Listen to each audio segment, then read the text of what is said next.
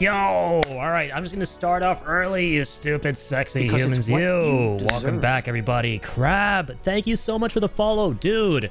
You're a 500th follower. Yes! Man, I've been streaming 7 years, and we just hit 500 follows. What the fuck? Yes! Come on! Crab, thank you, brother. Much appreciated, man. Holy shit. I didn't even wait for the countdown to end. I just got the hell in here.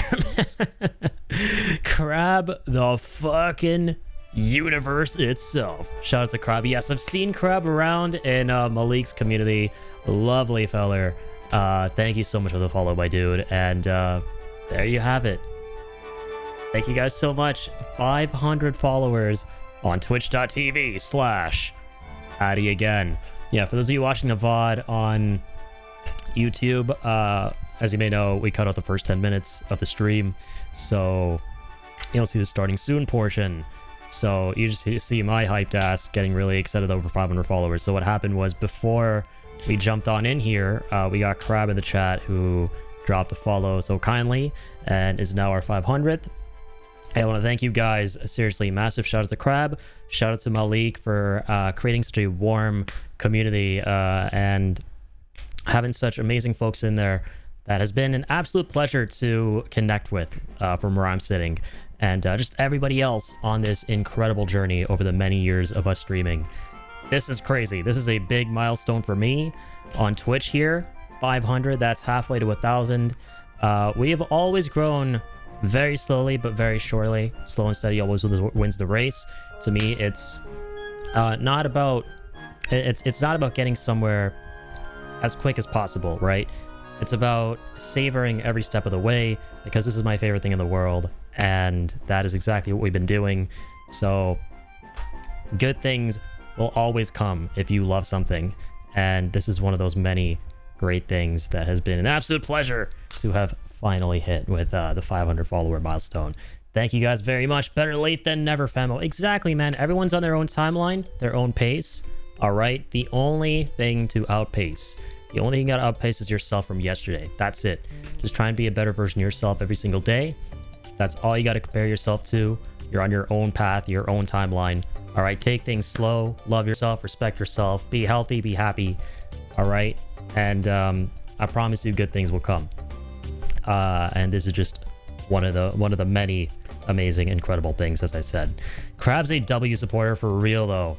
We all gonna eat, famo. Heck yes. And dude, Malik here just hit 200 followers as well, man. These milestones, they may not seem like such a big deal from an outside perspective, especially when you're in a sea of just content creators with hundreds and gajillions and zillions of followers here, there, left and right.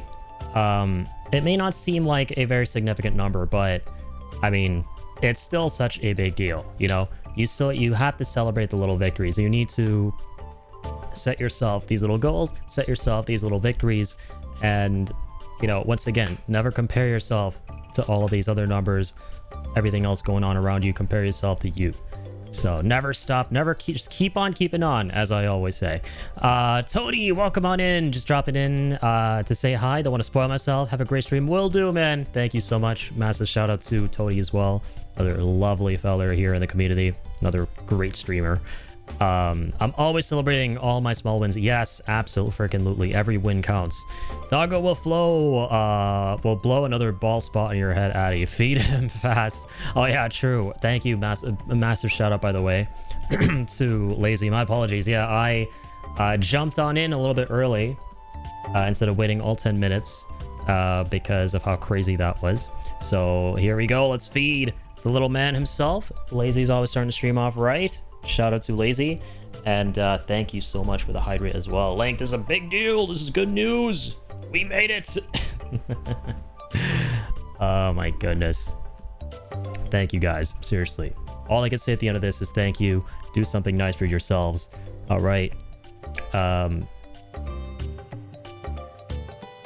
Big hydrate. Thank you for watering the streamer. Thank you for so many things.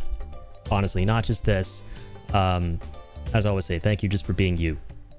Nickname is still in workshop. CG13 gamer himself. Yes, sir. He's in the house. Yeah, I always love to see stuff like this. Yeah, everyone connecting positively. Everyone just having a good time, sharing what they love with like-minded folks, building these amazing connections through it all. And that's what we're here for.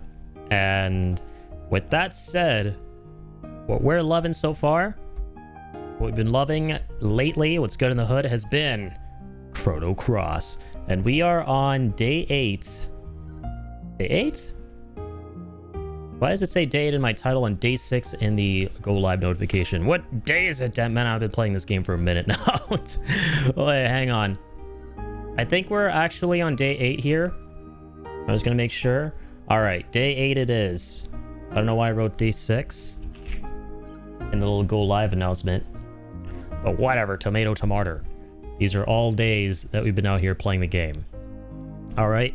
So we're back. I think, I don't know, I'm getting endgamey vibes. We've put a lot of time into this game, as you can see, like 40 hours. So I feel like we're in the second to last act of it. At least that's the impression I get, where everything is kind of opened up.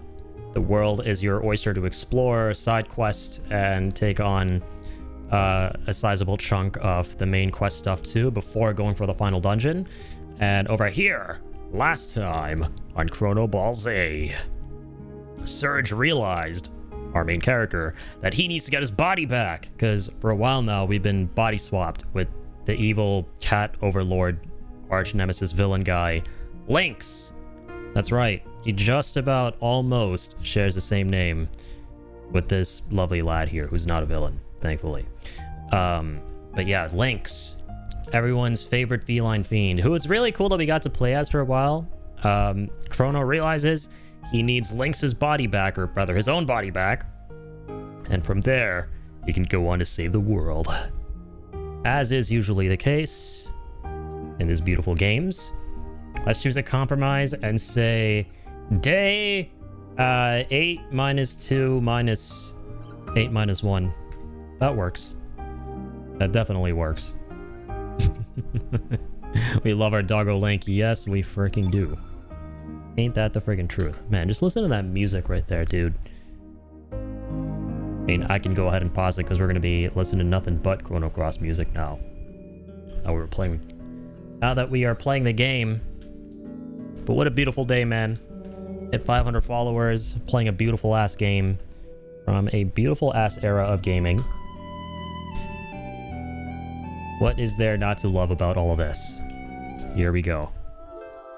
I play this game about once a week on stream, and I like the pace at which we're going, right? Because I don't want to like overwhelm myself with it, because it's a really phenomenal game, but you know, it's not one of the best games I've ever played, right? That, and as in, it's not in that pantheon. So if you play games that are great, but you know, they're not like, you know, one of the greatest, one of the GOATs, then you can overwhelm yourself and burn yourself out a little bit. Whereas if you play something that's just an absolute go for you, you're just going to be addicted. You want to play it all the time. So we've been doing 2 streams of FF7 for that reason, my favorite game ever, and 1 stream of this every week as of late, and it's been going good. Right. Yeah, right. Okay. I remember now. The other thing that happened, what was her name? Harley. Everyone's favorite Harlequin, Harley, left our party. And now we got this old timer here. Another old timer. All right, but don't let their looks fool you, all right? Because old is freaking gold. Bum, bum, bum, bum, bum.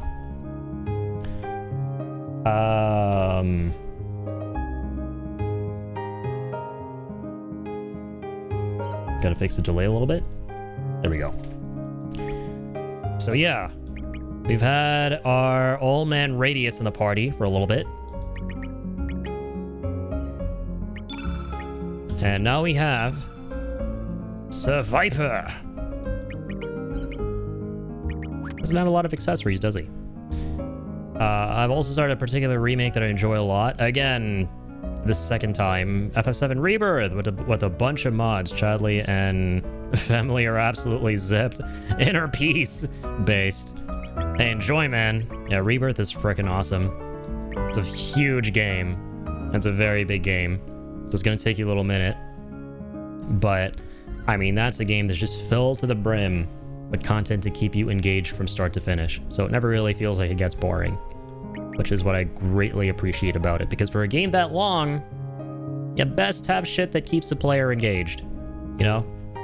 And I think that's the greatest feat that it accomplishes at the end of the day. It's just non-stop fucking engaging. There's always something vying for your attention left or right. I don't feel burned out by its combat at all. It is so fun. Right. It's so fucking addictive.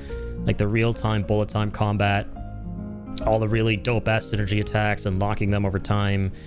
And then, just in my opinion at least, because I know there are varying opinions on this, but the mini-games that are in between it all, and the variety of mini-games there are, because that's really important, right? Feeling like you're playing something different every single time in the same game, just to keep things interesting and spicy.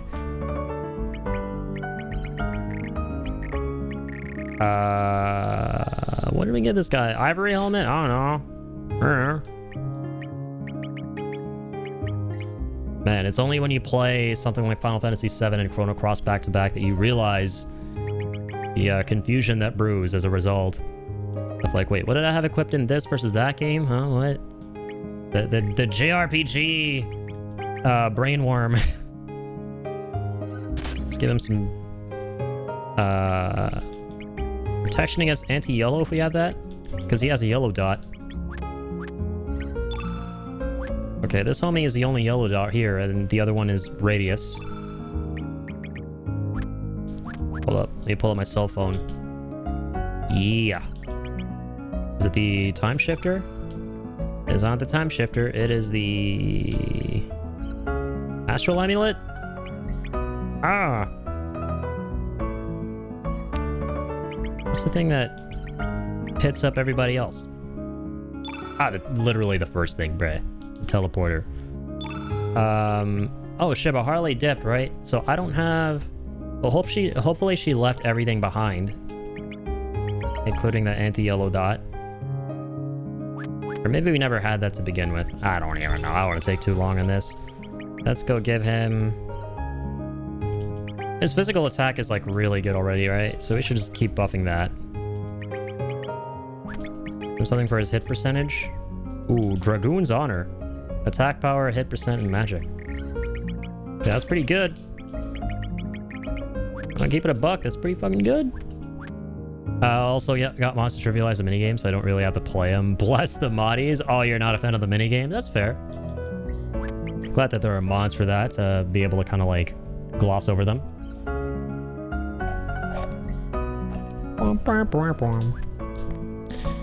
Alright, elements. What you got? What's good in the hood, sir? Let's auto-optimize real quick. Thank God this is a thing. Holy fucking moly.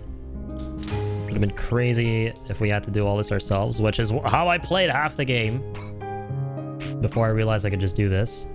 Revive, uplift, tablet, cure, electro-jolt, meteorite, anti-green capsule. Yeah, all the yellow moves. Air Force. Ice Blast, Magma Burst, Deluge. Does he have like a really good yellow one? Yellow?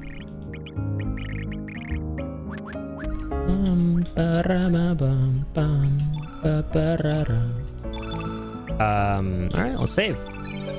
Got this bad boy in the party. And now, yeah, we went to the... What was it? Dead Sea Ruins? Yeah, this is where we ended off last time. And Harley, before she left our party, told us that we need to go get the Dragon Tear, if I remember correctly.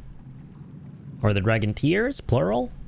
But whatever, I'm guessing that in order to get those, we have to now go to the various islands that worship the dragons, right? And fight each dragon on each island or something like that. And eventually when we put all of them together, I think that's when Chrono gets his body back. And again, I think it's really cool how in this game, there's a parallel with Chrono Trigger, right? Where there's a plot line in that game where you have to resurrect Chrono. And in this game, what's similar is getting Surge's body back. Give me one of them. Antiviral caps. FF7 nostalgia hit him so hard he's playing 2 OG JRPGs at the same time. Potentially 3, man, if I decide to continue that birthday Legend of Dragoon stream. Yeah, there you go. Only thing missing is Legend of Dragoon. And so it's potentially 3. Maybe some kind of dragon treasure will open it up. You remember where that treasure was? Oh, these guys are talking about this. You mean the dragon tier? Used to be kept inside a shrine in Guldove, but someone from the village stole it. Oh shit. Alright, wait, so we have to go to Guldove. They're kind of giving us that hint. Guldove was that little village from where the fish boy was from, right? Little fishing village. I think I remember where it's at. Whee! Oh fuck, I always forgot the hotkeys for speeding things up and slowing them down. Here's like the weird thing though about Legend of Dragoon, right? Okay, hang on.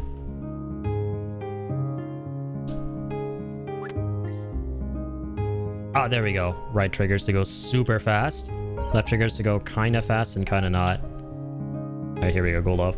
So, Legend of Dragoon, it's like Final Fantasy VII. It's one of my top 5 favorite games ever. The problem is, I'm going through something weird right now where I don't know if I want to like fully commit to doing an entire playthrough of it when the Severed Chains guys seem to be on like the brink of some massive breakthrough with their mods. Like, I just feel it. I just kind of know it in my soul that they're gonna like release some massive update not very long from now and a bunch of new mods for the game, and by the time that happens I'll already be almost done with the game, right?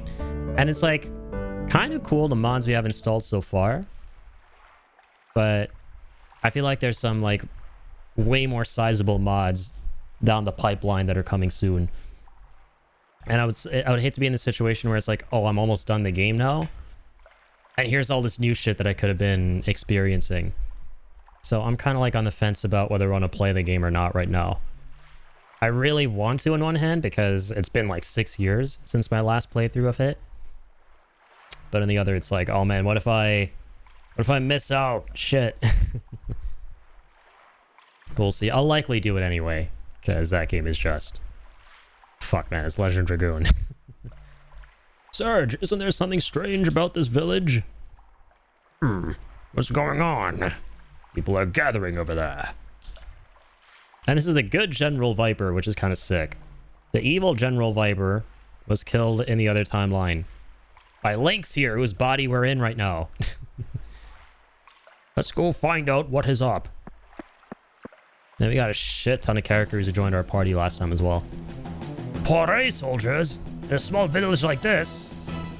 But something's odd. And who's that lady? You dare to resist the Porray army? Orla! Okay. Yet again, another character who's new. Who looks interesting and therefore will be in our party. There's so many party members in this game. So what if I resist? Why don't you stop hiding behind your men and try to stop me yourself? I'll make you regret that. All right, you go seize that girl. Why me, sir? Ah, don't talk back. This is a direct order. Get with it, on the double. You heard us. Cease your resistance. A woman should be more gentle and ladylike. I'll show you ladylike. There, that'll teach you a lesson. Oh, great soldier man. Or do you need another round? Good thing I didn't do the Octopath Traveler 2 bullshit. I still gotta finish it too. It's a great game. I just found the progression to be slightly strange. I like the non-linearity of it, like how you can go about it in any order you want, you know, putting your party members together, and how there's like one final act where they all come together for the ultimate end boss. The only things that are a bit strange about that game to me were, number one, it's not clear which, because of the non-linearity, which locations in the game have the best armor and weapons and which ones don't. Because in most JRPGs, as you work through the world, even though the world is expansive, you're going through it at the order the game wants you to go through it at. And you'll know what like a low-level area is versus like a higher level in terms of some of the enemies, some of the equipment offered. But Octopath is like, because you can go about it at whatever order you start, whichever point of the world you want, it's a bit all over. So you can end up close to the end of the game having gear that you think is pretty good, but is actually not that great. And that's kind of, I think, what happened to me with the final boss. And on top of that, the party I was comfortable with all of a sudden stopped working. It felt like I was fighting a super boss when it shouldn't have felt that way. That was kind of my issue with Octopath 2. But other than that, like, it was a really fun, unique experience. And I do want to try out Zero at some point, Octopath Zero. Breaks the story up a lot. It's not easy to be invested heavily into 9 people. Yeah, and... or 8, yeah, Octopath. And the other thing is, like, looking back, they're just not insanely interesting characters. Some of them are better than others, for sure. But, if you've played, like, the unforgettable JRPGs, at least this was my experience, you know, like the Final Fantasies, and then you go to Octopath, those set the bar so high that you kind of keep expecting something of that caliber to happen with the characters, and nothing ever really does. There are moments that get close, but nothing ever really truly matches up to that scale. Zero is a phone game ported into PC. It's way too bloated from what I've heard. I actually heard pretty good things. I heard that basically they took out all the stuff from the mobile aspect of it that people didn't like, and they turned it into like a proper Octopath. Like, I see a lot of people recommending it. But I wouldn't be surprised if that's also the case, where it's like really bloated. Why isn't this Sir Lynx? And arrest the girl on her own? Please help us, sir. The one I'm really looking forward to, though, is Final Fantasy Resonance. That one I'm very curious about, because they're doing the same thing there, where they're taking a mobile game, which was Final Fantasy Brave Exvius, and they're turning it into an Octopath-style game. I think it comes out in September. I'm very excited for it, actually, because it's basically Octopath, but legit Final Fantasy now. It'll be cool to see. Like, they just want to straight up Octopathify a new Final Fantasy title. Yeah, it's kind of hype. There are more of you? There's still no match for me. Leave this village now. All right, starting to stream off with a fight. I love it. God, the combat in this game fucking slaps. This theme slaps too. It never gets old. Ooh, gashaka. Ooh, gashaka.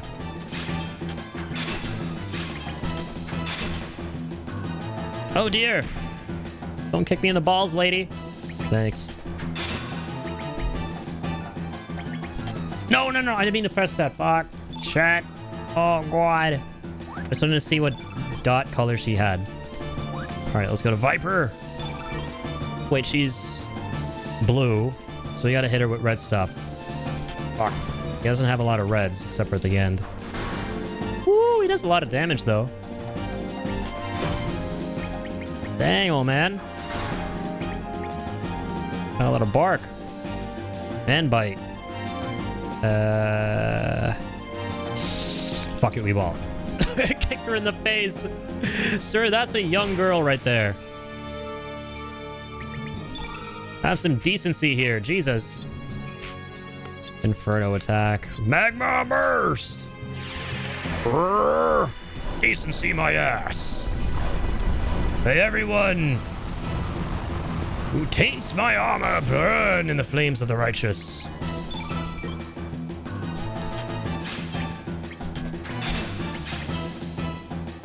Yeah.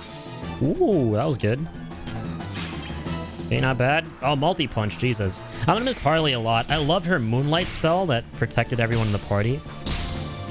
Like, shit, bro, what the fuck was that? That was crazy. Another Inferno attack. Let's do it. Let's do it. Let's do it. Let's do it, do it, do it.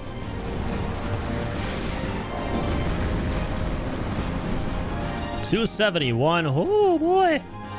If you want another highly rated, highly peaked RPG, try out Monster Hunter Stories. Okay, the new part 3 has amazing reviews all around. It's a turn-based RPG. So markedly different from the Monster Hunter games that you've bought and played. Okay, I'm gonna have to make a mental note of that. I've been just really generally enjoying Japanese role-playing turn-based games as of late. And any more of these kind of games I can get my hands on will make me a happy camper. Like, I might just start going in that direction in general as, like, a streamer. Or it might just end up being a very big phase at the very least, because I'm having such a good time. Welcome on in, Soul. Thank you for the 3-stream streak. We are indeed crossing the chrono today. We're on day 8 of this. Another lovely day out here. Great day. Hit 500 followers. Shout out to Crab once again and Malik. And yeah, we're continuing the chronoing. We're doing the keep on keeping onage of the chronoing onage. Also, welcome on in, Cody. Thank you for the hydrates. And the crack hunt. The crack hunt, as always. I said the C word. I'm gonna get cancelled. Don't use bad language. ARPG again. As an Addy RPG again, not action RPG. Again, that should be NARPG. Never action RPGs again. No offense to the ARPG gang, all right? You just don't. I just don't speak your language.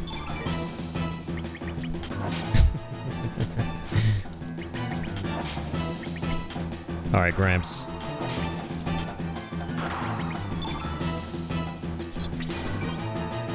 I gave the genre one final shot, one big Hail Mary with what was that game called? V-Rising. And I think that was when I finally realized that, you know what? I don't think that there will ever really be a point where ARPGs are going to be for me. And that's okay. But these, however, oh my god, I can eat these up all day. Yeah, I feel like if I ever mention V-Rising, I summon either Abro or Tuesday. I haven't even mentioned that game since the last time you were in the chat a couple days ago, which is hilarious. All right. Something here with another mega bomb. It's gonna hurt, young lady.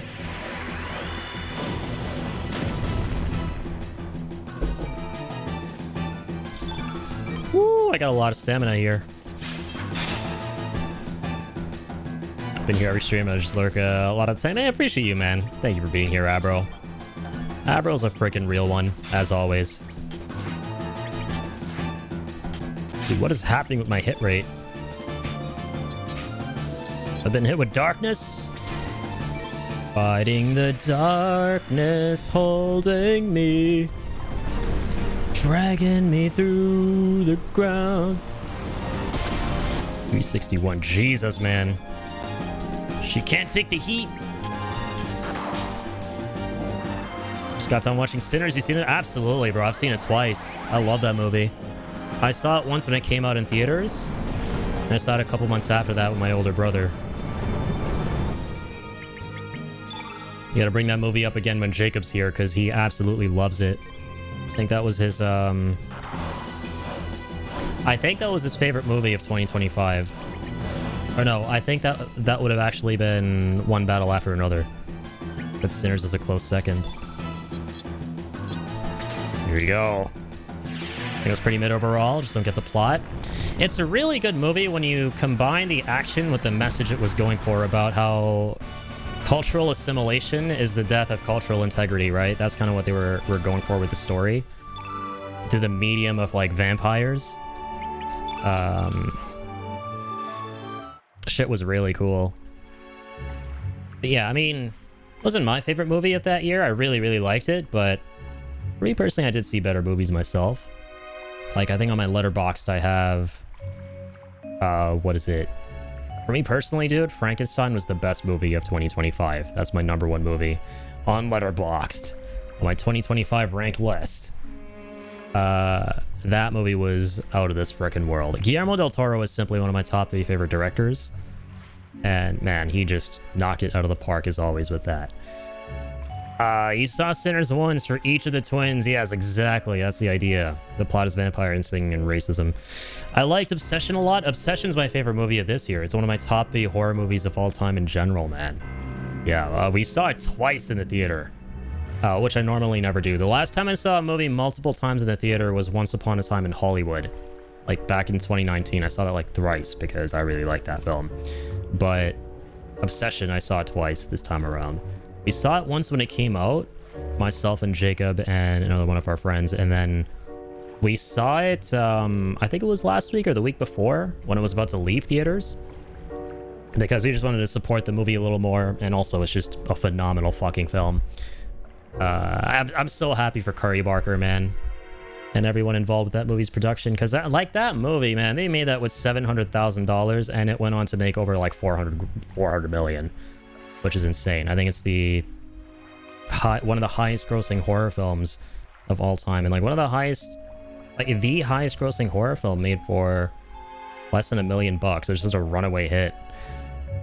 Sinners was good, but I didn't watch it with the vision that is about racism and assimilation. More like, damn, they are dumb as hell. I gotcha. If you look at it like that, I guess, yeah, it's a good message. As for work, Sir Lynx, we count on you, sir. Thank you for your troubles. Please leave the rest to us. We'll take her into custody and sentence her at headquarters. Wait! Or you and your troops return to headquarters. We will take good care of this girl. This village will be under Sir Lynx's command until further notice. Also, thank you for the 20 stream streak, bro. Kind of returns of finance, bro.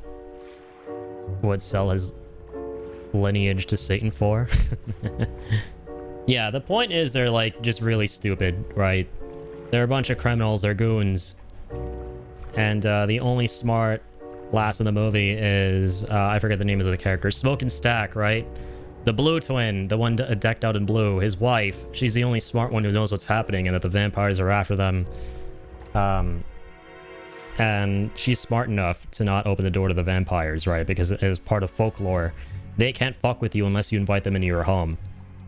So they just don't let them come in until they do eventually, because of a series of fuck-ups, and understandable ones, because the Asian lady's husband got brutally killed and turned into a vampire. And so she just wanted vengeance, and she tells him to come the fuck in, and then that like huge fight scene happens. And I like that it had a post-credit scene. Like, I love the originality of the film, right? That it had the balls to do a post-credit scene and not be a superhero movie, because man, I'm just tired of post-credit scenes in superhero films. And it's one of the reasons I like the new Supergirl. I didn't really understand, like, I do understand some of the criticisms for the movie, you know, not the bad faith ones. But me personally and Jacob, we enjoyed it. I mean, it's not one of the best movies ever, but it was fun. And it didn't have a post-credit scene, and that was kind of refreshing. So, Soul, a burrito and taco for Addy. Hey, save one for yourself, man. A burrito, homie. Burrito pal. I don't know, the vampire thing didn't click with me. That's fair. Post-credit scene was cool, but also kind of didn't make sense to me that they two didn't just get killed with the main guy. It's because of a lot of the folklore, right, around vampires. That's the thing, is that they weren't a part of their fold, right? They didn't want to associate with that fold, and they wanted to kind of like do their own thing. And it just harkens back to the message of the movie about how trying to be a part of this giant collective and abandoning your own heritage and culture can be very damaging. And they didn't want to have anything to do with what the Irishman was setting up. And so they kind of fuck off, Haley Steinfeld and her man, to do their own thing as vamps, which I thought was super based and really cool. And they offer to like turn the little instrument kid, little musical jazz kid, into a vampire at the very end, but you know, he refuses. He'd rather, you know, live and die as a normal mortal man.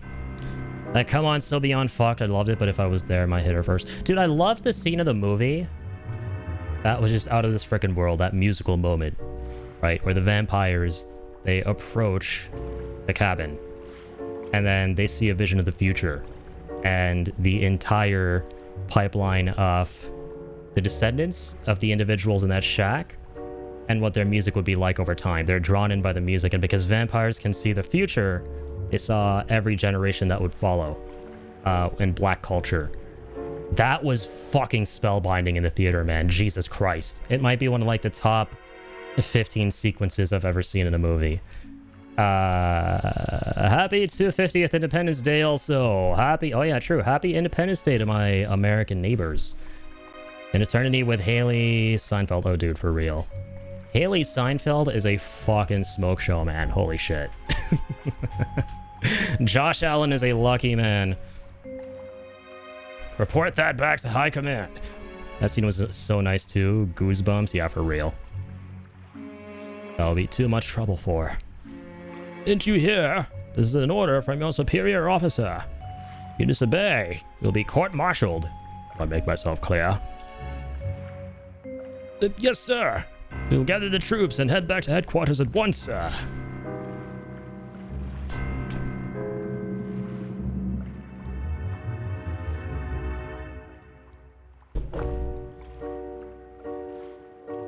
You say that you see that you're really Surge? Even though you're in a different body? I don't know what happened, but you need to get back to your true self. So, dude. Can't believe it, dude. Is it possible that such a thing can occur? Forgot about the skater doc.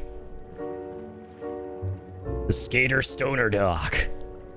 Hey, even you should not get up so soon. You alright? Even though you were a trained fighter, you should refrain from pushing yourself too hard. I'll be fine. I almost bit the big one this time. Looks like I'm in need of more training. Ooh, that hurts.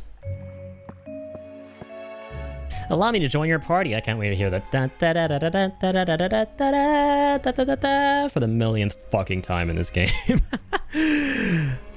As proof that you are really Surge from when you regain your true form, I will lend you this brooch. Surge received the sapphire brooch. Okay, alright. Orla, is that your sister's? It's alright, for now. Listen, Surge, promise me this. When you successfully regain your true form, come visit me. I will gladly aid you then. Okay, so we're gonna have to wait a little bit before we hear the...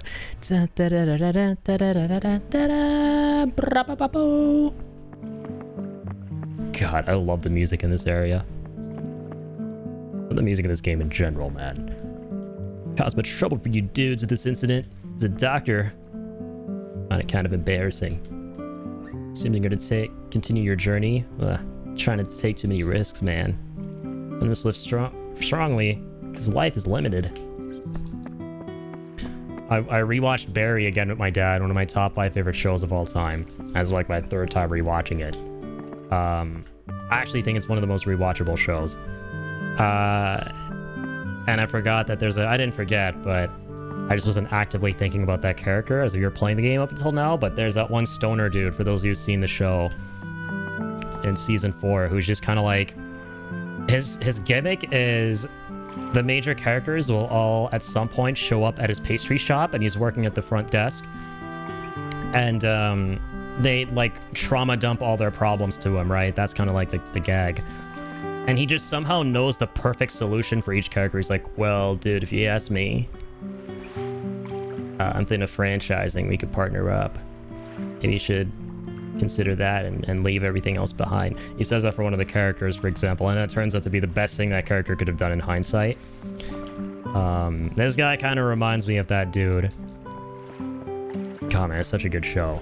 Now I gotta find my next victim to watch it with. Hopefully Jacob, because I can rewatch that show any number of times. Even more than, say, Better Call Saul and Breaking Bad, because those are my top 2 favorite shows ever. Like, Better Call Saul's my favorite show.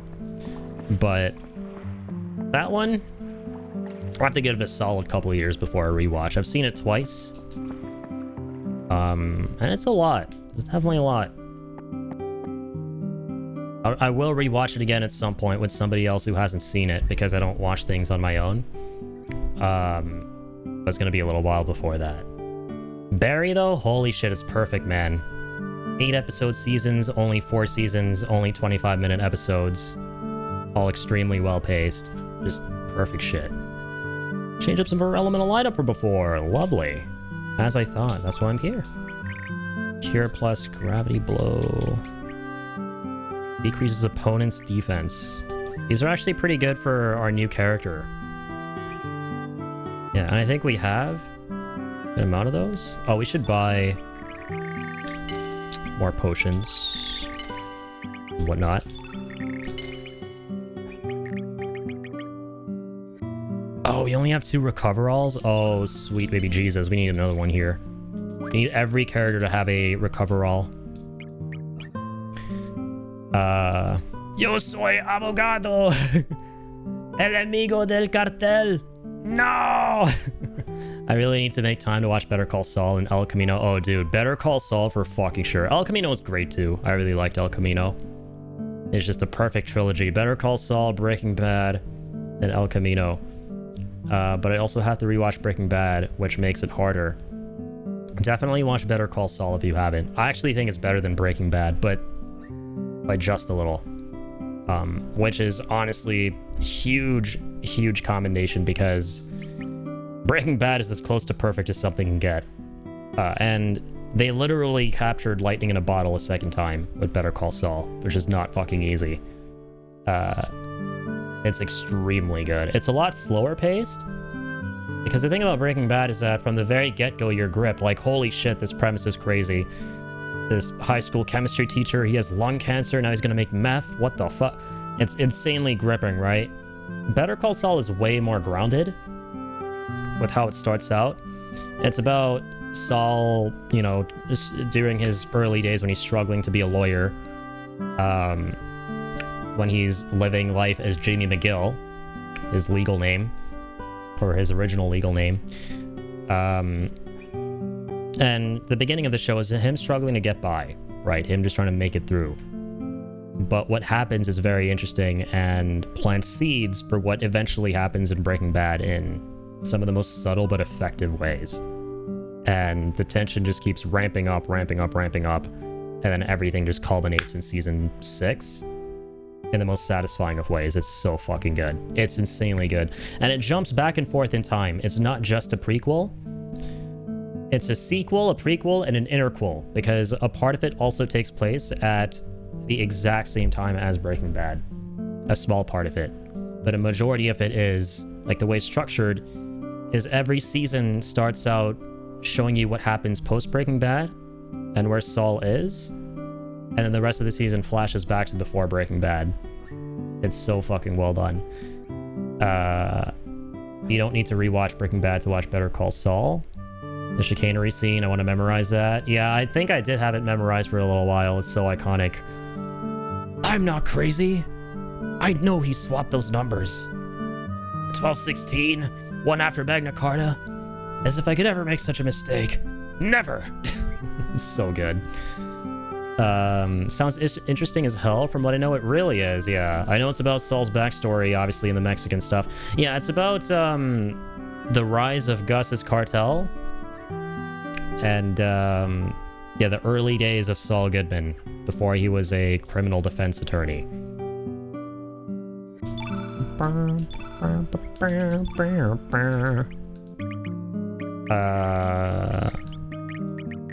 And it's so ridiculously character driven, like Breaking Bad. The character relationships are so fucking great. They're so tragic. Everyone is so layered and complex. You almost feel like there are no real villains in the show. Maybe except for one character who I won't spoil. It was like pure evil. Everybody else kind of has believable backstories and are victims of circumstance in a way. And I think the craziest thing that show does is after you watch it, you kind of think to yourself, like, God damn, Saul really is the main character of this entire universe that Vince Gilligan created here. Like, you no longer view Walt as someone important. He's kind of just a chapter, like a fucking footnote in Saul's story. You're gonna love the side characters in Saul Shenanigans, Abrock, for fucking real, man. It's like it's the best show ever, in my opinion. It has a bit of everything. It has the tension of Breaking Bad. It has the comedy of early Breaking Bad. It has a ton of drama to it. Like, Breaking Bad, right? The characters are all memorable and phenomenal in that, but at the end of the day, it's the relationship between Walt and Jesse that drives it. But Better Call Saul, like, Saul has a ton of relationships with a ton of characters, and they're all equally important and equally instrumental in him going from being Jimmy McGill, who he is originally, to Saul Goodman. It's about his, like, moral decline. What happened to my recover all? Hello?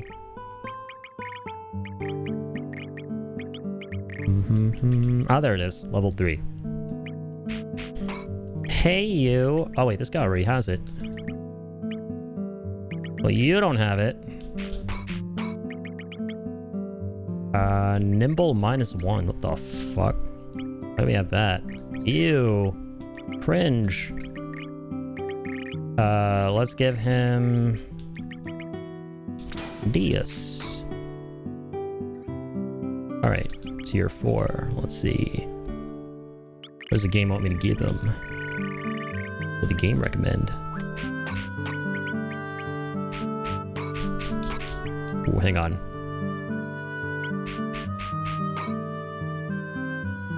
4 and 6, right? Okay.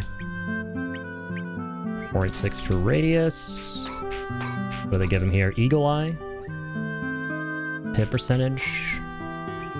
Eagle Eye +2. Eh.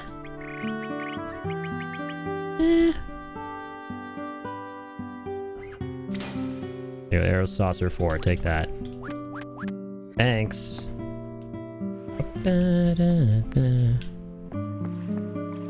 Is there a weaponsmith around here?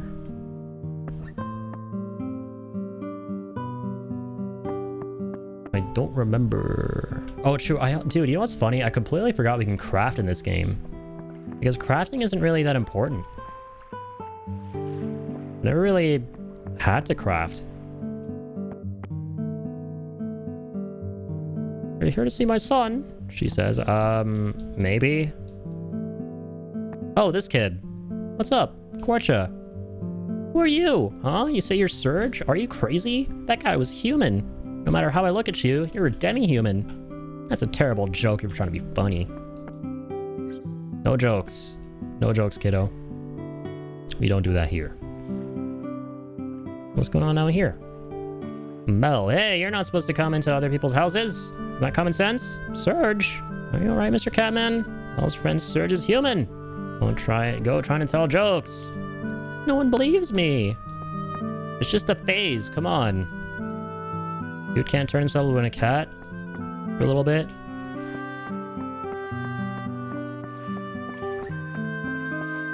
Okay, let's go down. Quickly now. That's the same place. Duh. Oh shit. That's not where you want to go.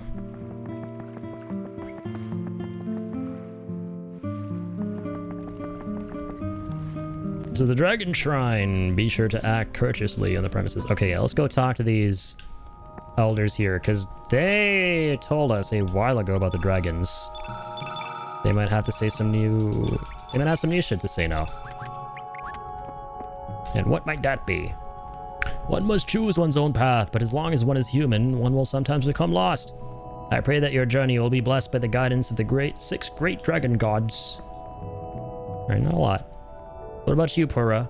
Or I mean, Stina. I will answer your questions to the best of my knowledge. What would you like to know? The dragon tier, that's what we're here for. Give me a quick recap. The one-of-a-kind orb that our ancestors received from the now extinct Dragonians. Traditionally, it was passed down to each successive shaman, but someone has taken it away from Goldove. Who's that someone? Dragonian ruins. Many buildings and sculptures built by the Dragonians can still be found in El Nido today, but most of these have weathered away, and only a small portion of them remain intact. The only one that retains its complete form is Fort Dragonia, which we have discussed before. It stands at the peak of Mount Pyre. We are well aware. 6 dragon gods. Alright, you know what? Let's head out.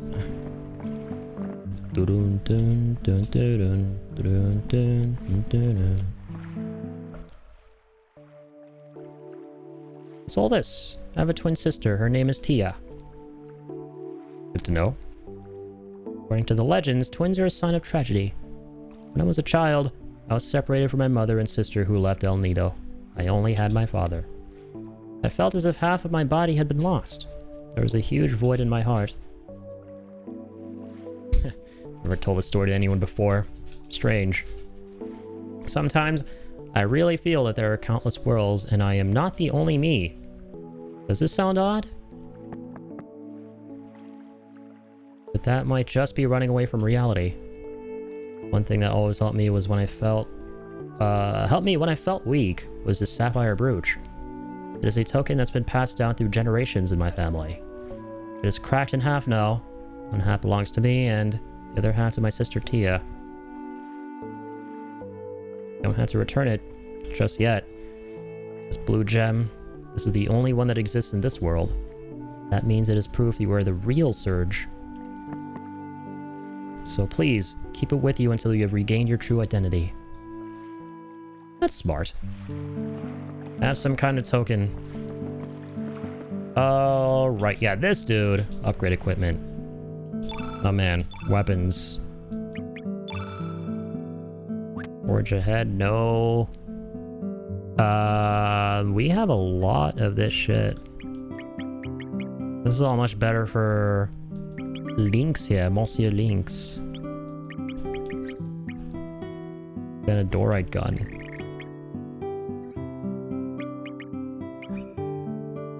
I think, is it that the lower down you go, the stronger the equipment? Maybe? Let's find out. So let's make Stone Swallow, right? I mean, silver sounds stronger than stone. Never mind, stone's more expensive than silver, Jesus. Okay, I built it. I did something. Copper. Ooh, dude, look at that damage boost. Holy shit. Our attack goes up by 23. Okay, clearly I've been sleeping on this crafting stuff. Alright, what about for radius here? 88, man. Holy shit. Denadorite. Fuck. No longer have that. We use that on Surge's weapon. Whatever that is, it's fucking good. Blue, plank. Plank, yes, plank. Blue, pink, black, or white. Give me more of that stuff. The wise words of Tuco. Oh, wait, hang on. You could probably disassemble something. And get that. Oh? Ah, shit, never mind. How do we get more of that ingredient? It's super rare, apparently. Alright, let us board the boat, boy. Go to the boat, boy. So, what now? I guess we go to each island.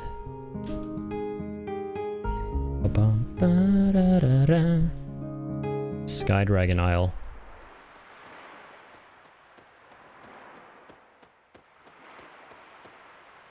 Locals are making a big clamor saying that the Sky Dragon has come back. Okay, good. Something seems to be strange up there. No, I'm not going, but you can check for yourself. Gladly. I remember this being one of the prettiest areas in the game. About 100 years before humans from the continent came here, the Dragonians and demi-humans still existed in great numbers. Good to know. Probably going to be fewer of those numbers when they see whatever's up here. Oh, a big friendly dragon, a BFD. Oh, they're playing the main menu music. Listen to that. Bro, look at how beautiful this area is.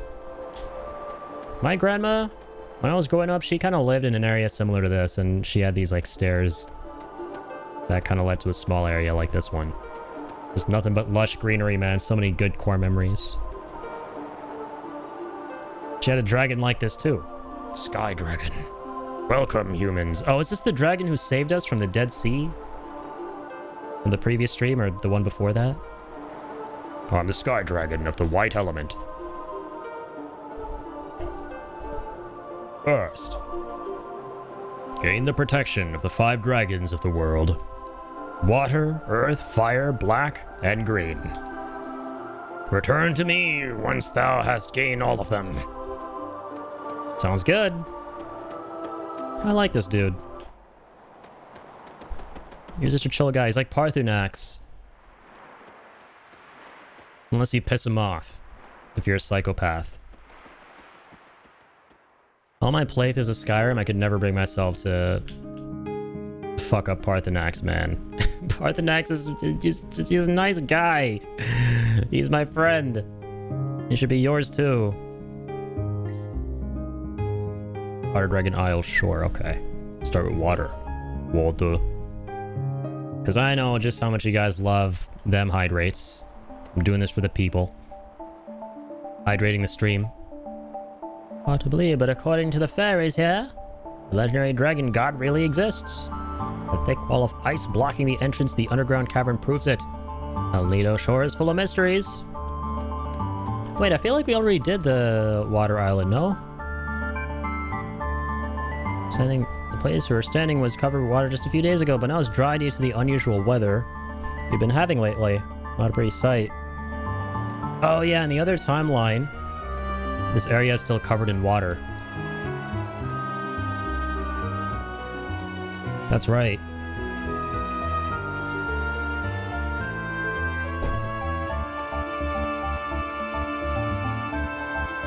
A little bit of this one. Have you come to see the dragon god? If so, please turn back now. One has run completely dry due to the abnormal weather conditions. This island, once called the Island of Springs, is desolate, as you now see. Yeah, I think we need to dimension hop. Dimension, ha ha ha ha ha ha ha ha ha ha hop. Alright, so let's do it. Dimension hop to the other spot. This place is some bullshit right now. Okay. Or, alternatively, Gaia's navel. Wait, what the hell is this? Something I clearly can't interact with. Marbool. Bend of time. Been here already. Isle of the Damned. We fought Radius's pal over there. Radius's boy. Hermit's Hideaway, that's where Radius is from. The Earth Dragon. Alright, let's check this one out. We'll do whichever ones we can in this timeline before we go to the other one.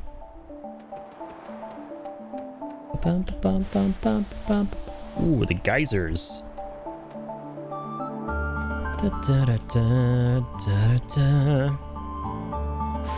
The locals call this island Earth Dragon Isle, but it's also known as the land where the dragon sleeps. Our investigation has revealed nothing about this so-called dragon.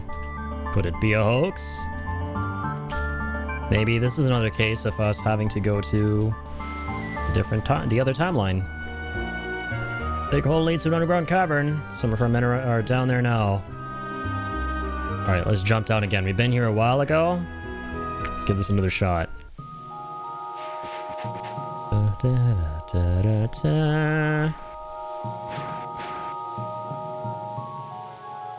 Can't believe people will actually come down here.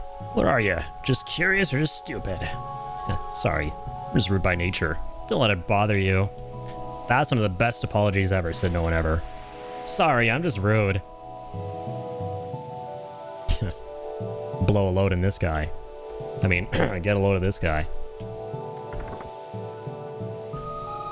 Ooh, braces. Can I carry more of those?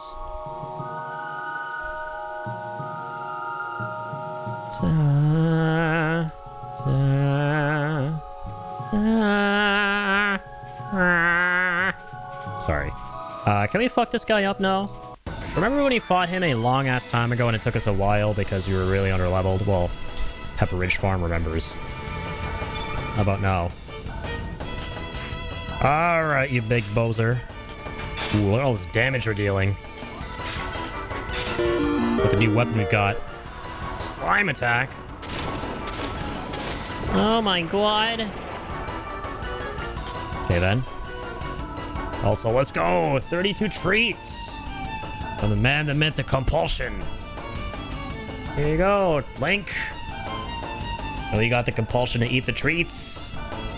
Hell yeah. Let's be number 2, man. I'm blazing through that thing. God damn. 32 treats in 32 hours. Cheese! King shit. Ba, ba, ba. Da, da, da.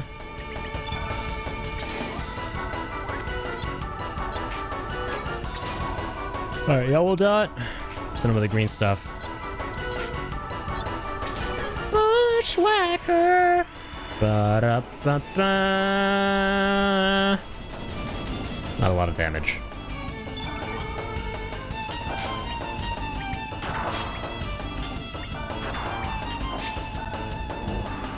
Bombs away. What? I didn't even notice the second guy. Who the fuck are you?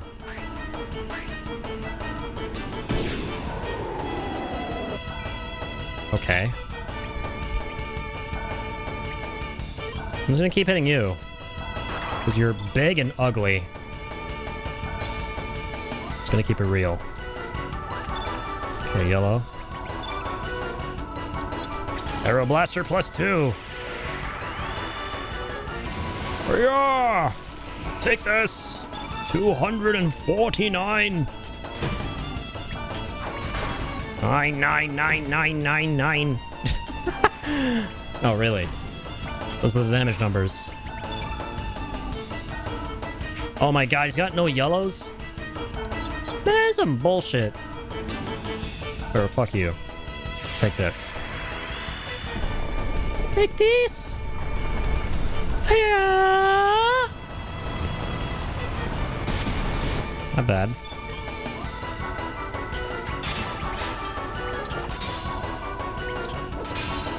Holy fucking moly.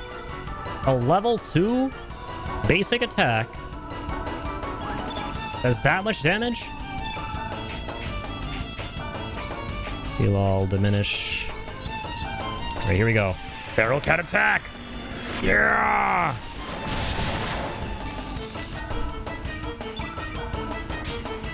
Don't blowjob!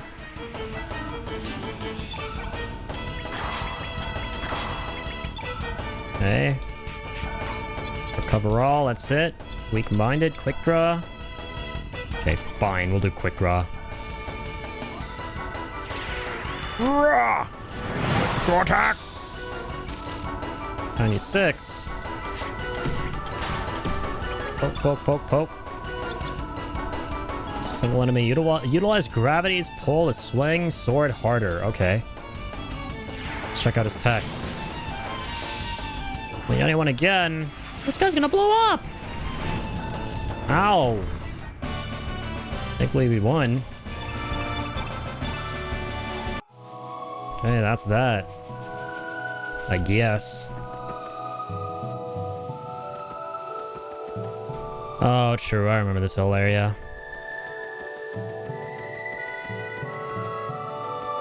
Oh dear, oh dear.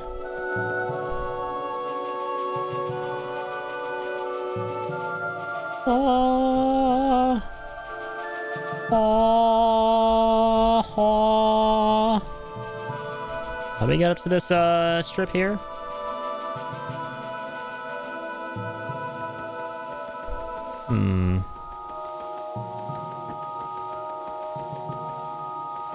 How, oh how?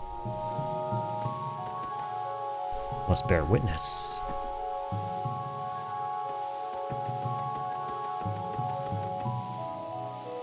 Not you. No thank you, sir. I feel like that's a geyser that can push us up, no? I swear I made it to the southern portion of this area before. Not functioning. Yeah, this doesn't push us up right now.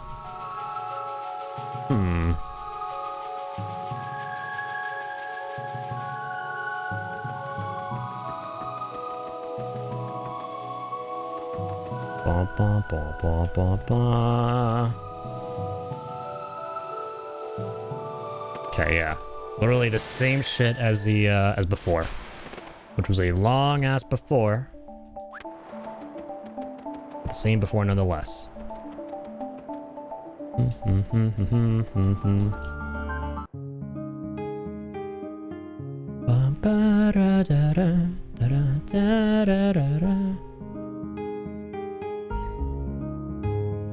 Then there's black and green, right? Those are the other two islands, which aren't really specified on the world map. They could be one of these islands you've been to already that don't have dragon in the name. Can I go up that way?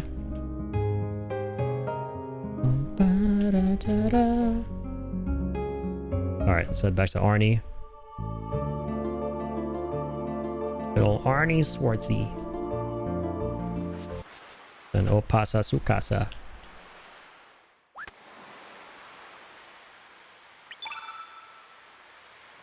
Let's head to another world. Another Arnie.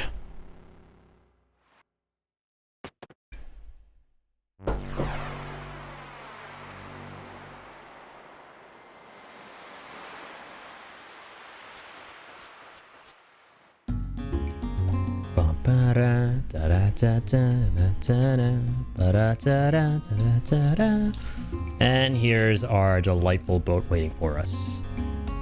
Slightly different boat, but a boat nonetheless. And one in the same spot at that, which I can greatly appreciate. I wonder if this Sky Dragon is going to tell us the same thing. He probably transcends the timelines. He'll probably be like, yeah, go get all the other dragon spirits.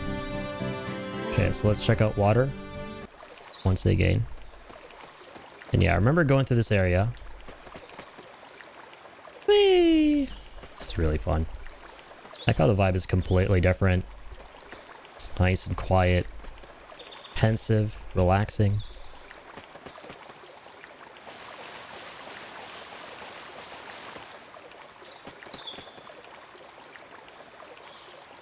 Honestly, these more underrated moments in the game are my favorites. We have nothing but utter quietude. Like the ambiance in this freaking game, dog. Unparalleled. Am I right or am I right? Yeah, save our game.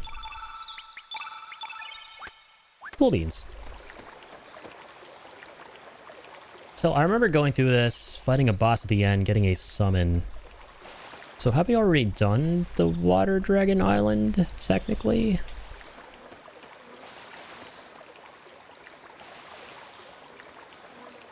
In no era have we ever been free of conflict. Beings born on the same planet, hating and hurting each other. Why are we so incomplete? Why do we not live hand in hand? It's too hard for me to understand. Asking the real questions here.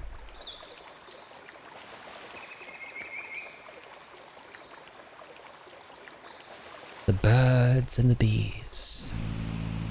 So relaxing. No, literally. The sounds of the birds and the bees are relaxing. The literal birds and the bees, of course. Or the figurative. That could be relaxing too. I don't know. Nothing out there. Blah, blah, blah, blah, blah, blah.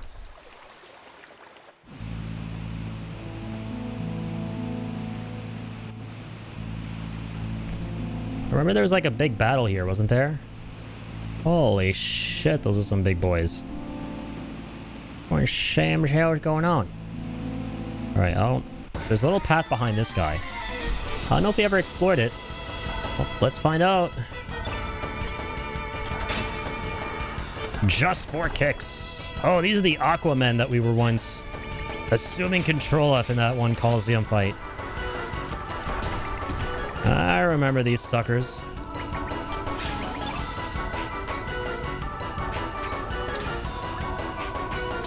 Yep, Infernos for everybody. And they're blue. Perfect. Onto damage.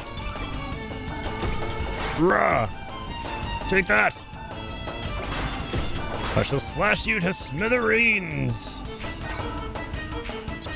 Take that! Magma burst! Still alive, are we? Let me help you with that. Bye-bye! Good job, old man. Empty? God damn it. How could they do this to us?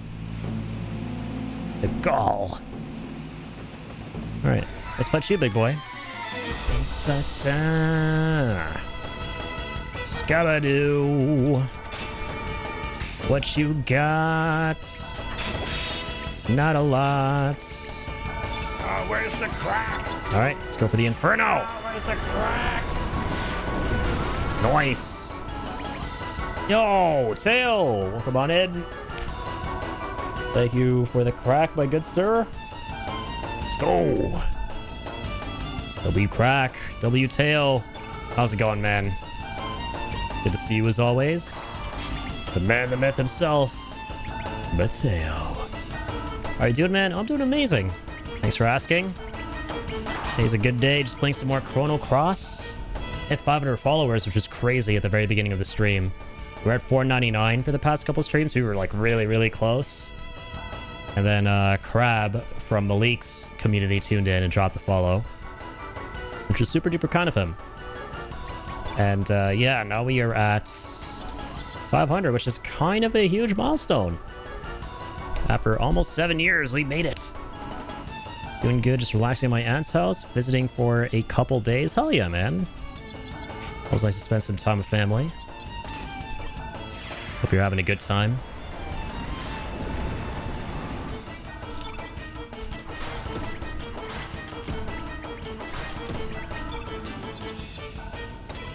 Alright, can we burn this boy? That's good, bro? Hell yeah. As is that. Or whatever the hell that thing was. The Wada Quab. Yes! Okay, shit, so we are meant to be here. Yeah, big hype. Come on! Because not only did we hit 500 followers, we're meant to actually be in this area. Yes! Surge. Water dragons just beyond here. I would hope so after fighting that thing. Seemed like a key enemy. Yeah, it's interesting because we literally came to this area and did some stuff here and got a summon. But I guess now the dragon has awoken. We can fight the dragon himself. Right? Something like that? The time has come. I shall grant my powers to the ones who seek to break the eternal chains of fate. Oh, okay, we did meet this dragon before. But I don't think he gave us his power. And now we can. The Dragon God's blessing. That's what, 120 stream streak? Holy shit, my man. 120 streams is crazy. Let's fucking go. Mateo. I think it might be the biggest streak so far. I'm not gonna lie. Holy shit. Gotta find somebody to track what that is. I have to look into something with StreamerBot, but I want to say 120 might be the craziest streak that anyone's gotten on the channel so far. So hey, let's fucking go, man, if that's the case. If I'm not mistaken, that is Nutty, this man right here. Holy shit. The man, the myth, the 360 himself. Thank you for the support, dude. Seriously. Alright. Let's get this Dragon God's blessing. We got the 120 blessing, the 500 blessing, and now the Water God blessing. Dost thou need the power of the sleeping dragons to cross the Dead Sea? Dost thou seek to break the chains of fate? A son of man to challenge the goddess of fate? Fascinating. And confront my trials. Oh shit. Last time. Oh shit, it keeps the music the same. It's gonna be a puzzle fight, I think. Wait. Is there some kind of gimmick to this? Is there a twist? Do we not have to actually fight him? Well, only one way to find out. He's a blue dot. And he likes 6/7s. This dragon likes to do a little trolling.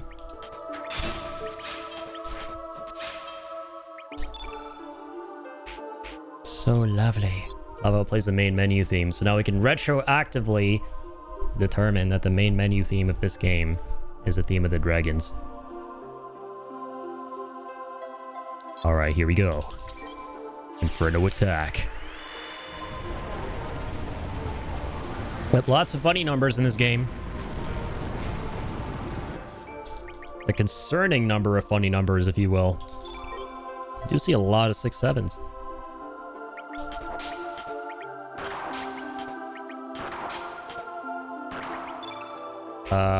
Right. Hang on, though. Do I want to hit him with this? Hold up, old man. Holy shit. Hold your horses. Heal all, eagle eye.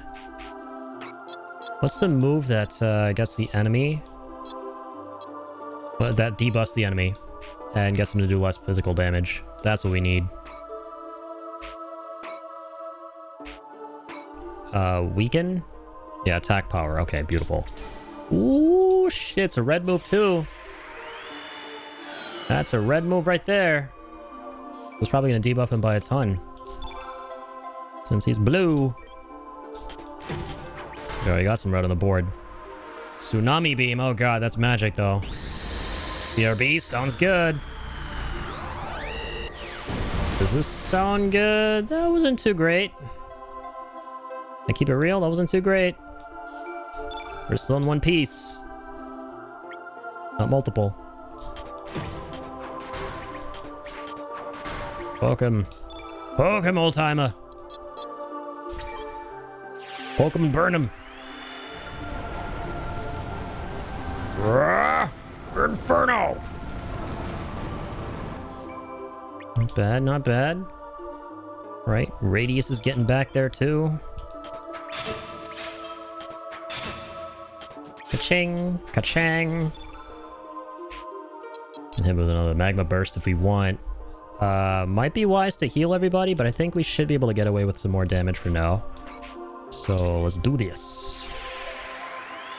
We still have a ton of red on the board here. Magma burst! Cook 'em! Alright, Unk. Here's the deluge. You are now going to want to heal us. Just want to put that out there. Oh, he has a heal all. Medium recovery too. This is slightly more powerful, so I'm gonna go with this. Do your thing! Monsieur Giza. Giza. I'm gonna go for one. Actually, defend. Stand your ground. Alright, here we go, Monsieur Lynx.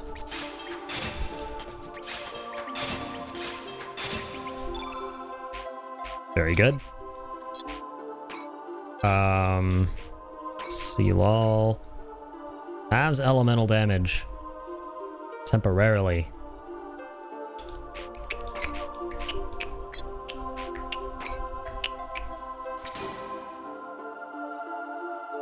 All enemies and allies. Oh shit.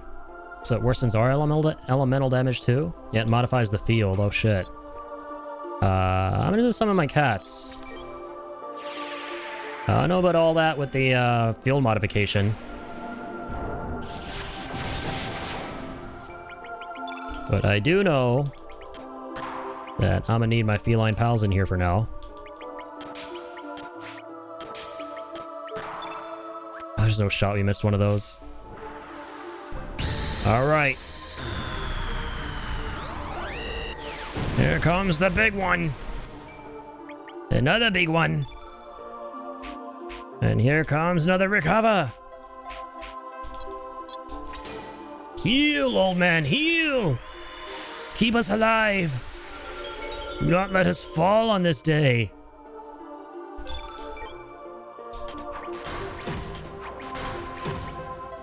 Washang! Bang! Alright, check out these two old timers here. Yeah, old man stabbies. Then you got Viper, who has slightly less old man stabbies.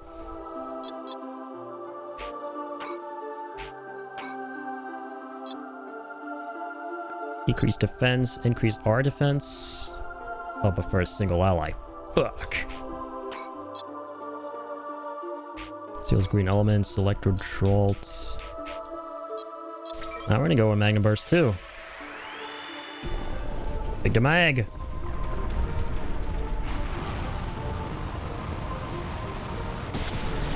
Nice.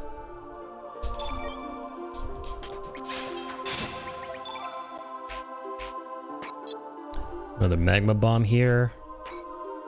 Have a recover all. Don't need to use that just yet. Also, no, that's not going to be what we want to use. Hit him with more Maguma. A lot of damage, but whatever. Okay, there's more of that icy stuff. Oh, you bitch. That was a crazy dodge. Not that time, though. Or was it that time? Do you remember the time? For plus? I'm gonna go ahead and do recover all this time. Got some good damage in there, I'd say. Right?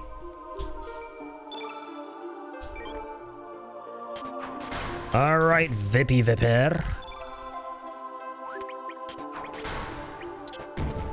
I just kicked him in the face. That was a big kick, I'm not gonna lie. Based. Oh. Want more water? I'm a gamer. I don't want water. Water's cringe. Increase your defense. Decrease his defense. Fuck that guy. Thanks to too much water. Or waterboard me. There's being watered, and then there's being waterboarded.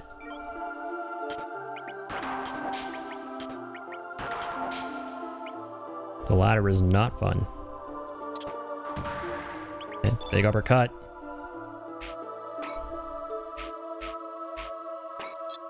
Ooh. Old man still got his Inferno. Beautiful. And we lowered his defense too, so this should hurt.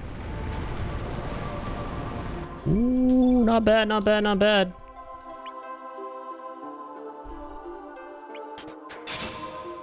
Okay, we'll poke. But no, shit's happening. Did we get him? We got him.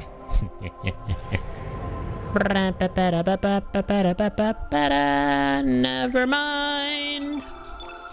It didn't play the music, boy. Okay, we got something else there. Another summon? I swear we can already summon this guy, right? Well done, son of man. Thy strength is worthy of my powers. Take with thee my prayers.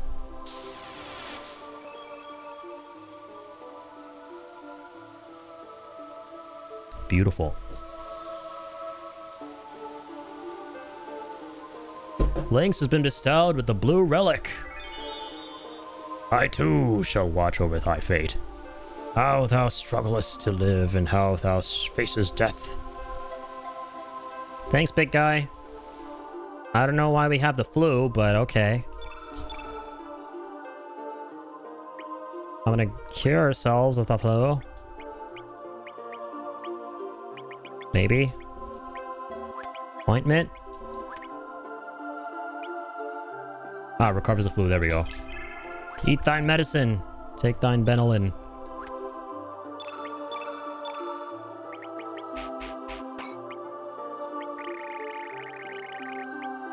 Oh, oops. So what's this new thing that we got?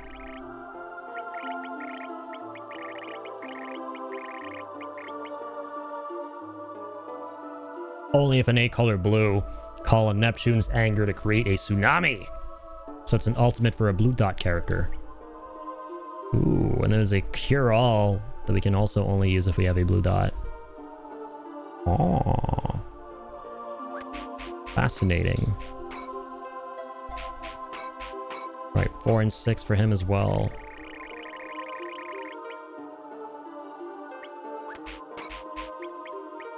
Let's fill the blanks. Diminish. Hellbound and heal all. Okay, nice. Not bad. Still have the flu. But you have the flu too, Viper? I didn't realize that. Let's help you out, buddy. Alright, now let's go check out the Earth Dragon. All this said and done. we'll let you live, big guy. A quarrel isn't with you.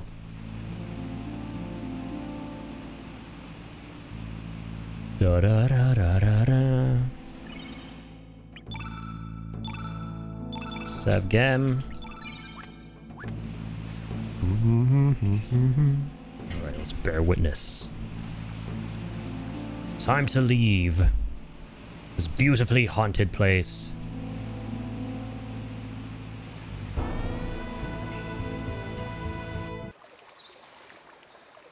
Chirp, chirp, chirp. On the double. Move faster. This one should go down. I should that one, but not the right way. Not the right kind of down. That's the right kind of down.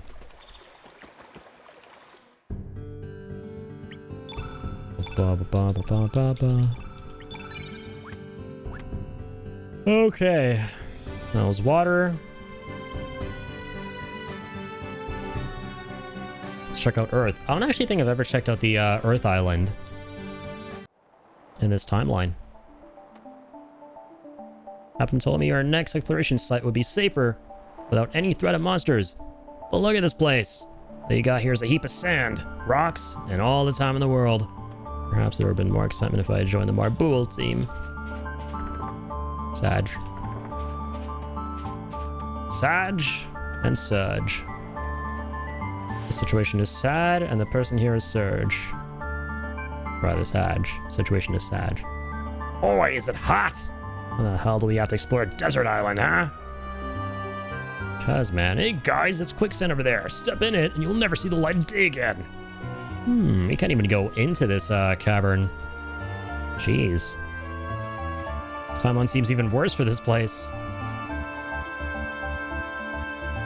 Nothing on the surface, but there has to be something. The only possible entrance I can think of is this sand boil hole. Once you go in, get shot right back out. Only place left is a quicksand. Yeah. So if we go in, we'll get shot back out. Early right now. Yep.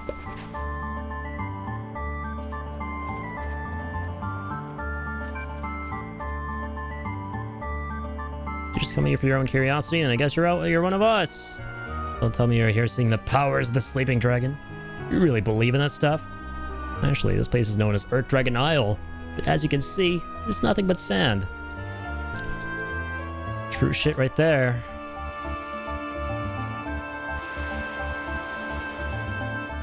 That's why we're going in. Were they crazy? Warn them too. Damn amateurs.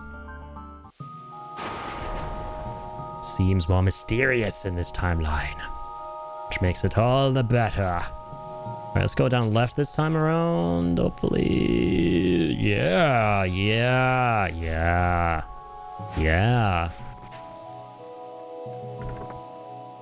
That's a mithril. That all leads down here anyway. Even though we went left.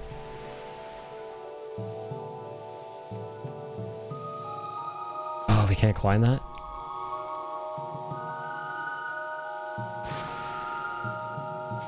Oof, I want to see what's in that treasure chest. Alright, let's fight this big boy. There will probably be a dragon behind it. What is this thing? Cannot get through with this in the way. Yeah, we just push this thing out of the way. It is no use. The thing will not budge. I do not think the three of us can move it either. Should probably head back up for now. There's no use staying here. Oh, what? Thought that was a massive shit face we could fight. It's shaped kind of like the one back at the water island before the dragon boss. Alright, now this will push us up. So clearly we have to get the dragon on this timeline, but we can't make it down there. Unlike in timeline A.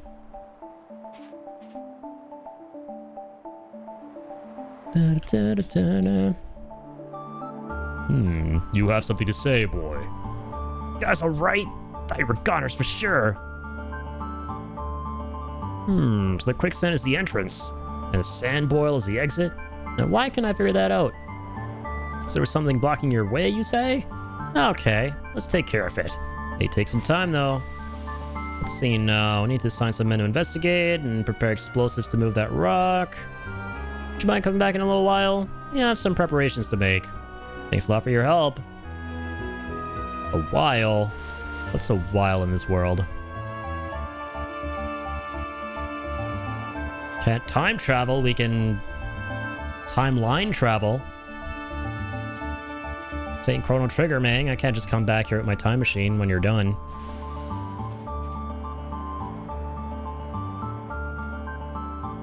Alright. I don't know. Jeez, I'm sleepy today, man. Did not get a lot of sleep last night. Ba, ba, ba, ba, ba, ba, ba. What? Oh, that was a Zelbus. I was like, what's our other boat doing here in the middle of nowhere? A boat from another time.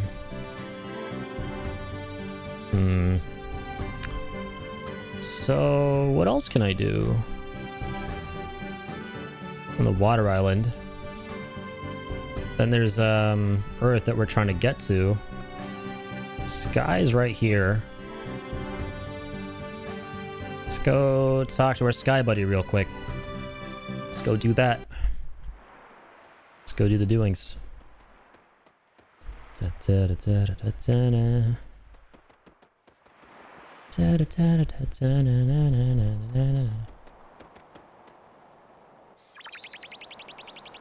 Ooh.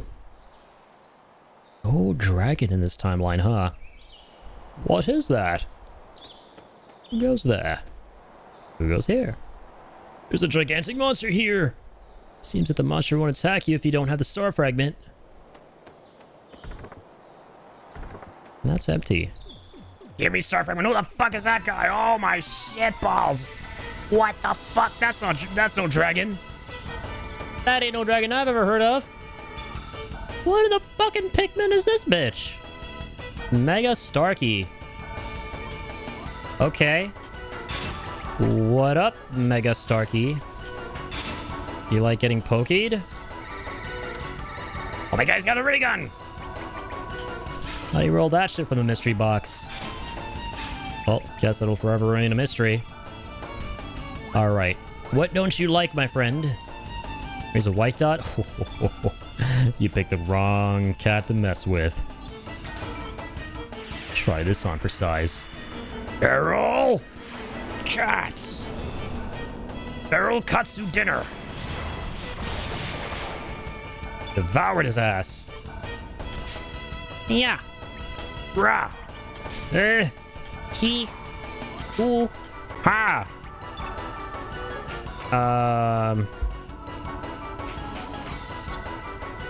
Do I have Gravitone?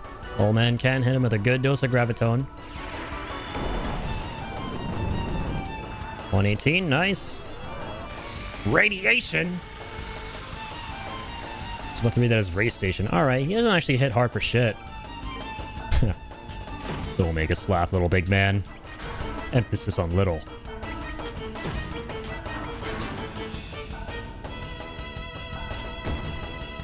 Big fucking kick. Jeebas. Okay, no black dots with this dude. Okay, tell you what though. Putting pure damage. I don't want to change the board for now. I'll just do it for us. Oh, we're fine though. We are A-okay. Jose, look at that damage. Look at this. Ooh, spicy. Diminish. Free fall. Kachoom. Whee! Oh my god, 420. In fucking sane. Blazing the fuck up out here. We're blazing through the sky. Oh my god, meteorite. What the fuck? The biggest meteorite I've seen in my life. Unless you want to bet this bitch is gonna be like a playable character. Not meant to be a tough fight, I guess. All right, try this one on, big man. The luge too. Oh. Oh, I just shit myself. All right.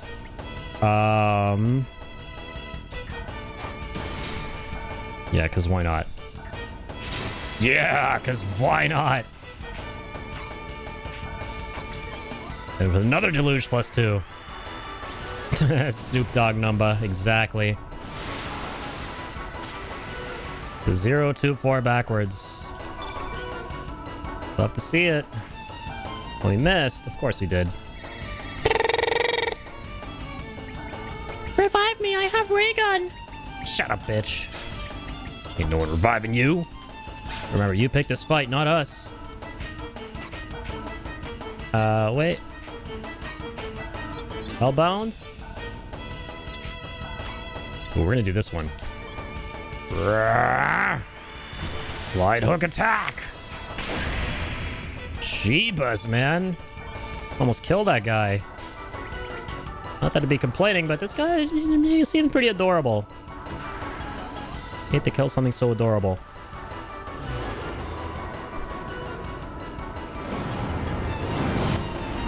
She's calling in all his alien pals from outer space.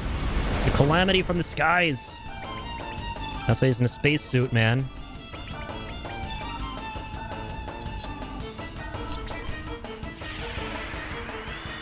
Ka-ching!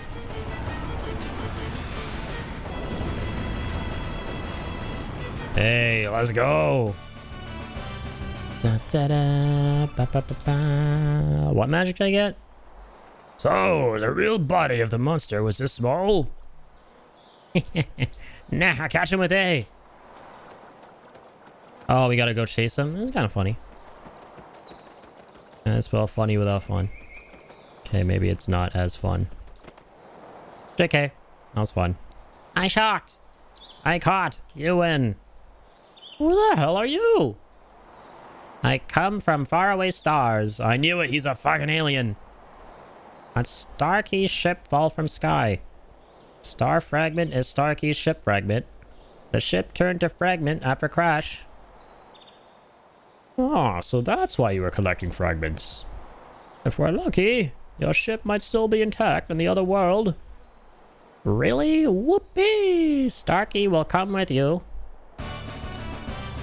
I knew it. He's a party member. Ba, ba, da, ba, ba. Confirm his ass. Sweet. All right. See you when we see you, buddy. So I guess this was for getting an alien. Came to see a dragon and we got an alien instead. You know what? Fair enough. Aliens are pretty badass. There are two things people debate the existence of in our world. Dragons and aliens. And we found both. So I can't complain. Piper Manor Bluffs. What's this again? Ah, the behind of the Viper Manor.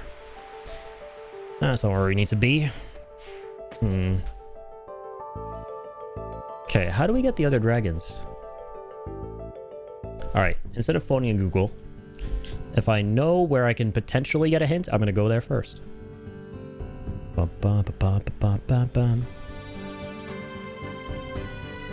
let's go to Guldov.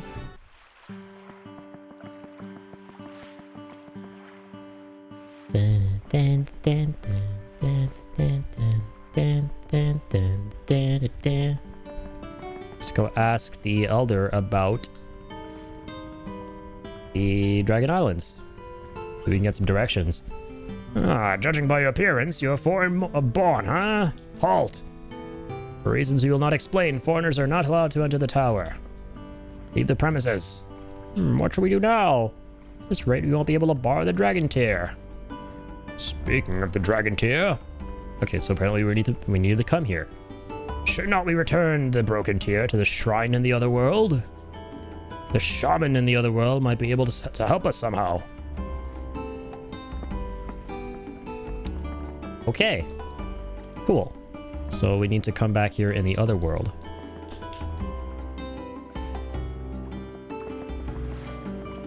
Dun, dun, dun, dun, dun, dun.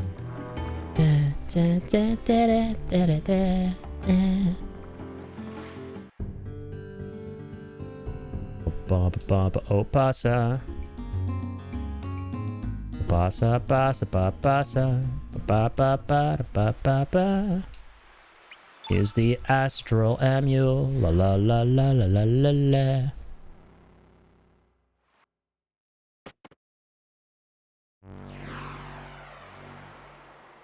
Roll teensy tiny bit of that. Low-key sounds like the PS1 startup, and I kind of love it. I do be kind of loving it. I'm loving it.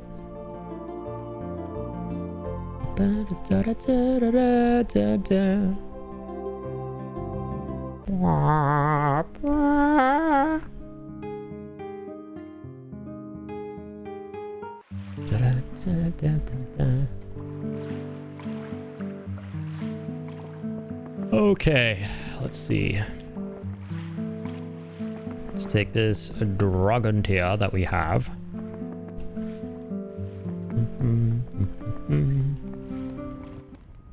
And talk to the Elder.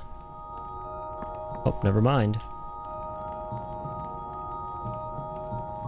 Let's just find out about the 6 dragon gods. As you may well know, the natural world is composed of a balance of the 6 elements. White, black, red, blue, green, and yellow. Yes, we know that. Each one pairs up with another to maintain the balance which the natural world relies upon. The gods that represent each element are called the dragon gods. Since they symbolize the powers of nature, they are also commonly referred to as the gods of nature. If the sun is white, the shadow is black, the flame red, and water blue. Green are the leaves of the forest and the blowing winds. Yellow are the forces of Mother Earth. We know this. And didn't tell us shit about the actual addresses. We couldn't get the dragons doxed. Well, most of them. Many sculptures built by the Dragonians can still be found in El Nido. Most of these is weathered away. Only a small portion of them remain intact. Oh yeah, there was that one fire cave we went through. Guess we can go through that for the fire dragon? Where's that? Oh, okay, no, I remember. I remember now.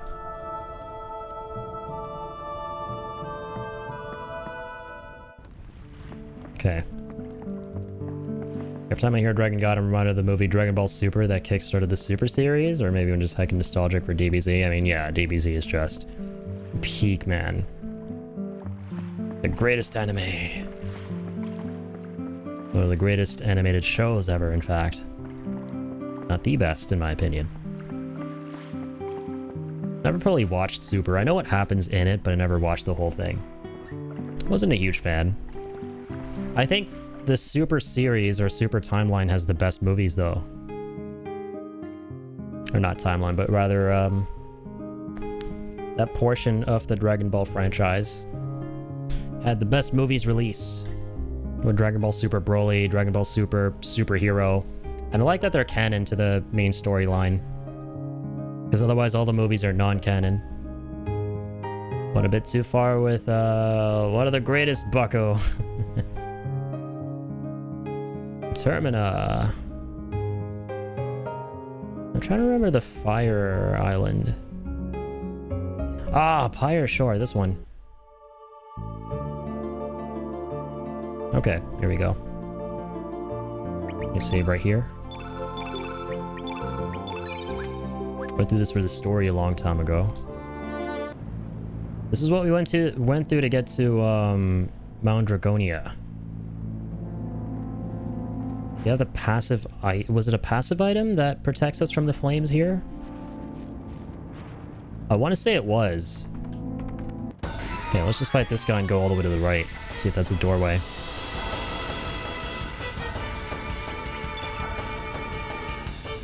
All the movies suck ass. They got no story, but the Broly one is peak. See, I don't agree. I think the movies are all really good. There's some that are better than others and some that are nowhere near as good, but they're all decent at the very least. But the Dragon Ball Super movies are just peak, man. Yeah, I agree. The Broly one is probably the best one. And the Superhero was really good as well. I want to watch DBZ, but it feels like there's way too much stuff already. It's a dumb thing to complain about, but it's overwhelming getting into a series this big. I mean, I don't disagree. Like, I don't watch anime. I'm not a big anime person. I just happened to grow up with Dragon Ball Z. Because when you're a kid, you have so much more time. But now, like, that's the main reason I just don't watch a lot of animes and, like, shows and stuff. Is because of, like, the big time commitment. And needing somebody to be interested enough to watch something that I find interesting.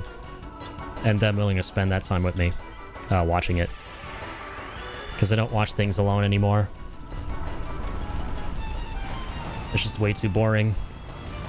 I watched more than a few animes, so I know Dragon Ball doesn't even rank in top 10 for me. But the nostalgia is always there. Cell Saga and its finale will always have a place in my heart. Yeah, I mean, Dragon Ball is a freaking classic, man. It's one of the most influential pieces of media and entertainment out there. And if we're talking specifically in anime, then yeah, for sure, Dragon Ball is up there. Berserk. I mean, Berserk is transcendental. It didn't just influence animes, it influenced a whole genre of entertainment.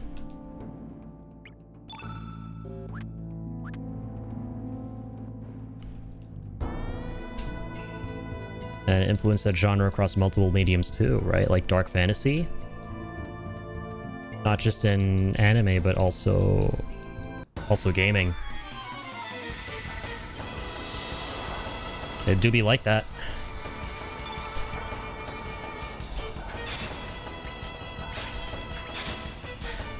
Read the Berserk manga, but heard that the anime's dog shit. The classic 90s anime is one of the best animes of all time. The anime that you've likely heard about being dog shit is the 2016 continuation they did of the 90s anime, which nobody liked, or very few people rather. I watched a bit of it and I didn't mind it, but I got a little bit bored. But yeah, the 90s anime is phenomenal. It's just one of the greatest animes, one of the greatest pieces of entertainment ever produced, as well as the Golden Arc movies. Sure? So if you feel like you don't want to commit to watching something episodic from the 90s, then you have a trilogy of movies from the 2010s to check out, which are really good, because they basically take the 90s anime and condense that into a trilogy of films, which I thought were really well done. Very, very well done. More than a tragedy that Mayura passed away a couple years ago. So we'll never really get his true, unadulterated vision for the rest of the series. But as I understand it, his apprentice is more than capable and more than knows what his mentor's style was, and is going to do everything he can to honor that, and apparently is doing so. I don't know. I'm not up to date with the Berserk story and stuff, because I'm somebody who'd rather experience the complete package once it's all done than go through it and then be left hanging. Yo, Melly, welcome on in. Good to see you as always. Maliante. I love that. Weren't they going to do a Berserk anime recently? I don't know. I think so. I'm not sure. I actually have no idea. I already read the Berserk manga. I think I'm fine unless a really good anime adaptation drops. I feel like there's going to be another Berserk anime adaptation at some point. It's inevitable. I don't know that it would be anytime soon, but it's... statistically, it's inevitable. Like, there's no universe in which they don't do that. That ain't not gonna happen.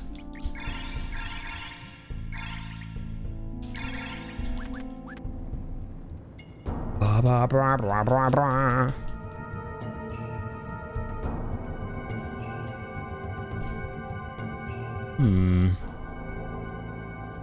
I've been down this route? I can't remember. We'll see. We shall see. Yeah.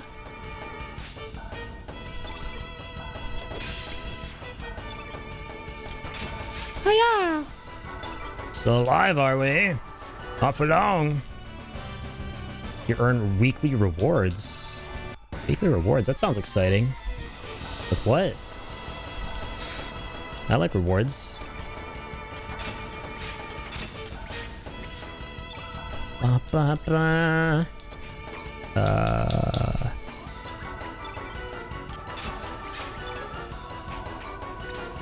Inferno. There were to extra materia this week.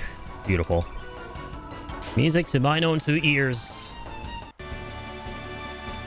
Blah, blah, blah, blah, blah. Speaking of music, that was kind of bugged out. Ooh, there's a Durgan. There he is. He was vibing here. He's just a chill guy. Maybe say hi? Not very talkative, huh?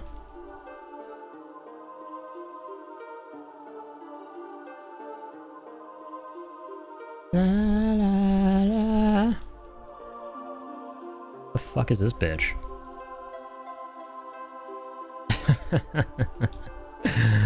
Oh man. Broken out fucking Twitch doesn't even track my streaks properly. I have the balls to tack on more weekly things. Oh god. God help us. Doesn't sound fun. Not one bit. Alright. Who do we got here? No one. I don't get it, like... I remember going through this area, right?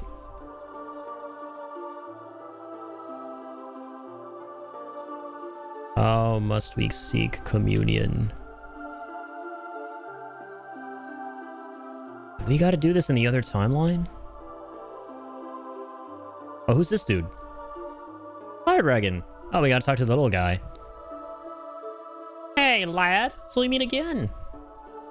Look a bit different, but I know it's you. Yeah, we've spoken to it before. Come on, challenge me again. What'd you just say? You beat me. I'll give you the dragon relic and my pet salamander. Ah, big guy at the back is his pet. I gotcha.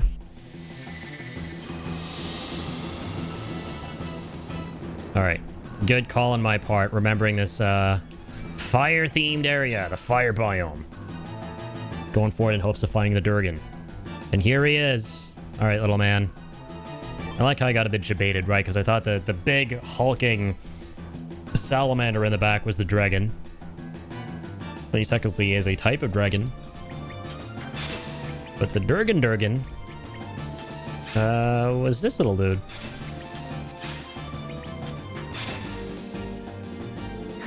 Alright. Waddle, waddle. Waddle on over.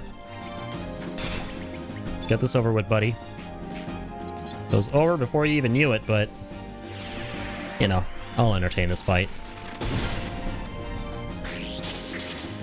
178! I think the stream is now the only one where I haven't lost my streak. I love Addy. I could never fuck that up. And that's why you love Melee. 7 minutes, Melee. Time enough for you, perhaps.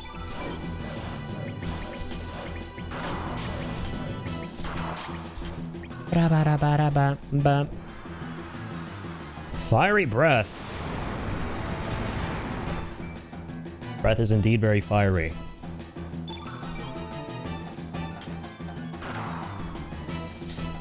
Cookies and cream. I have to say cookies and cream, not cookies and ice cream. It just doesn't sound as right.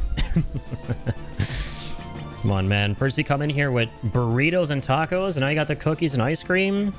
You trying to? I know what you're trying to do here, Sil. You're trying to make us all hungry. But hey, it's not gonna work. It's made some delicious barbecue ribs with my dad earlier today. Some garlic bread. So I am fuller than full. In fact, I could have gone into a food coma, but I decided not to. Because, I had a stream to attend. Great balls of fire. Why so spicy? That's an amazing emote right there. You have the Spice Gods seal of approval. I'm the self-proclaimed spice god. Because I do love me my spice. Need to have some spicy ribs, though, at some point, man. It's usually like the honey barbecue ones, which, you know, those are great too, but I do love me my spicy kick. Yeah, I got some barbecue food, baby. Garlic bread is so fucking good, but those motherfuckers make it so expensive. I made it myself in my barbecue oven and it was good. Hell yeah, you can never go wrong with garlic bread. I had a strawberry shortcake earlier, and then I ended up asleep for 4 hours. Yeah, those food comas hit you hard. I didn't even go for a walk today, dude. I am just... I'm playing it ballsy. I didn't even go for a walk to walk it all off. Oh my god! He transforms? Motor. Okay, never judge a book by its cover, I guess. Remember when I said the fight was over before I even knew it? Yeah, I might just be taking that back right about now. Just want to put that out there. Alright. Try this on for size, though. 79, not bad. My man. Okay. Obviously a red dot, right? I'll hit you up with the good stuff. Oh, we do not have a lot of blue moves with Kit Kat here. But we do with old-timey Radius. Come on, hit him with the good stuff that you can't no more. Lovely, 301. Oh, dear God in heaven. Tried to Dracarys all over his face right there. Alas! Was not meant to be. Oh, dear God. Oh, it links right now? Hang on. Tell you what, right? This actually makes a lot of sense. Wait, where's QR Plus? Yo, Radius, my good sir. Keep everything blue. What's up, Astral? I think that's an incredibly misleading quote. Don't judge a book by its cover. My brother Inspire. The cover's purpose is to be judged. To sell you on the contents. Lol. Are you doing anything for the 4th? Good question. Yeah, what are your plans, Soul? For the 4th of July. Alright. What do we got now? Let's defend.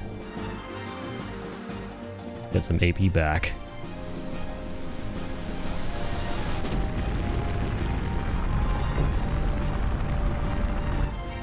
A Honda 185? Oh my god! That never stopped us. Nice, went for the double. Feeling kind of ballsy today. Might go for another one though. Oh yeah! It's gotta hurt a lot. Oh, I missed the final deluge though. Oh no, that's fine. Just gonna hit him hard anyway. We tend to do it every year and have good fireworks. Yeah, then you got the hot dog eating contest, right, Soul? Sounds damn exciting. Hope you've worked up an appetite. Youch. Bom, bom. Alright, old man Radius. Did not mean to press that, but sure.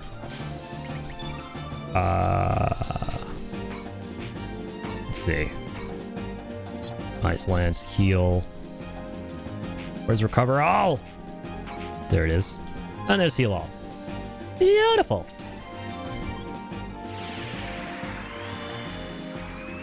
Keep Onk on healing duty, as per usual. Okay. This is gonna be kind of fucking mental. Wabam. Waboom. Fucking beautiful.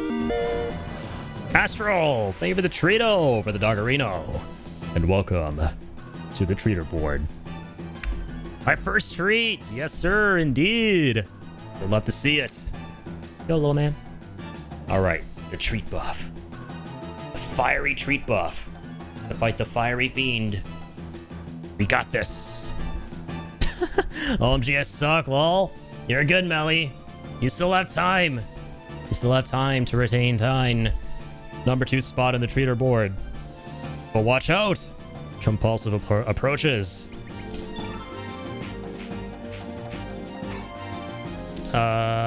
Diminish. What are we doing here? What's good in the hood? Oh, true. We did all that. For the cats! For the crazy cats! Here we go. Feline assault!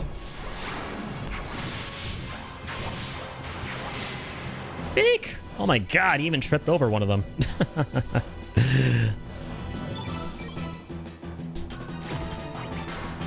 Yeah. Sorry, didn't know someone else was already planning on giving one. Yeah, you better be sorry, man.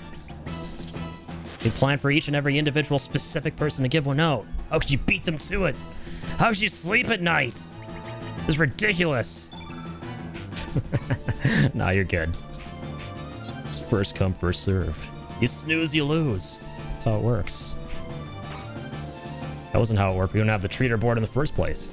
How's Addie's team Canada doing in the World Cup? I'm gonna let you know in 24 hours, I guess. After the Canada-Morocco match. That one seems kind of exciting, again, as someone who doesn't follow soccer at all. It's been kind of cool to see Canada doing well. We Veni Vidi Vici this shit. There's no lines here. Alright, now what? And then with Inferno. That doesn't really make any sense. What do you want to do, Viper? Alright. Wipe his ass! Wiper. I mean, Viper. You're the viping Viper. Fiery breath. Again. Friendship? Friendship. Again. I love that from Mortal Kombat. Oh, I didn't mean to do that. I did, however, mean to do this.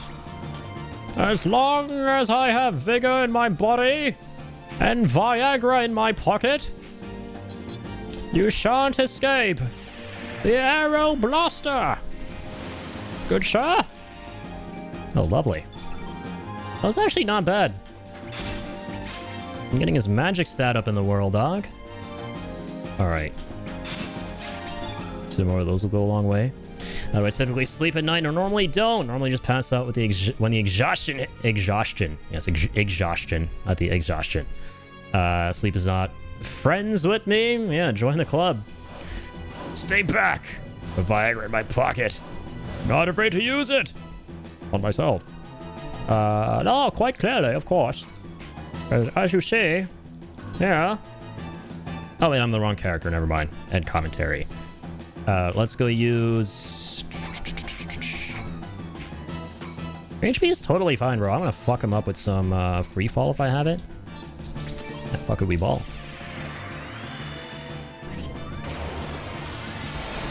Yeah!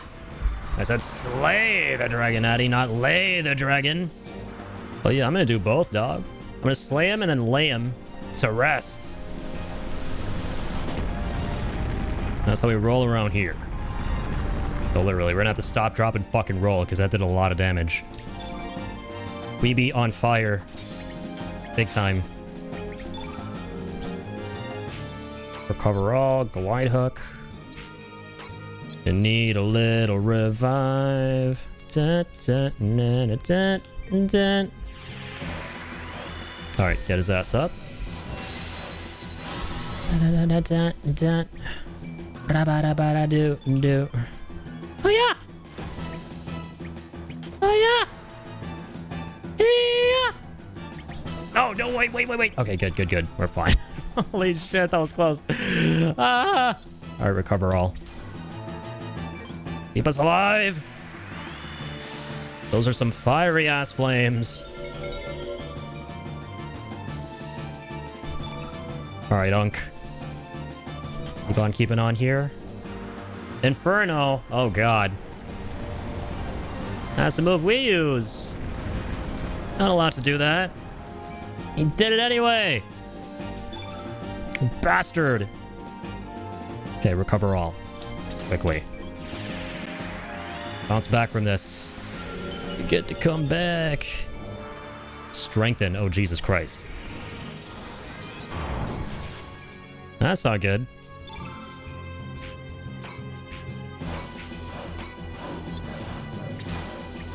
This is good. He has a revive. Capsule, low res. Decrease opponent's defense. Increase your defense. Do we get to do weaken?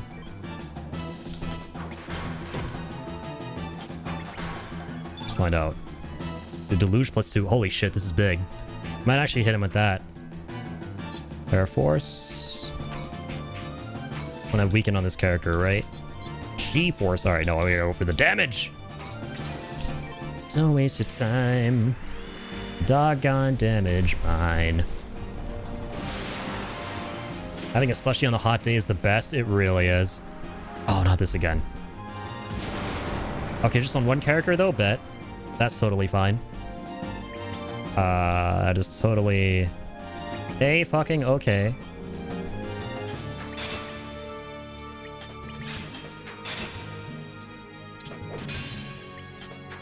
Oh man, I gotta get those red dots off the board. You have a heal all +2? Oh shit. Okay, that's good.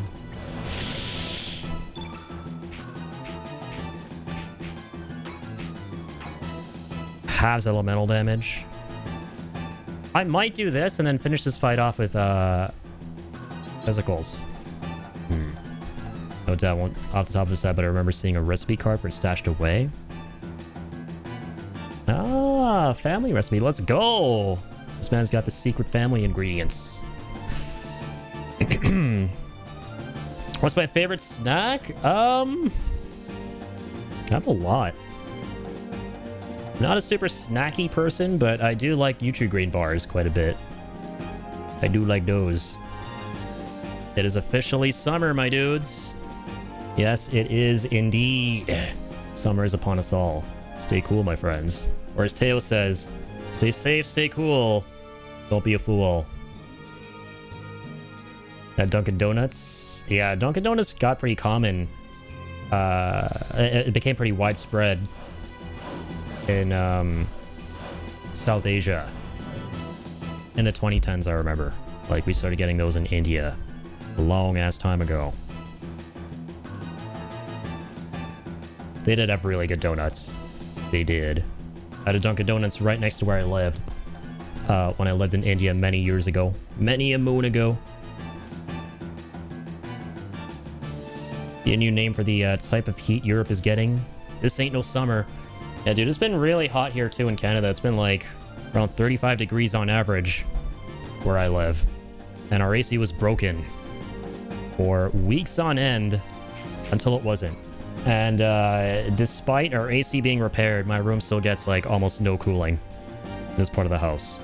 So, big unfort.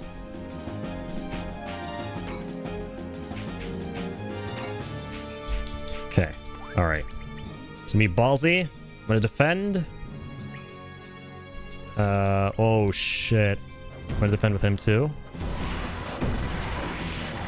We're gonna be fine. Brace yourselves up. Okay, Viper. You hit him once. Revive. Radius. Wingardium Raviosa. Radiosa. Yep, 95 degrees in good hold. Fahrenheit freedom units. For all the Fahrenheit handies out there, that is indeed what that is. Very, very human as well. Yeah.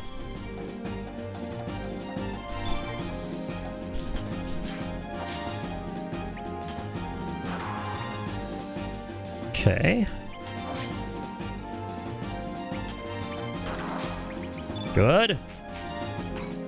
Now we go weaken. Lower his attack power. Don't let him get away with this radius. Oh god, but it's gonna put a red dot on the board, isn't it? Oh, that's fine. That was a tiny one. Brimstone. There it comes again. We're totally fine. The damage is ass. The doggone damage sucks.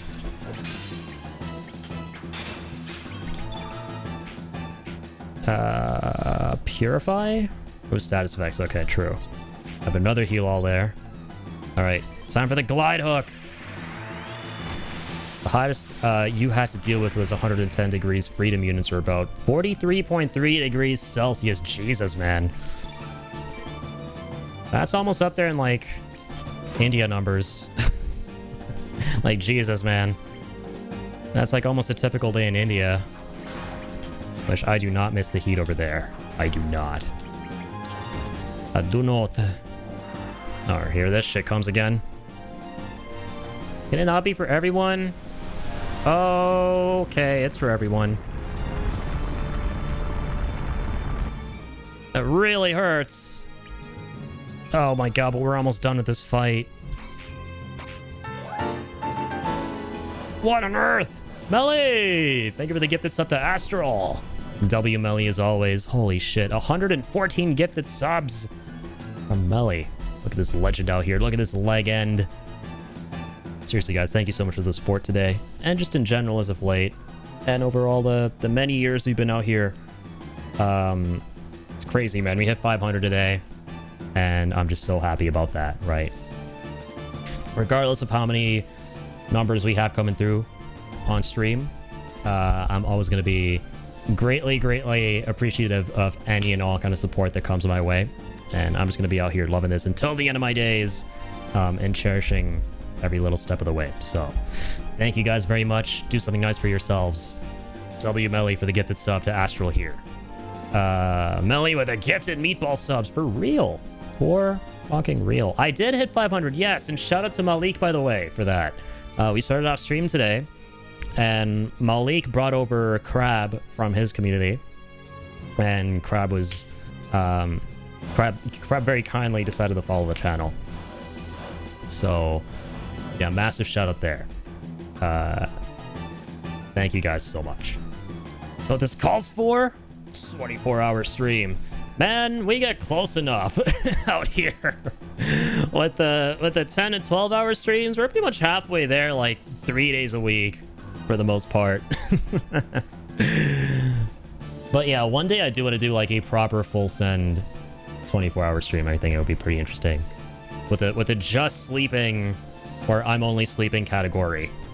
Because, you know, we got everything for that we need in the backdrop, you know, quite clearly. To record myself sleeping or not to record? Also, holy shit! What the hell, Melly? What the hell was that? 10 gifted subs?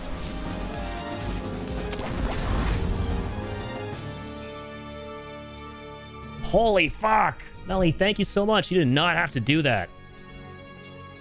I actually looked into... Holy fuck, for real, right? Mid-sentence 10 gift subs. Holy fucking guacamole. Thank you so much, Melly. Jesus Christ. And for the hype train. What on earth? What on God's green freaking earth? I'm still waiting for Addy to eat chips again on stream. Lol. This might just call for a chip celebration. I mean, I did go and get chips today with my dad. I normally never buy chips for myself, but because my dad's been visiting, and that's like one of the little things he loves to do, we went on and bought some. But I know my dad and my brother are enjoying them kips right now. Probably while watching the soccer game. So, you know, I want to be a good streamer. I don't know why I said streamer. I don't know what streaming has to do with it. But whatever. I'm going to be a good streamer anyway and not go steal their chips. I'm still waiting for... sorry, I read that. Damn, dodged all that. Yeah, the dodges. Let's see who got some... what the fuck? Melly, what the hell? Thank you for gifting Soul. Hey, Soul got a stream. I mean, a sub. After the sub stream, Soul got a sub too. What on earth, man? Please, everybody, show Melly all the love. W freaking Melly, as always. What's my favorite chips flavor? I like a lot of chips flavors, dude. I like sea salt and vinegar a ton. As a Canadian, it is my sworn duty to like ketchup chips, so I love ketchup chips. I know it may seem weird as fuck to non-Canadians, but it's really good. And listen, I don't even like ketchup. I'll be completely honest. I'm not a ketchup fan, but I love ketchup chips. Weird how that works, but hey, it is what it is. Raynor, Malik, Coolant, they all got subbies. Yeah, let me see. Yeah, Malik got one. Coolant. I recognize all these. Forever Weasel too, of course. Let's go. WD. Binaural Infected Cucumber. That's a name I haven't seen in a long while. That's a dude who used to be in Shibby streams a ton.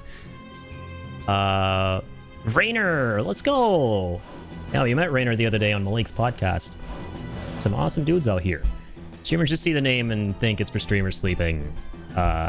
Wait, sorry. While they're still... It's actually... Oh, yeah, sorry. Let me catch up with the rest of it. I was genuinely curious. I looked in the only sleeping category. It's not actually for people sleeping. Yeah, it's a game.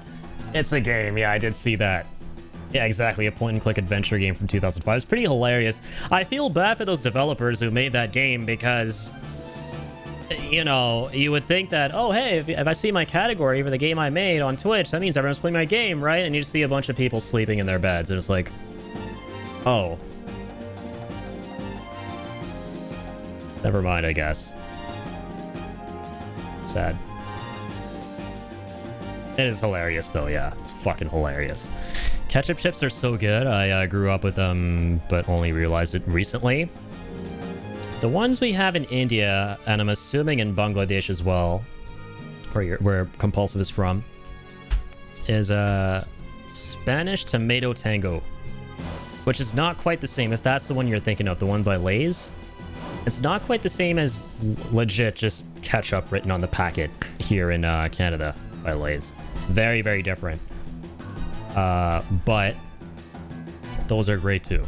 I did like those growing up. A lot of the Indian Lay's flavors actually slap, and you get a lot more of them now here in... you get quite a few of them here in Canada now, because a lot of them are getting imported. So you get ones like Magic Masala. I love that one the most when I lived in India. What's the green one? Sour cream and onion, but that's like, you get that anyway. We'll step up to be crucified. You don't like ketchup? You don't need to be crucified for that. If you're gonna be crucified for that, I'm gonna be crucified for that, because, like I said, I don't like ketchup either. As I just said, I do not like ketchup, but I love ketchup chips, because they don't taste anything alike. It's weird. Everyone I know likes ketchup. Ketchup's kind of gross, dude. I don't know. I don't like ketchup. Whenever I have like something like a, you know, hamburger or a hot dog or whatever, I don't put ketchup on those things. I usually just go with barbecue sauce, chipotle mayo, some habanero mayo if I can get my hands on it, because I love spice. And then the banana peppers. Yeah, I'm not really a fan of ketchup. I mean, I don't mind it, but I won't go out of my way to, like, eat shit with it. Our Ruffles sour... Dude, Ruffles is so good. You guys get Ruffles there? I remember when I lived in India, we didn't have Ruffles. I taste it every time I talk about it. Big dubs to my friend for always bringing me those when he visits. Hell yeah, W friend. W. Compulsive ally right there.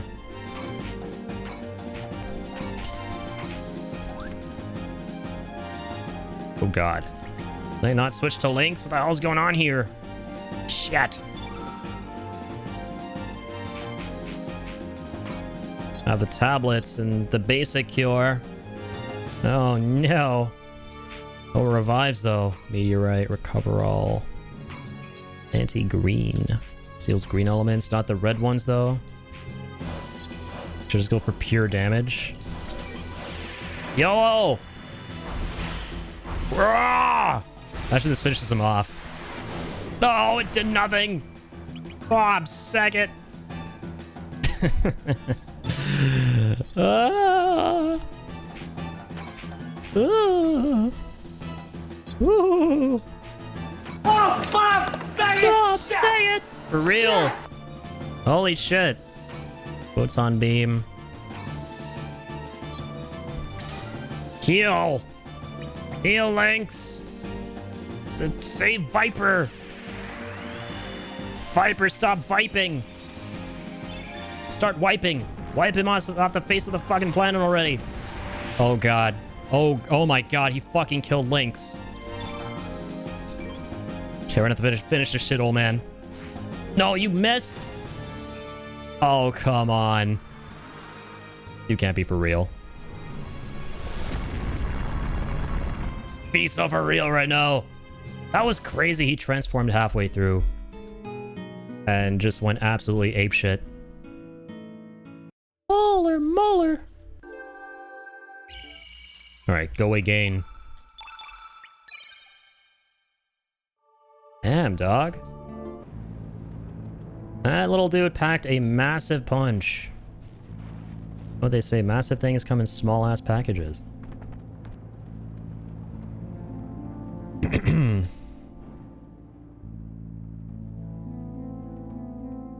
I like ketchup either. In Bulgaria, we have an alternative to ketchup that's healthy and tastier. Truffles are really good. I love tomato soup, but yeah, I fucking love tomato soup, though.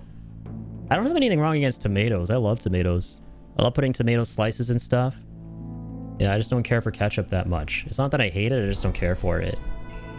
But yeah, tomato soup's probably my favorite tomato or favorite soup. Especially with the crotons. I hate even the thought of tomato on my burger. On compulsive to have McGriddles and Dunkin' Donuts and chips that he likes. Have all the good stuff. Oh yeah. Still have to get the McGriddle. Man, that freaking Hong Kong chocolate McGriddle that I posted in the Discord server. Was that cursed or what?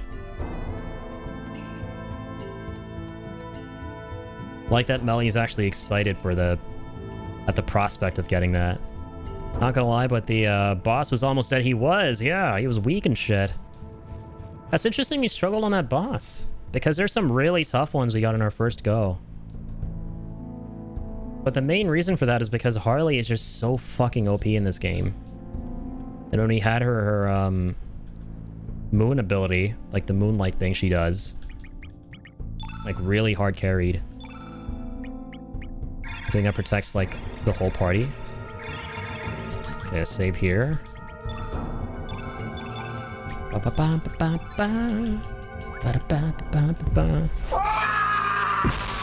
Crotons? Crotons just sounds cool. It sounds like protons. Oh yeah. I don't know, how do you say? How do you like wine glass holding, monocle wielding, or monocle wearing pretentious say it? Croutons?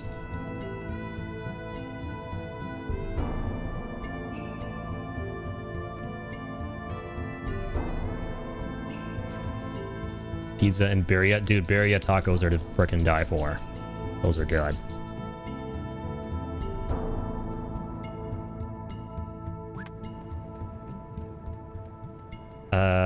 Addy, I don't know how you can love tomato soup without eating grilled cheese, which I already know you wouldn't eat. Well, yeah, grilled cheese is just gross. Ugh. Imagine liking grilled cheese. Who hurt you?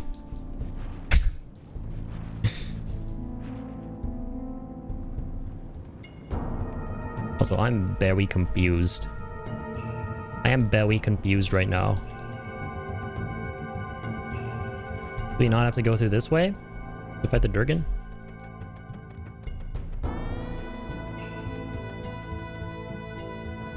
think it was the path down here. Right. Okay.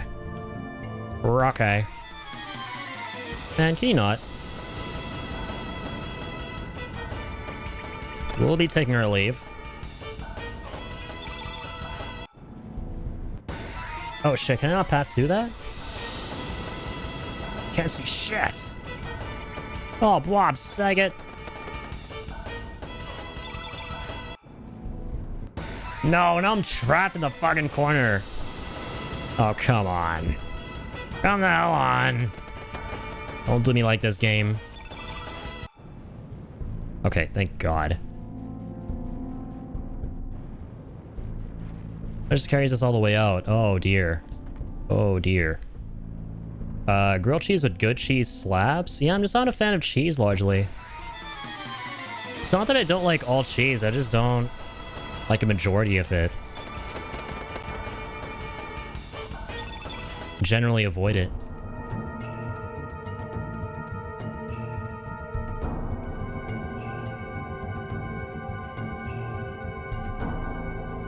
Me no likey.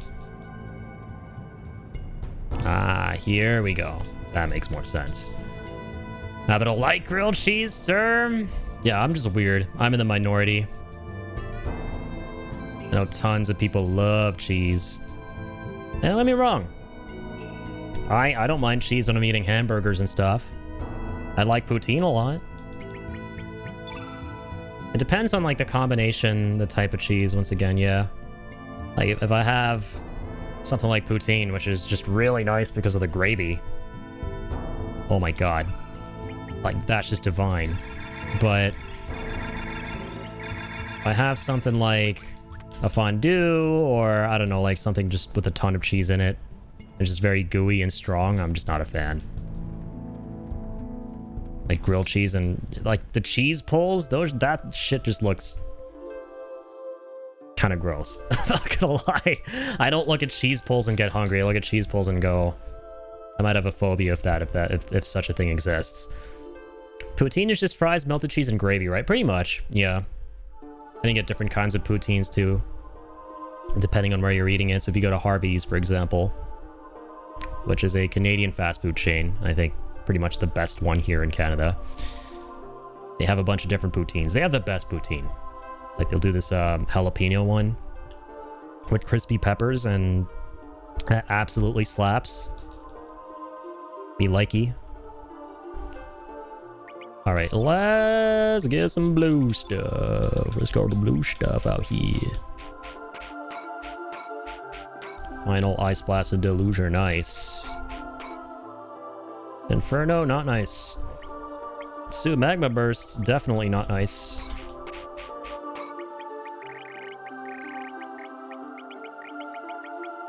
Ice Lance. It's quite nice. Quite nice, my good Shah. Cure Plus, Cure, Bush Basher, Nimble. Oh, if you had a blue dot character, this would have been great. For this boss right here. We can go call one in real quick. Wait, that PHS. Oh, we're not at a save point, so, you know. That's not happening right now. Not the end of the world.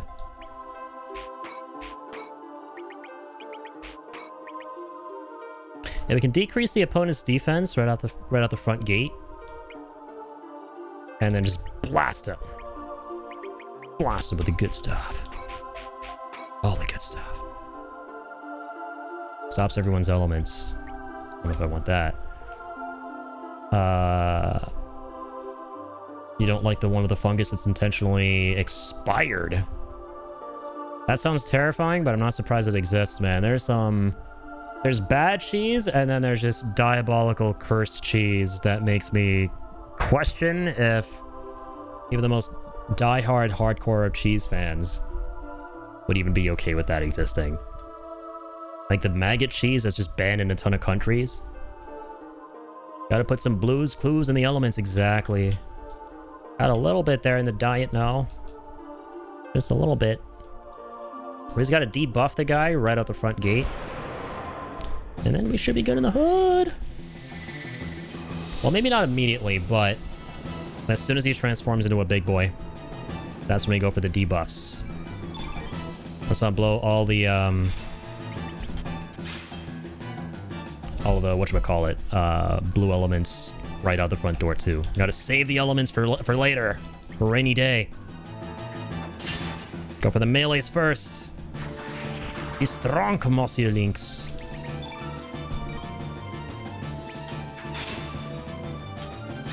Okay, good. Very good. The damage. Ah, bad. Not good. Ooh, really not good. Alright, that's okay. That should work. That worked. As did that. We're gonna go element. Tablet. Heal up radius. There's nothing but the tablets at the start. It was only 30 healing. I'm going to talk about that. Okay, everything's red on the board. We got to actually use an element. At Z's point in time. Of course he missed. that time. Seal all. Spellbound Imbecile. Medicine. Let's use Ice Lance. Early blue skill. Nothing too crazy.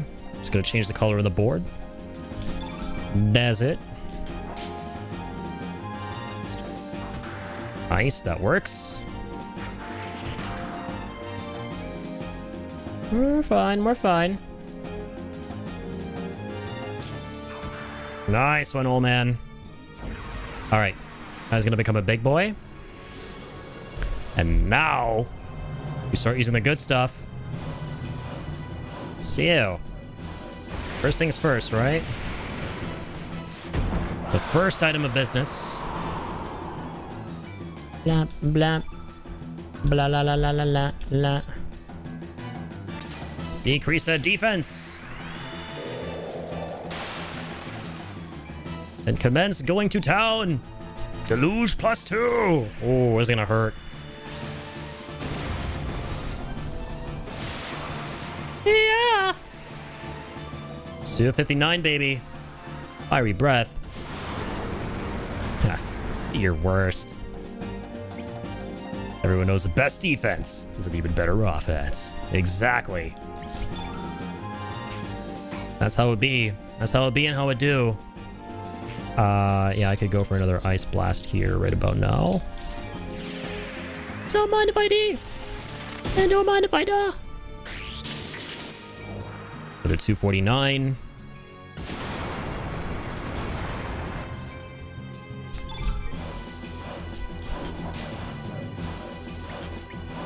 Okay.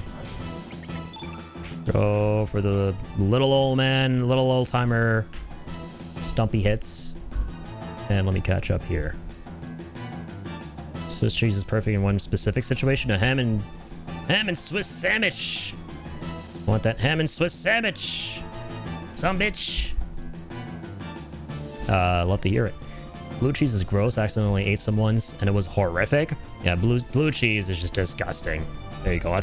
That's a great example of a cheese that I think non-cheese lovers and hardcore fanatical cheese lovers can congregate together on hating. That was country doing well in the World Cup. Surprisingly, Canada is doing pretty great. From what I know. Like, I don't follow sports at all, but even I know that Canada is usually not really worth a dang when it comes to soccer. But, and they're kind of smacking some ass with those toes. Figuratively speaking. You know, literally, they're kicking balls. Soccer balls, that is. What about that cheese with better hair than me? What immediately comes to mind when you say that is cheese strings. Which, I like cheese strings, by the way. You know, those little, those cheese sticks that you, like, pull apart, and the wrapper has a dude on it. There's, like, a skater bro. He's got, like, the crazy cheese hair. Yo, what's up, Alex? Canada gonna be fun tomorrow? Yeah, the Canada-Morocco match is gonna be really interesting. For sure. G-strings? Yes, exactly, G-strings. I love eating G-strings. I use those for the crust of my homemade stuffed crust pizza. They work pretty well. Hell yeah. It's actually not a bad idea at all. Dang. Maybe I should consider that. See, I love pizzas too, by the way. Alright, before you think I am nothing but anti-cheese, left, right, front, and center. No, I do love pizza. Do love my hamburgers with cheese. I do love my big Harvs from Harvey's. Also, what the hell, Melly? I just noticed that. I'm gonna get this up to Alex. Holy fucking molar. Bob Saget. This is crazy. Yeah, holy shit. Melly's been going Super Saiyan tonight. Friggin' 10 gifted subs and a couple of individual subs on top of that. What the fuck? I think she went from like 114 to 126. That's like 12 subs. Holy molar. I just said I love eating G-strings and I wish I could take that moment and wrap it up and hold it dearly forever. Well, you can, because it's energy, right? I expelled energy with my words. And energy is that right there. That's some amazing energy, too. Thank you so much, Joker. Welcome on in. Good to see you. Yeah, happy Independence Day to my American homies. Happy America Day. We had the Canada Day a couple days ago. Now you guys have America Day. Thank you so much for the resub, man. Thank you for the 18 months. Howdy, Aga, the panty sniffer? I'm not a panty sniffer. I'm a Tifa's orthopedic underwear sniffer. That's what I am. No, why? Why? How do you know? How do you know? There are consequences to saying the N-word. I mean, killing a god. God, I love that clip so much from God of War 2018. Oh, man. Melly does make good meatball subs. She does. You literally have proof right here. Right here in the now in the chat. All right, what are we doing here? What are we doing, old man? Radius. Upheaval? Thorny brambles. No, that's not what I want. Let's go forth with this bad boy. Come on, Serge. Hurrah! Element. Let's get another blue on the board if we can. Cure plus medicine. You want to recover Radius's HP, maybe? We have an aqua beam we can use as well. This is a really strong cure. I don't know if I want to use it. Fuck it, I'm gonna use it. Let's get some more blue out here. Okay, nice. Viper, I don't think has used Deluge yet. So let's work our way up there. Actually, I'm gonna do this first. Okay, this big bitch acts up, which he is going to right here, right now. Fire breath on everyone. Good thing I just healed up. Krachaboom. Okay, just one more. All right, he's used Deluge. Quick heal all. Okay, go for another one of these. Heal all. Good. Time to go pick up my wife from work. BRB. Sounds good, Astral. Thank you for being here, dude. Much appreciated. Drive safe. His CEO came in with a bat and used it on her own people. Classic. Wow, what did I miss? Can't believe I won't be able to buy Elder Scrolls 6 on a disc. Oh, wait, did Microsoft also announce no physical? Classic. All my homies hate Microsoft. They're fans of Big Hard instead. Oh, yeah. I mean, the writing was on the wall the entire time, right? Microsoft are... They've got the micro peens and the soft peens. Therefore, the small PP decisions. Your CEO came into the bat and yep, there you go. Microslop hater too. I would find it hard to believe anybody who isn't at least a little bit against all these big companies right now in some way, shape, or form. Yeah, Melly loves working there. She'll tell you all about it. Melly would know. God Howard's been fapping in his private bunker since he sold Bethesda. The man who sold the world.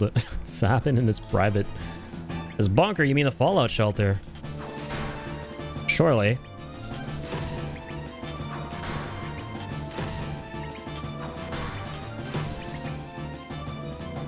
Okay, here we go. Sir, please don't get crushed.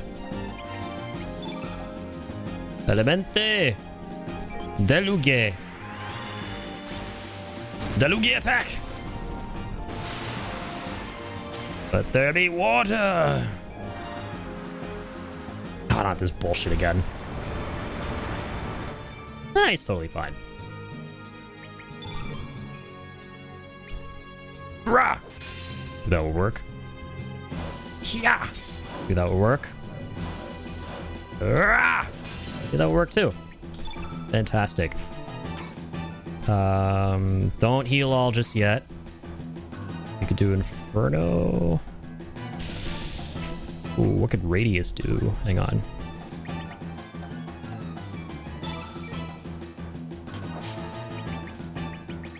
There's a status ailment, right? Weaken? Decreases foes' attack power. Not the defense. That's the thing the other guy can do. Okay. Bet. Go for that. Ah, miss! They do that instead. Now you do weaken. Ah, it creates more red shit on the board, though. Oh, God! Oh, no! Not the double red fire breath on everybody.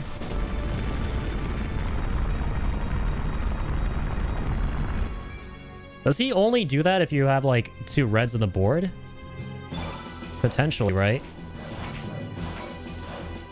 Okay, whatever, though. Let's go feral cats! Actually, before that.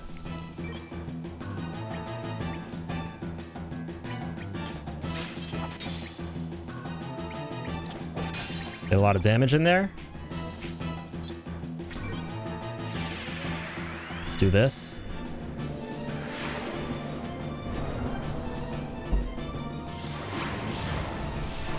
Since it's been weakened. Oh, no. Very poor decision. God, this guy's tough. Molar. Okay, we're fine. We got this. Lock it in, G&G. It's got to go in the defensive more often.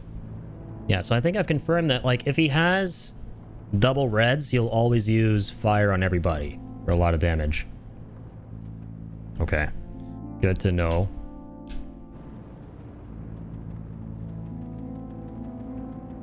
Shit. Microsoft keeps ruining Windows. People will just boycott them. Do you want the DLC? DLC. Added 2 achievements. Ah, for Doom Dark Ages. Cool. Cool.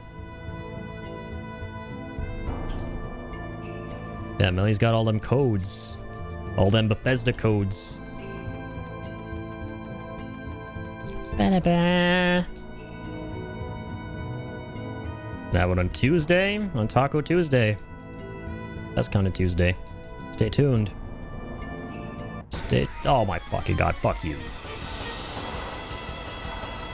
You stay tuned for the dirt under my boots. Like tuck tail and run, bitch. Alright.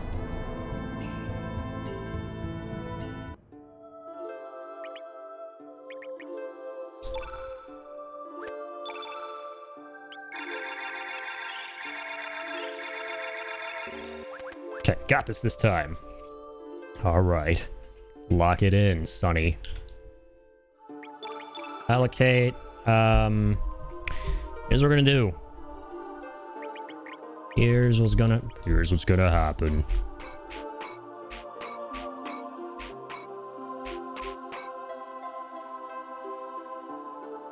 Inferno. And the same thing as before. Aqua Ball.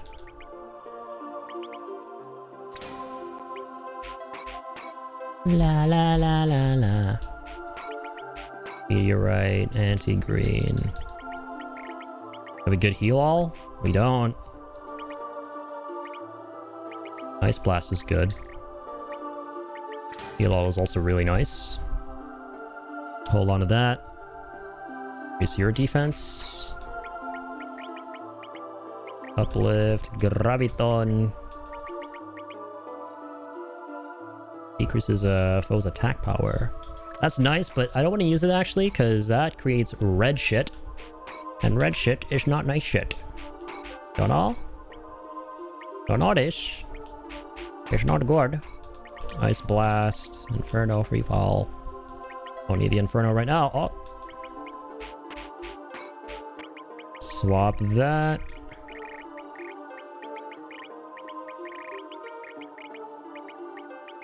Oh my god, it's all like the healing items. Alright, Inferno. I mean Ice Lance. There's an Ice Blast. Level 4. So Magma Burst. Put that there.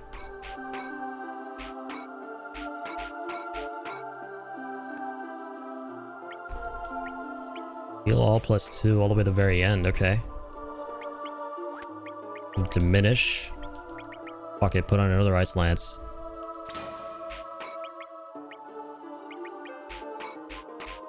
Whole timer has another slot here.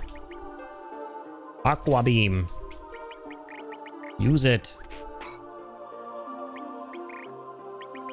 Instead of Inferno. Yeah, use the Aqua Ball. And Deluge +2. Upheaval. Fire Pillar. Again. Kinda don't need that.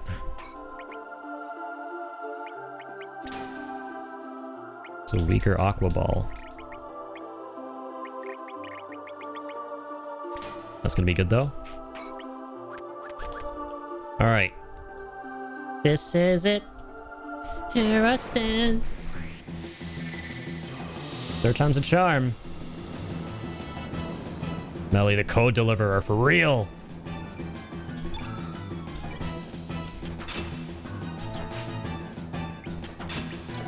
Alright, little itty bitty boy. This time it's Sojover. What you gonna do? Aw. Take this. Photon Beam.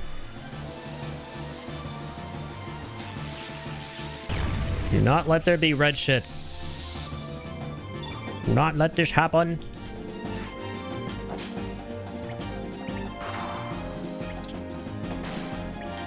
Poke. There you go. Arrows hotter. Ah. Eee.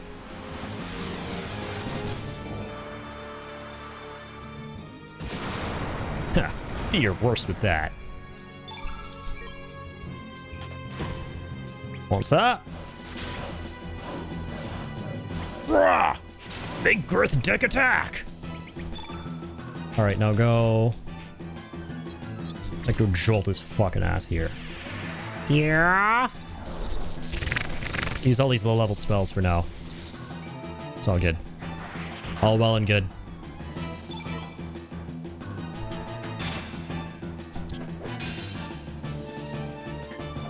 Ooh.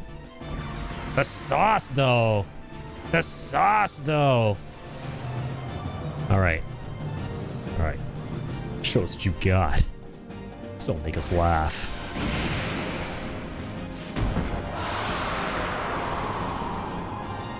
See what you're made of. Element.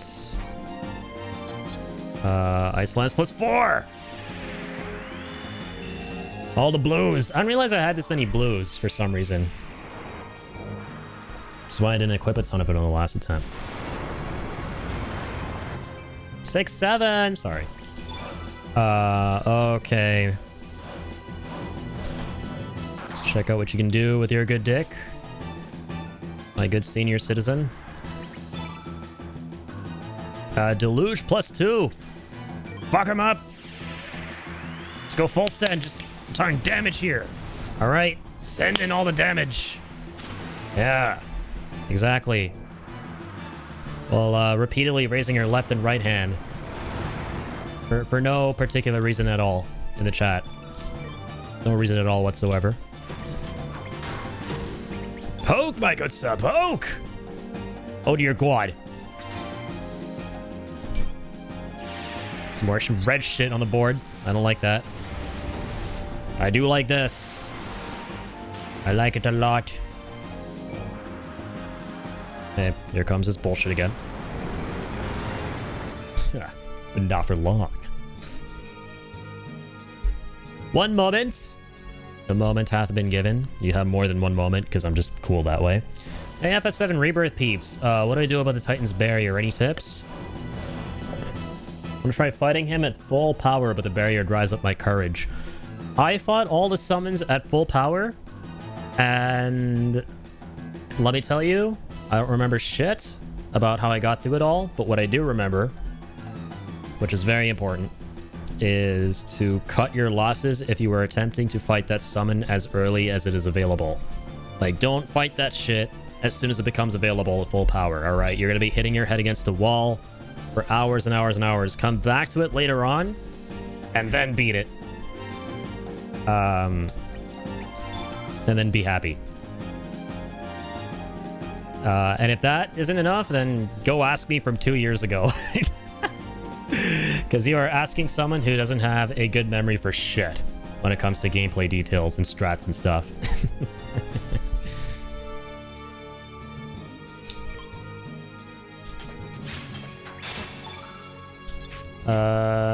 Cure plus medicine. Aqua beam. Ice lance. Ice lance. Ice lance. Right in his dick. Come on. Have some respect. Sheesh. Oh god, this is gonna be scary. He has 2 reds on the board. Oh fuck.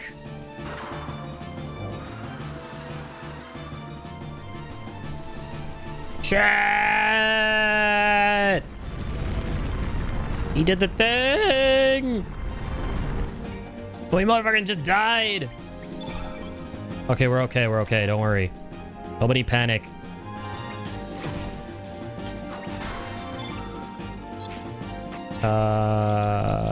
Hit him again. Go for heals, that's it. Go for the heals, that's it. That's all you gotta do. That's all you gotta do, bro. Go for the heals. Go for the heals, damn it. Alright, revive Radius right now. Get that red shit off the board. This instant.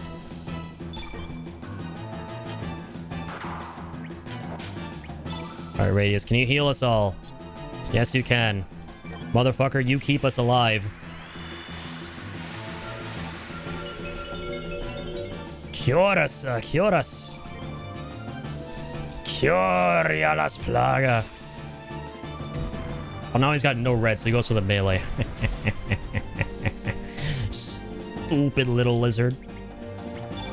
Stupid little beast, as Shibby would say. I miss the Magellano, man, dude. He's been gone for so long. I hope life is treating him well. You're always a value, Melly. Your worth is beyond all the codes you could give me. I don't know what that's in response to, but it doesn't have to be in response to anything. That's worth telling Melly from time to time.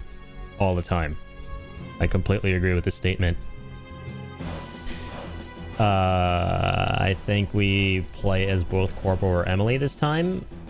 Oh wait, did Melly give you a code? Let's freaking go! On Windows. Fuck yeah. Hell yes. W Melly as always. What the hell? Look at all this generosity out here. This is why I always try to give back in whatever way I can to the community, because you guys are always so generous and being so giving out here. Hell yeah! Hey, Come on, baby, come on. Yes! Yes. The realsies. The BR bra. The bra hype, yes. The bra hype is real. Ointment.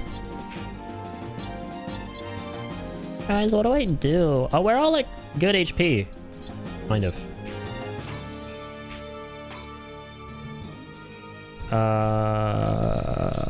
I'll hit this bitch with an aqua beam. Fuck you, I'm squirting water in your face. Stupid. Rather than right in your little pee hole.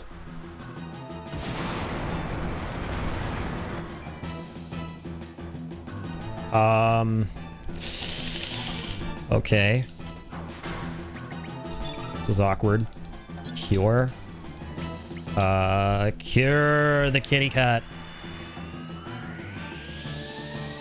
6-7 again, bro. This Chrono Cross. This is why it's a beautiful game. I predicted 6-7 fucking 26 years ago.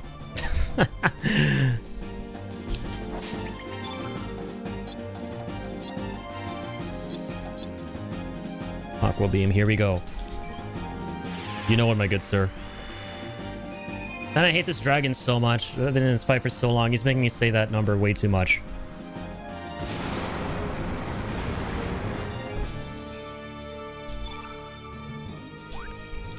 All right, Kit Kat bar. So that's another great snack, by the way. I love Kit Kats. So you're talking about snacks earlier. All right, here goes. Icelands. +2. Freeze.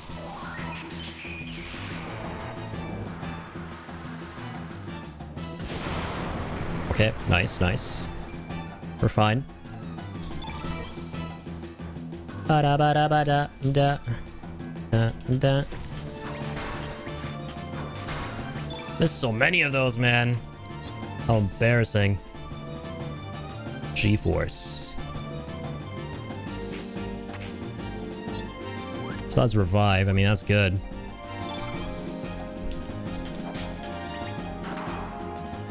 Oh, we gotta get the second red off the board right now, bro. Holy shit. Oh, shit. Oh, God. Heal everyone.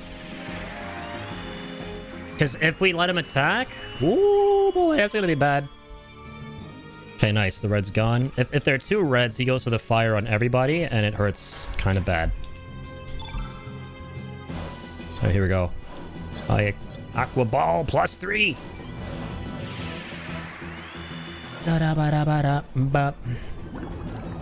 That's a big boobly. That is a very big boobly. I always freak out he's going to attack everybody, but I think we can for sure confirm at this point that he only ever does fire on everyone.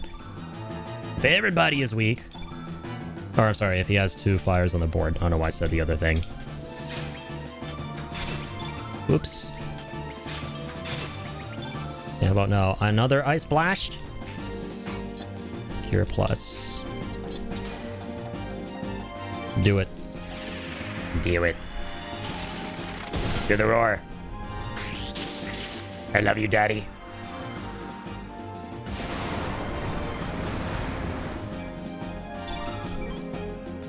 Alright. You fetid old geezer. Put him in the ground. Another Aqua Ball +2. Decrease this foe's magical defense. I forgot we had weak-minded. Oh, come on. That would have been so good. Whatever. Fuck you, though. I need none of that. But you do need all of this. Come on. Can you look weak already? What on God's green earth? Oh.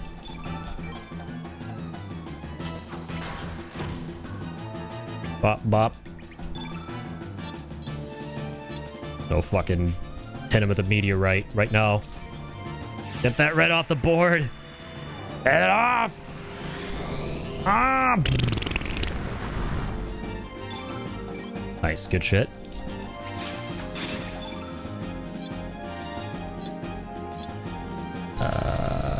No needs a heal right now. Hell Soul. Gravity Blow, Fireball. Let's go for a basic hit for now.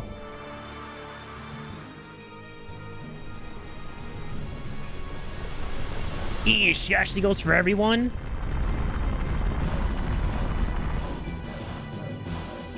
Even if he doesn't have two reds on the board? What? Oh man, so I was wrong the whole time. Are you serious? Are you jerking me right now? I mean, jorking. For sure we'll go with jerking too.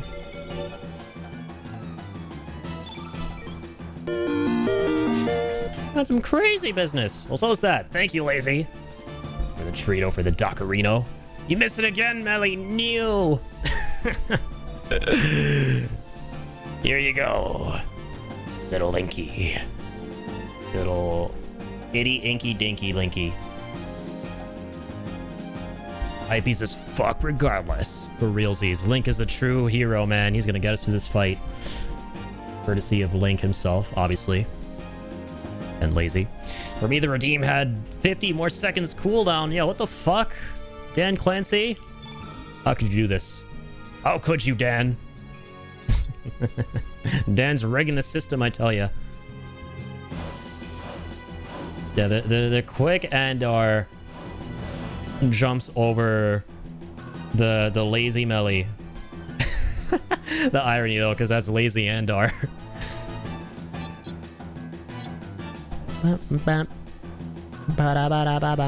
Okay, bro. No. What the fuck? This is crazy that he's doing this attack. I thought there was a gimmick to it. Well, apparently not. Okay, self-heal. Self-love's important, Radius.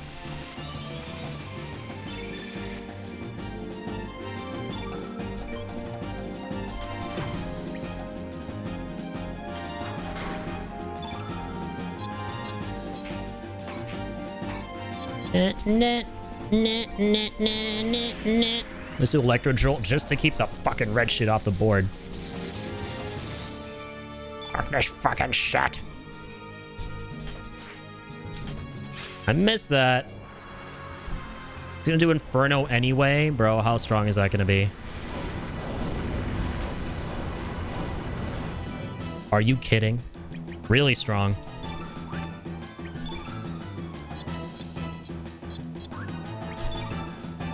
How's he not even weak? What the hell's going on here? What is this attempt? Okay, defend, get everything back. Oh, and he's strengthening now. Oh, fuck. Attack increased.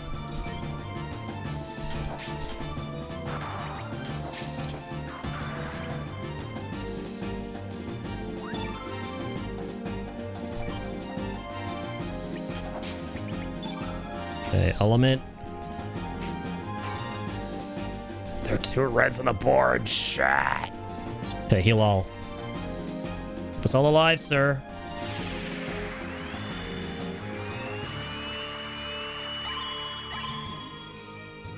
Good.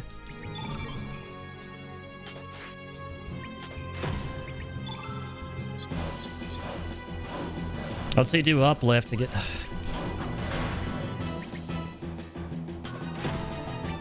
many more hits do I have? Not a lot. Okay, he's going for the melee.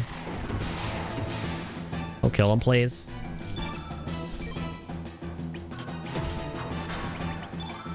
Alright, we're fine. Deluge his ass! Come out of here!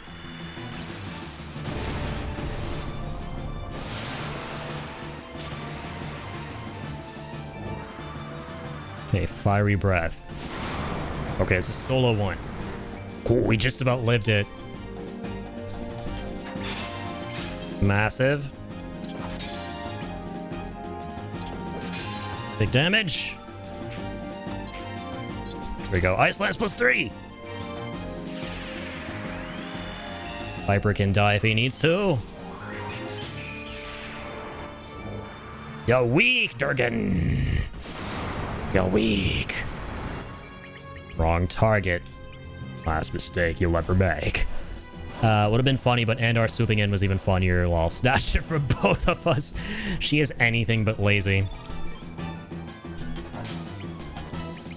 Man, it's always such a joy seeing people who live up to their usernames, but it's very rare that you see people ironically not living up to the usernames. That's even better.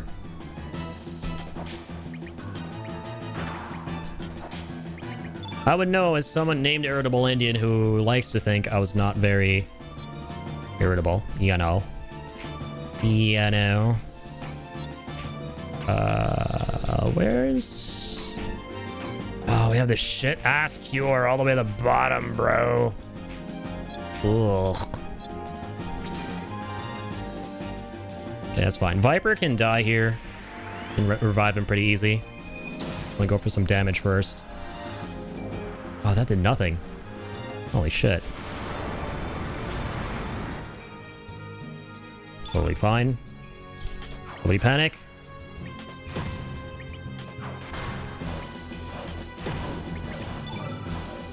Okay, heal all. Be good. Cover all, we already did that. Blast him with ice too if we want. But I'm a heal.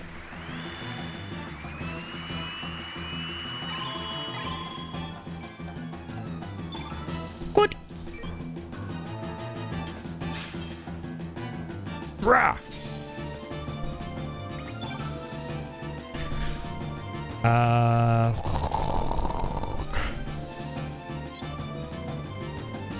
See, if I use a new element, the red's gonna get really strong from where he's sitting, so I should probably just go for this. It's a fizz damage. Rhymestone, what does this do? Oh, that's what that does. Eh, not so bad. Didn't have a lot of damage to work with there on the board, bitch. Beam +3. Okay, we gotta do something now.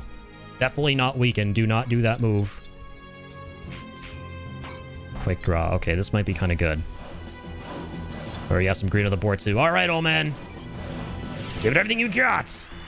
Viagra attack! Not bad.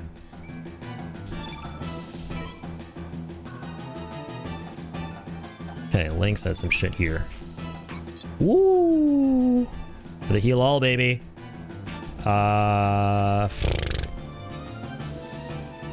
No, fuck, I don't know. I don't want to make that red even bigger. Gee. Okay, hang on.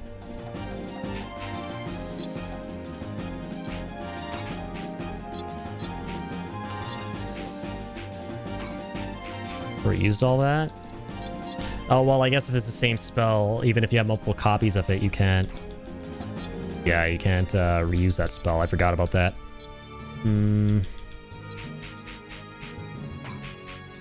Well, +2. Just have a very basic heal here that we can use. Yeah, on Viper. No, fuck it. You know what? Damage it is for 70%! Ah, and it worked! Let's go! Is that the end of the fight? It is! Brother, that was a massive gamble. I took a huge gamble, and it worked. 70% on a dream. Yeah! GG's! We did it, guys. That was a tough fight. Oh my god. I actually had to try. Whoa. I love the concept of what we're going through right now in the game, by the way, of how you have to face off each elemental dragon. And when you get their spirit, that spirit corresponds to an ultimate. That's only for the specific character in your party that's of that color. With the elemental dot. We'll meet again. There's the red relic. And we're burning up. Killed him right! Yes, we did. Let's apply some burn ointment on our penises here. Including the barbed wire penis that Lynx has, because, you know, he's a cat.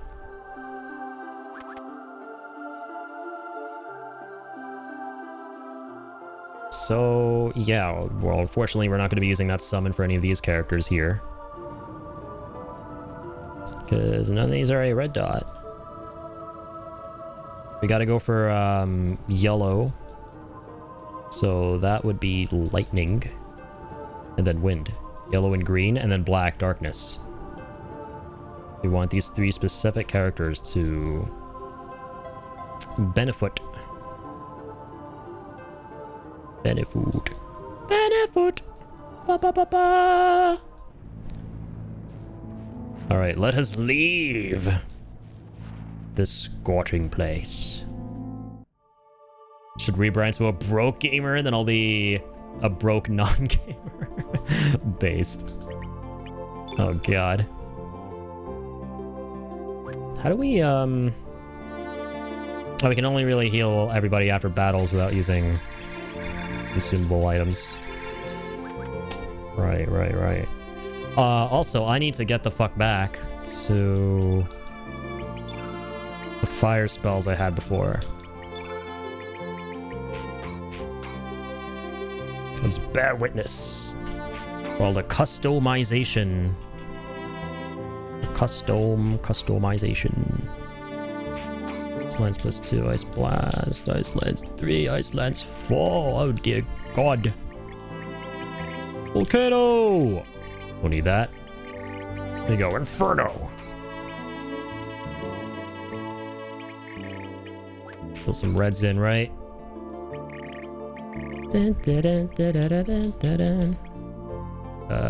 Magma Burst is good there. Okay. Alright, my good sir, what do you want?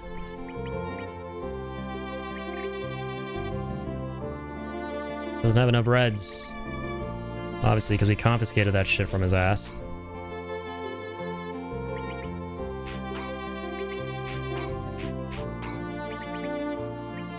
Oh, I gave him one.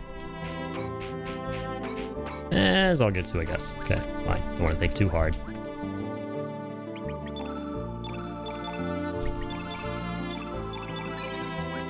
Okay, so we got water, fire, and that's it. Oh, we got a lot of work ahead of us still. We know where Earth is.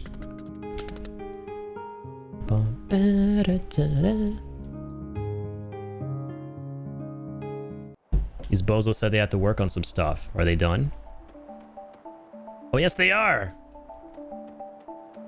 That's a big hall. Locals call this island Earth Dragon Isle, but it's also... Oh, no, wait. We're back to the other timeline. Never mind.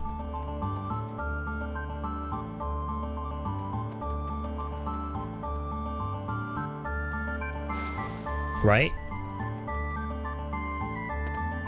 We're back to timeline A,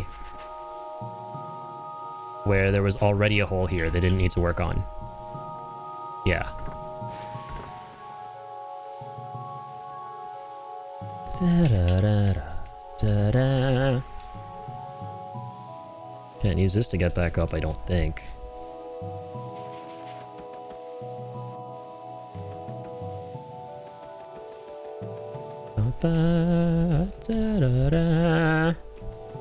Yeah, that big dude right there, that crab-looking motherfucker, in the other timeline is guarding one of the pathways here.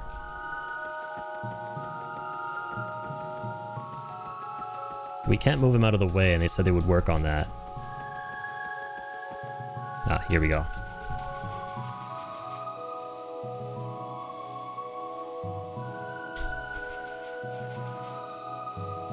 Oh yeah, this one is in functions. I don't remember how to get out of this place. I always forget. Ah. Ah.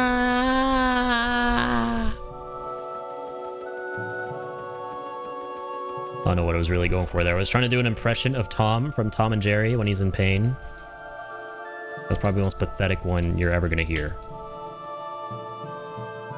Okay, now we can go into the sand boil. Never gave me the option before. Oh god, I sprained my ankle. Why does a cat sprain its ankle like that? I thought they love jumping on and off of things. What the hell is this, man? I tell you, cats are such drama queens.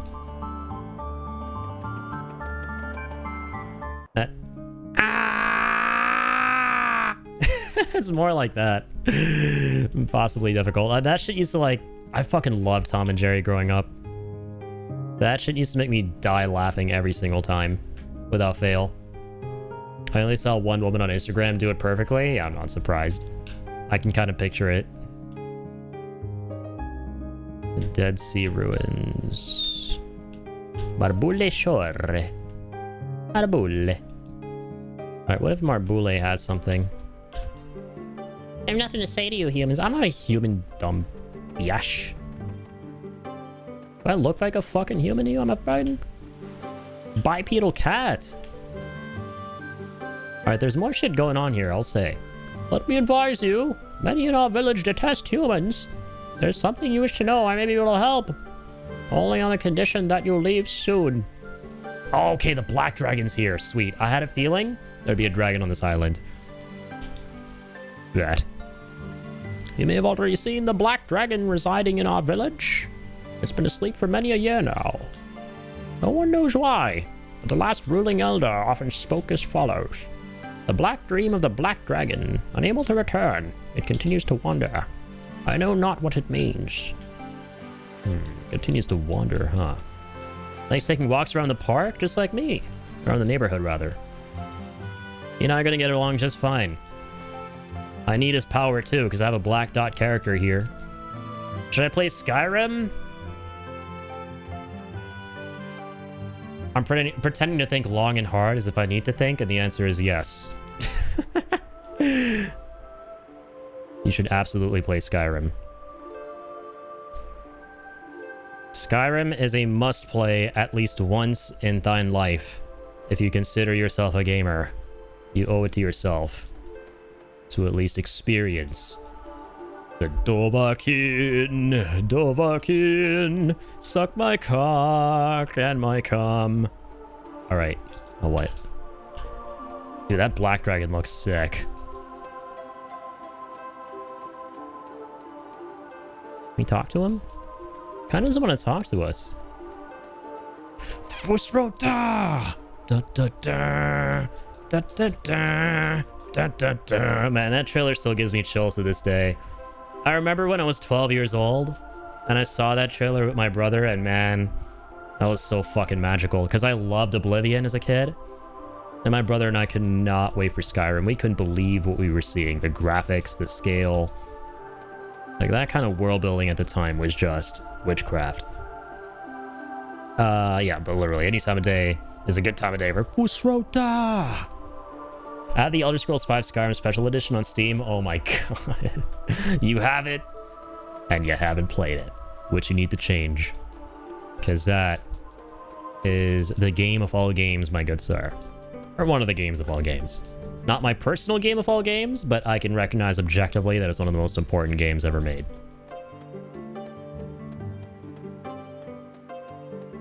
Skyrim is just one of those special games, man, where I think it would take someone a Herculean effort to find somebody who doesn't enjoy it. Right, like even with Grand Theft Auto, I'm just spitballing here, right? This is just me spitballing. I think even with a franchise as popular and widespread as Grand Theft Auto, it's easier to find people who may not be into that series than it is to find people who are.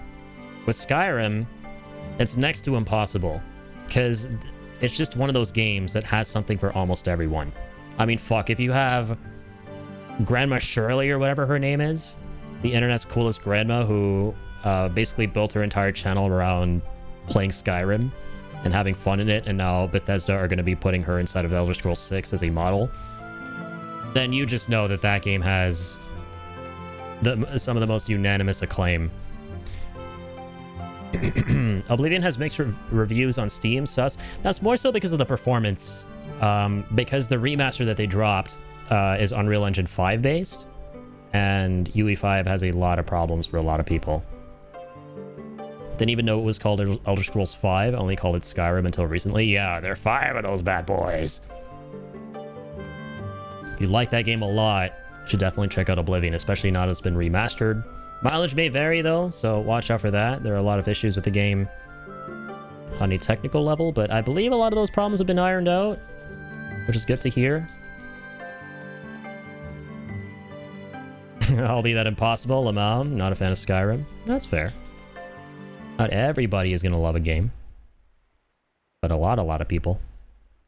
Like, I'm a good example of someone who doesn't give a shit about GTA, right? That may be why I'm spitballing here about how I think GTA might have fewer people who would like it than people who would enjoy Skyrim, simply because I speak from experience. But no, I also genuinely just know other people who aren't super into it, but I feel like almost everybody I've met on some level enjoys Skyrim and has played at least 10 hours of the game.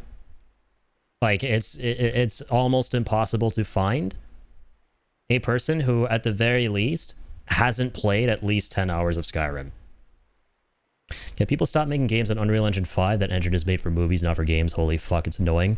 I think it's less so an issue of people making games on it and the engine itself, and more so a lot of developers just not taking the time to utilize it correctly for the games they want to make. Like if you look at Expedition 33, for example, that game was phenomenally developed with Unreal Engine 5. Those developers actually took the time to understand it and employ it well for the game they were making. And then, you know, you look at something like Oblivion or something like Silent Hill F or, you know, any number of games that run on Unreal Engine 5, and you'll run into your fair share of snafus in some way. At least that was my experience because, you know, your mileage will vary on PC. But I think the majority of people who played E33, amongst the many reasons it's already so good, they never really had any problems with it on Unreal Engine 5 compared to a lot of things that did come out with that engine. Yeah, UE6 is a thing. Yeah, the Unreal Engine isn't going anywhere anytime soon. It's one of the most developer-friendly engines. It's extremely efficient. It's easy to work with, right? It's not as taxing as using something that's proprietary. So I don't think it's going to be going anywhere anytime soon. But it is annoying that because it's so easy to use comparatively, a lot of developers just don't take the time.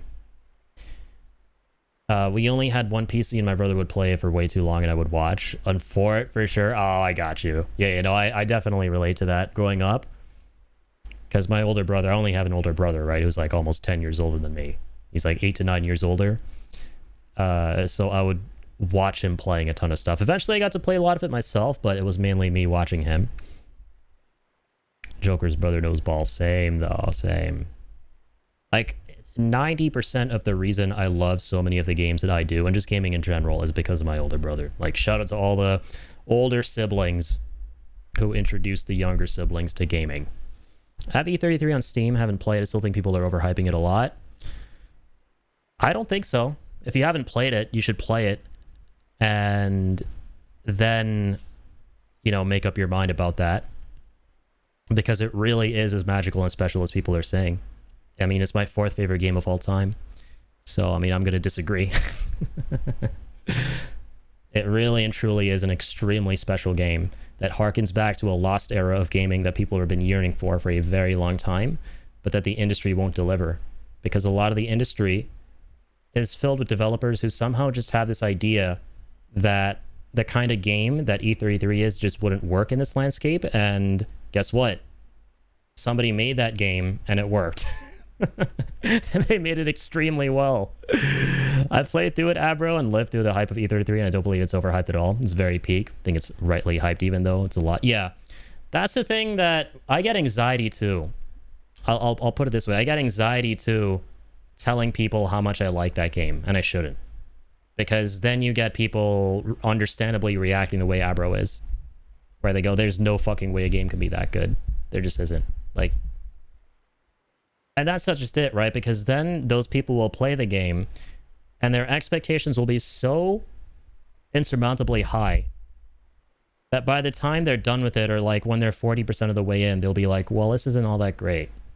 Because you're kind of fucked. Like if you set your expectations so abnormally high for something because people have hyped it up for you to that level, then you're going to play that thing and it's never going to match up to that level because nothing ever is going to match up to that level, right?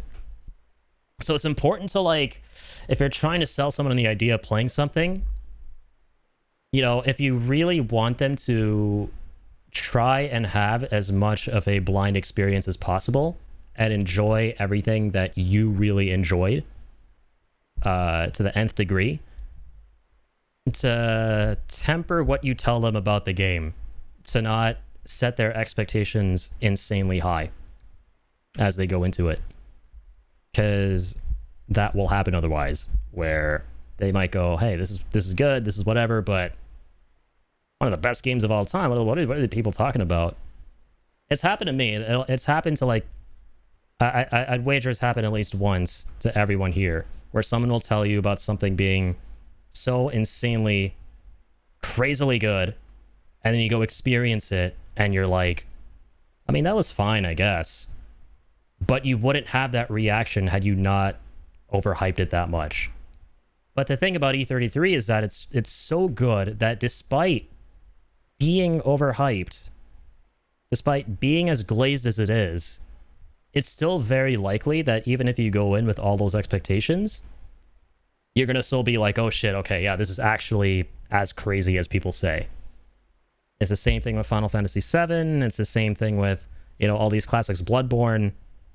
These are those games that are just, you tell people about how special they are, and they will actually see it for themselves.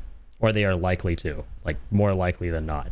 There are many games that if you overhype them, people will go in, and they won't get that. But just from what I've seen anecdotally, everyone who's had E33 hyped up for them to crazy levels have all come out at the very least going, this was a fantastic game. Even if it didn't end up being like, you know, one of their favorite games of all time or anything like that, they still go, yeah, this is crazy good. So, done that to myself, absolutely hype a game up, then it releases and you're just like, the fuck is this? Yeah, overhyping is a real thing. Also, welcome back, Astral. You return with cookies. Hopefully some cream too. The cookies and the cream. I had my cousins, I'd watch him play the original Resident Evil 3 in PS1. Good times. Yeah, Ari is just a classic. Watched very little gameplay from my friend sharing screen on Discord, and the graphics didn't look that good to me. Well, I mean, it was Discord. You gotta play the game for yourself. You gotta experience it for yourself. It's a beautiful fucking game. I've done that to myself, and people are saying it has insane graphics and performance, which is the main thing I don't believe. Story-wise, I don't doubt it's great. I could believe that the game has good story and gameplay. Again, you just gotta play it for yourself, Chief. I don't know, I'm autistic. Hypees don't work for me. If it's good, it's good. If it's bad, it's bad. E33 is good. Yeah, at the end of the day, dude, my whole thing is, like, at least play the damn game for yourself. Play it and see what you think. And, you know, then make up an opinion on it. And you can still have an opinion on something without playing it. But in that case, you have to acknowledge that, like, oh, I don't know. I just don't know whether it's ultimately this or that. But what I do know is that just from what I've seen and the glimpses I've gotten off it, it may not be up my alley. I think that's totally fair. I think that's a totally fair perspective to have towards games. But to actually put your foot down and go, yeah, this is my verdict on the game that I haven't played, is like insane behavior. And I see that shit so much online, and like, I mean, the internet is the internet, not a real place. So you see people behaving in ways that don't seem real. And just really just logging on and typing the stupidest bullshit like that. How long will it take you to do a full playthrough? It's like a classic JRPG, right? Or JRPG, because, you know, technically French game. I would say like around 40 to 50 hours. Throw in an extra 20 if you decide to do all the content. Or like a 60 to 70 hour game if you want to do all the sides. It's very, very well paced. It's one of those games that you'll always be progressing towards the end goal with a ton of things offered to you on the side and a ton of areas that'll be locked off until later on. It's like classic JRPG progression where before you do the final dungeon of the game, the world really opens up with a ton of side quests and all of that. And you have smaller side quests as you go. It's just very, very well structured. So, and you can go as far as you want with the game, which I like a lot. You can keep it as condensed to just doing the beginning, middle, and end with the story and enjoying that, or you can go deep with it with a lot of the side bosses, super bosses, all that kind of stuff. You can do all of it if you realize that, oh my god, this is actually a really cool game. So it's great like that. It just gets right to it. And I just think it's one of those games that executes perfectly, or as, I don't think there's any such thing as a perfect game, but as close to perfect as you can get in all the facets, like story, combat, visuals, music. Man, the fucking music though. And I think it was made by a dude, some random dude they found on SoundCloud. Like, the development of the game is crazy. You have the DLC with new bosses for free, regardless of Abro. I don't know what the deluxe one would give you though. I think the deluxe just gives you some extra skins and stuff for the characters. I don't know. Can't remember. But yeah, the DLC is completely free. Like God of War Ragnarok. It just comes with the game. It's pretty much just an update. Which feels more like an expansion. Some dope shit. Alright, what do we got here? Stay away from me. Holy, stay away from me, Joecat. Just kidding. Not the Joecat in chat. This guy's name is Joecat in the game. Apparently. I said stay away. I want to talk to humans. 500, yes sir. Yeah, the very beginning of the stream. Another shout out to Malik. Dude, I was on my starting soon, and he called over Crab from his community, and he was very kind enough to follow the channel and get us to 500. And I ended my starting soon right then and there, prematurely. I just jumped in before the 10 minutes was up, because of all the hypees. But thank you so much, man. Yeah, holy fuck. Been a long journey, but we made it to 500.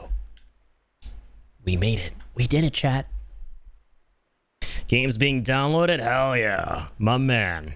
Gonna be starting up E33? Curious what you'll think. Let me know how that goes. I always get hyped. Listen, I'm the kind of person who, if you think a game is good, bad, or ugly, I don't care. If you think my favorite game is good, bad, or ugly, it doesn't mean shit to me. I just care that you try it out. I just love trying to convince people to enjoy the stuff that I love. Be for 5 minutes, 15 minutes, 15 hours. And just having gone through that and giving that a shot. It's kind of like Trax, right? He, a couple years ago, played through like literally just 5 minutes of Death Stranding 1. The very beginning portion, where Don't Be So Serious plays, you're running around picking up packages while the music continues, and he's like, yeah, not for me. But I was just so happy he experienced that shit at least a little bit. I'm done with Conan, and the server will be up for like 3 more weeks, so we'll be playing other things. Oh, sweet. Yeah, I know you guys have been having a lot of fun with Conan. Conan. So stay away. I want to talk to humans. It is so refreshing to see people try things even if they don't like it later on. Right, yeah. There's this Sekiro speedrunner who only likes Sekiro, doesn't like any other game, although he's played so much of it. Facts. Hey, Abro. Why the fuck are you awake? Yeah, Abro. Oh, let's be awake. Jokad's your dad. You gotta abide by his curfew. Abide by his bedtime. Okay, apparently this little duder doesn't want to talk to us.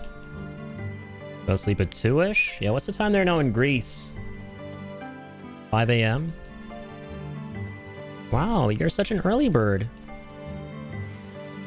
There's the music that's playing in Jacob's head right now, as he wakes up and witnesses the Greek sunrise, courtesy of the god Helios. Not Priapus, but the god of penis. Who's a very real god, by the way. We just confirmed that to ourselves not long ago. 6 a.m. Hey, early morning gang. Yeah, you're like in that part of the world where it ain't too far off for Hokadium. We're of G-Shop. Hey, welcome to G-Shop, baby. Don't worry, you still deal with non-demo humans.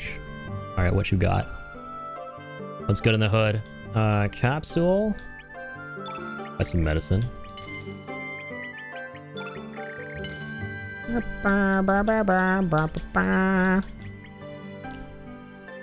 Where are the tablets? Oh, hold up. What's this? Genius? Increases your magical power. Oh, wow. It's pretty good. Or, oh, wow. As Barry would say. Decreases foes' attack hit percent.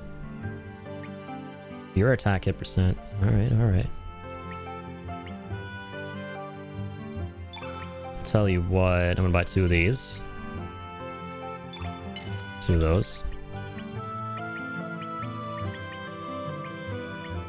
10 of those? Wow. Or quite a few.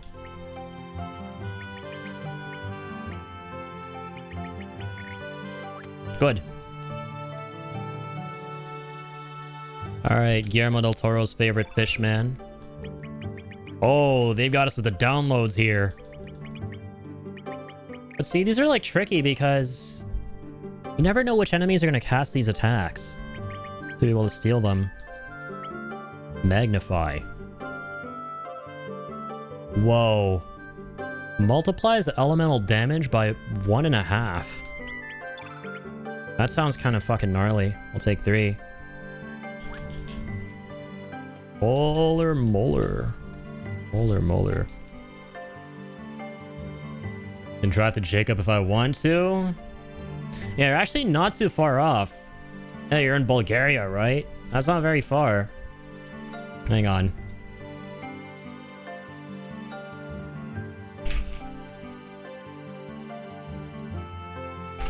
Let me check this out.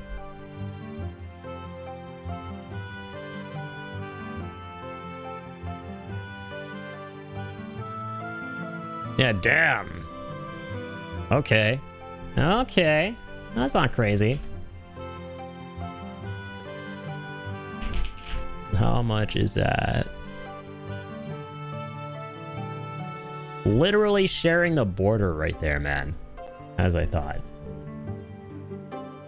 Yeah, and then you got right, then Macedonia is over there too. Right. Like literally right between Bulgaria and Greece almost, although that extends. Yeah.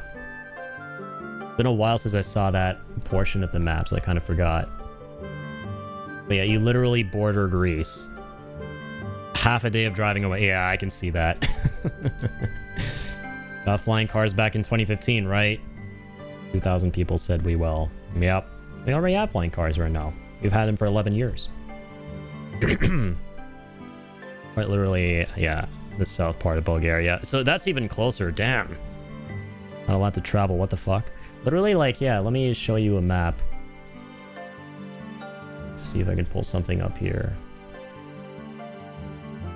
I see the same one I was looking at. Oh, perfect. Look at this. This is great. Hang on.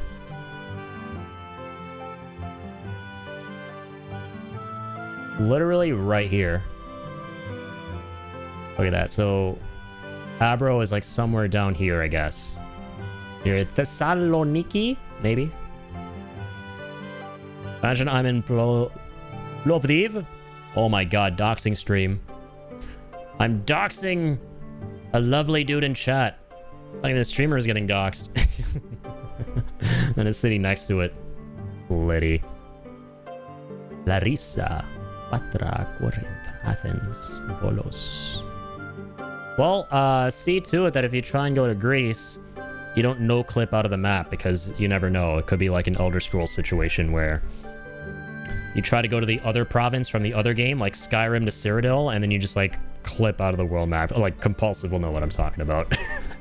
Because the developers didn't code that part yet. Okay, this is the Elder Scrolls 5 Bulgaria for Abro.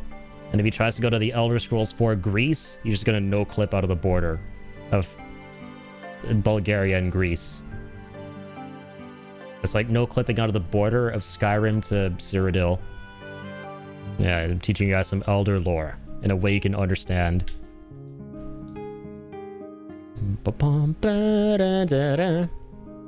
Elder Scrolls 4 is Oblivion, yeah. It's titled Oblivion, so the thing is, Elder Scrolls 5 Skyrim is named after the province Skyrim. So all these stories in the mainline games take place in the continent of Tamriel. And there are a bunch of these provinces, right? And Skyrim is a province. Oblivion is not a province. Elder Scrolls 4 Oblivion is not named after a province. It's named after a crisis that takes place in the province of Cyrodiil. And Cyrodiil borders Skyrim. But all the other Elder Scrolls games are named after provinces, so... Well, no, actually. One isn't. One is called Arena. 2 is called Daggerfall. Daggerfall's another province. 3 is Morrowind, which is also a province. And then 5 is Skyrim, which is also a province. Provinces. I like that they're called provinces, as a Canadian, because here it's all about provinces, too. In good old Canada. Like, you got, Ontario. You got Quebec. You got Saskatchewan. You got Nova Scotia. Jacob, what's your favorite province? Surely it's not the one that you live in. I mean, Tuesday ain't that far either. It really isn't. I keep forgetting we can talk about where he's from now. Yeah, if you go a little bit northeast, You'd get to smack dab in the middle of where Tuzi's at. Bump, bump, bump, bump, bump. Yeah, a little northeast. Romania, Ukraine, and then you keep going, bump, bump, bump, bump, and you're in. Kazakhstan's fucking massive, man. It's crazy. Landmass is huge.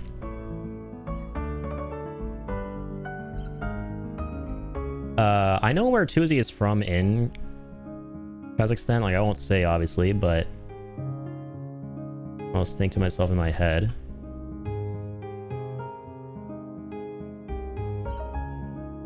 Azerbaijan. My dad actually stopped in Azerbaijan a couple years ago. Something happened to the plane, so there was like a bit of a layover. Actually quite beautiful. Yeah, there's U2. Romania, Moldova, Ukraine, blah, blah, blah, blah, blah. There's all this stuff in between. Interesting.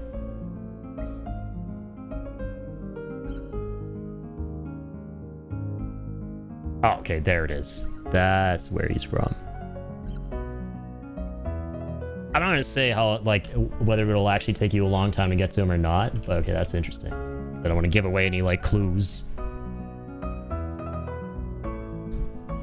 But where he's actually located in KZ. He's in the east side of Kazakh, I believe. Oh, okay. So you do know a little bit. Oh, yeah, that makes sense. Yeah, of course. Closer to, like, Russia.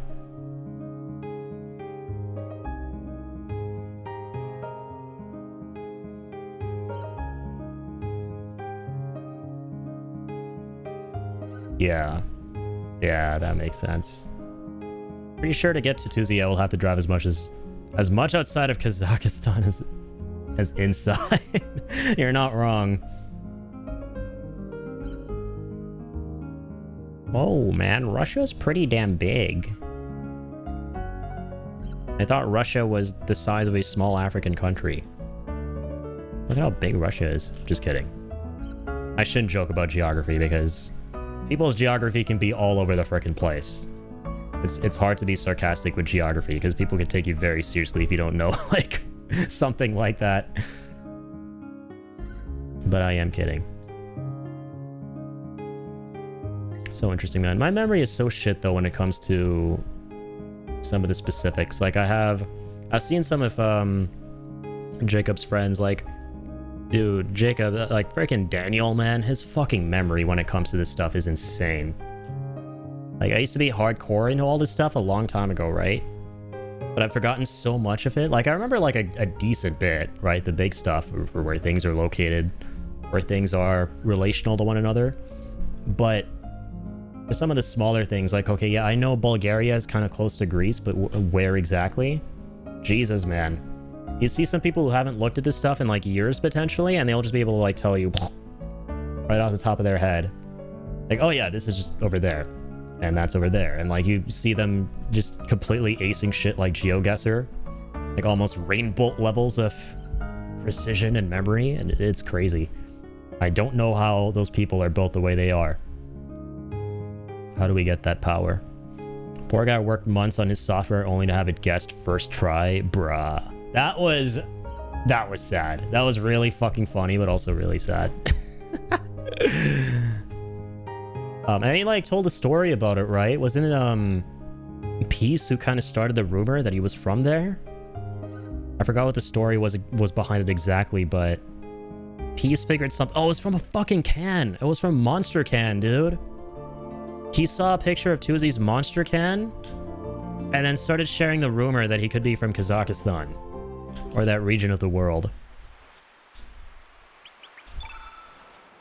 And lo and behold, people started running with it. And I forget who it was who guessed it on the first go of the GeoGuessr stream. Or no, not the GeoGuessr stream, but the Origin stream. You figured it out yourself completely? Hell yeah. Big brain. Promised not to tell anyone, but he kept gaslighting me. I was wrong. Now that's a specialty, man. I wish people dragged it out a little more. At least he played more. Yeah, I'm glad at least, you know, he still had fun with it and decided to continue on with the trivia instead of just ending it right then and there. That was wholesome. Marbule. Alright, let's check out Marbule in the other timeline. Is a dragon going to want to talk to us here? Oh, there's no dragon in this timeline. Doesn't even exist. Jacob, there's no dragon in this timeline. I have to go back to the beach. What do you think of that? Can we get a comment? I'm taking my boat back to the beach. See that? It's a boat. Like the boat you were on. You went on a boat. You like boats?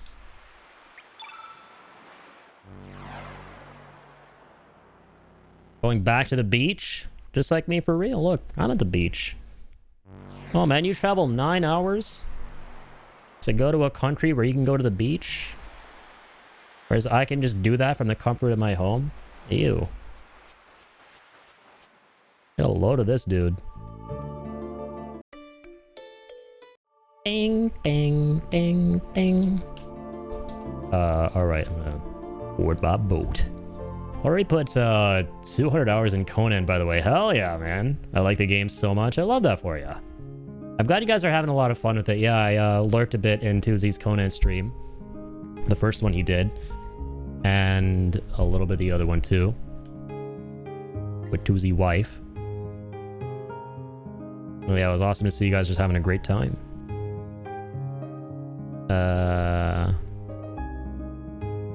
Those are the kinds of games I like watching more than playing myself. Because there are a lot of games that Tuzi will ask, like, yo, do I want to play with you guys? And I'm like, yeah, those are the kinds of games where I just get stressed playing them. They're just too overwhelming for me personally.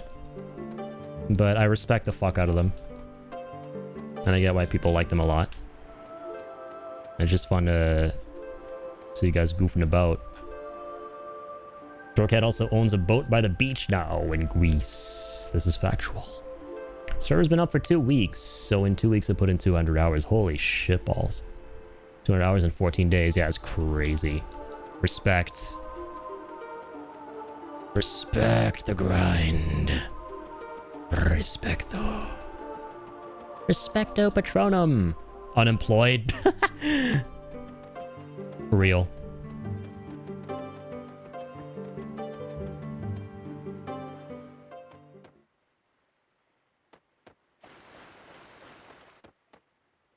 Unemployed gang, baby. Bit more than 13 hours a day. It's respectable. Dude, yeah, it's like more than half a fucking day.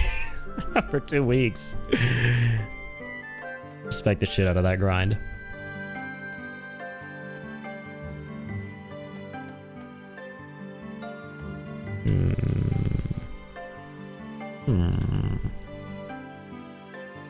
The pearly gates survive the storm. Humans are bad luck, but I'm not a human. I'm a cat man.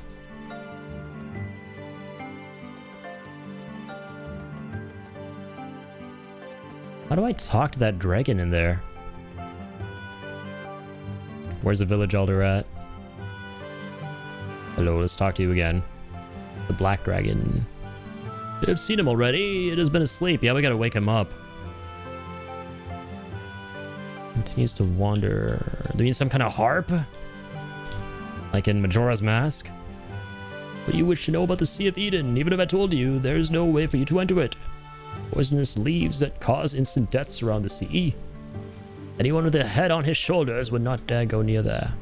The place is cursed. It's too dangerous. Time is reversed there too. Don't go near it. Alright, fine. We've been there already, mate. It's more than 14 hours. This game has so much content and stuff to do. I did everything. Hell yeah. I mean, those are just the games that, you know, you like them a lot, they're right up your alley, they're just gonna suck you the hell in.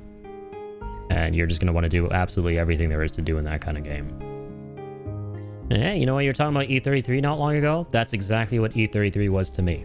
You know you love a game when you just want to like log that kind of time into it, because at that point, you're not even willingly logging in that time. That game is pulling you in. That game is making you log that time. At the mercy of the game. I believe the cool kids call it addiction.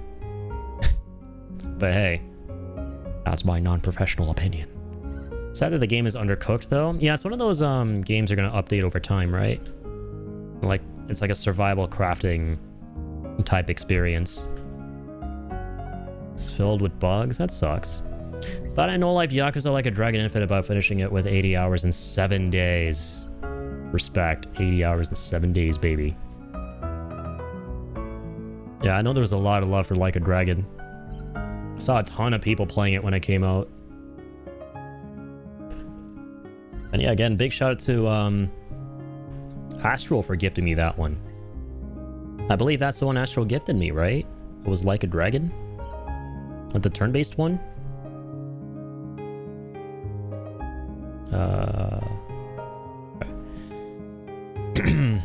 Yeah, that was it, right? When I fuck with a game and I spend insane amounts of time in it. Yeah, I think we can all relate to that.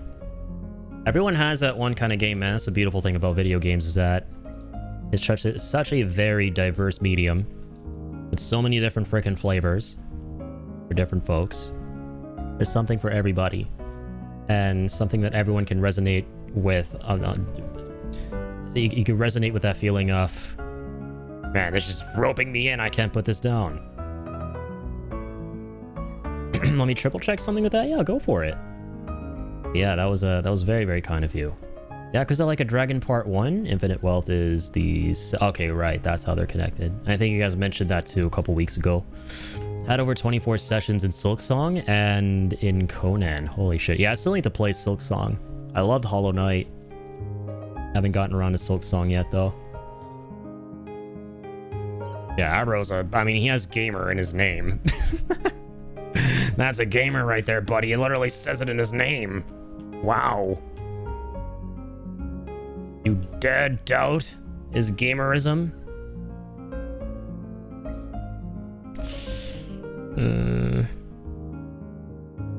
Although, where haven't I been? Let me think, right?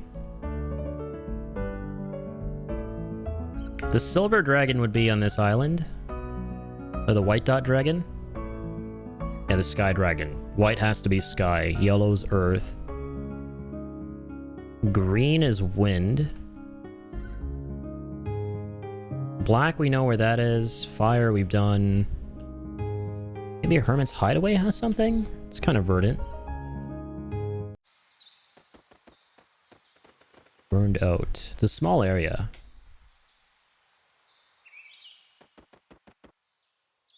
Alright, here's all the radius. Panic for half a second, forgetting whether it was Like a Dragon that was turn-based or a different one. Based on everything I've researched, it is turn-based. All good, yeah. Good to know. I would play it anyway at some point. I'd like to play one of those games, for sure. I always go in with an open mind, right? I want to play as many different things as I can. And that's part of the reason we do the community votes. I mean, that's why we're playing Chrono Cross. This is, for those of you who don't know, our community voted game. I mean, I would have played this game anyway myself because I just love these kind of video games.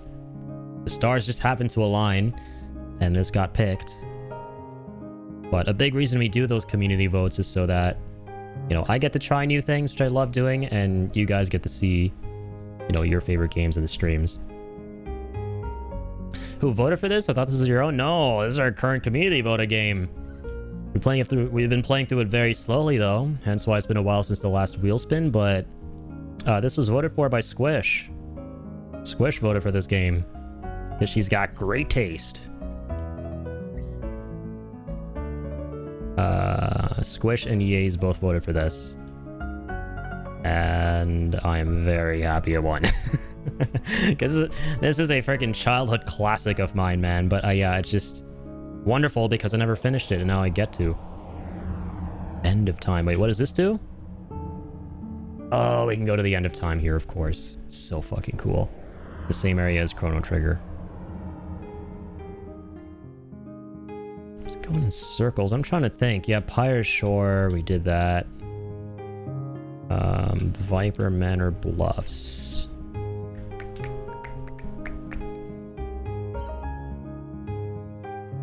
We can't go up whatever this is. Gaia's Navel.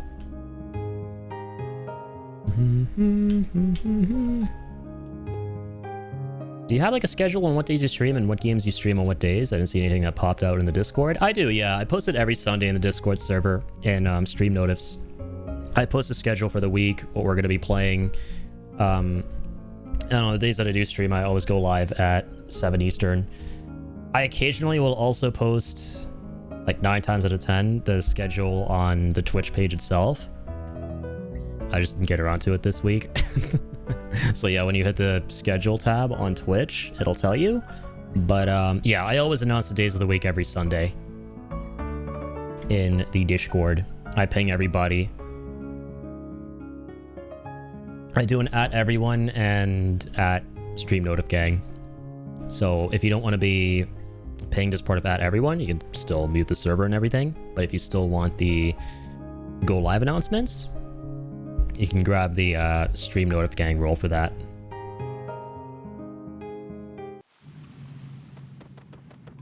Dead Sea Ruins. The Dragon Tier. Some from the village stole it.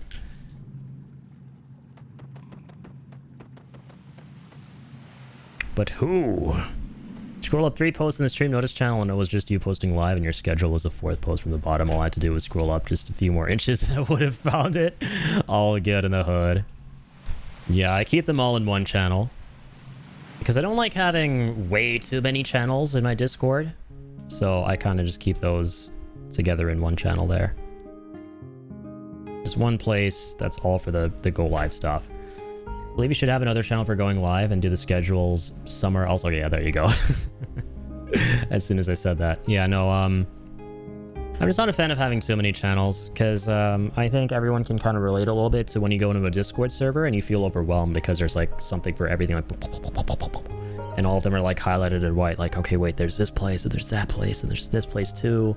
There's so much going on, man. What do I even post and where do I post it? Like, where do I go if I want to look for this? It's just like, it's very overwhelming. At least from my experience, right? If that's not your experience, that is what it is, but that's definitely mine. When I go into like a new Discord server, and if I find that there are like way too many channels in there, I mean, all the power to like how you want to run your Discord and everything like that, right? If you find that that's good for you, that's amazing. But I know that for me personally, it kind of like discourages me from wanting to engage more with that server. It's very overwhelming. Yeah. But I mean, I get it. Like, everyone's free to run their server however they would like. All's a power to everybody and, you know, how they want to like approach that stuff. Jesse, wake up! I'm live! Live right now! I did think about it, right? Like, maybe I should create a separate channel for that. And there was a time where I had like everything just in like the regular announcements channel, but that was a bit too much. So I did separate some stuff. Like, I made sure that's only for important announcements. And then Stream Notice is like for when I'm specifically going live. And YouTube Notice is for like when I'm going, or when I'm like uploading something to YouTube. Okay, is this the timeline where they said they were gonna fix the problem? No, it is indeed not the timeline where they said they would do the thing. So I'm gonna go back to timeline B.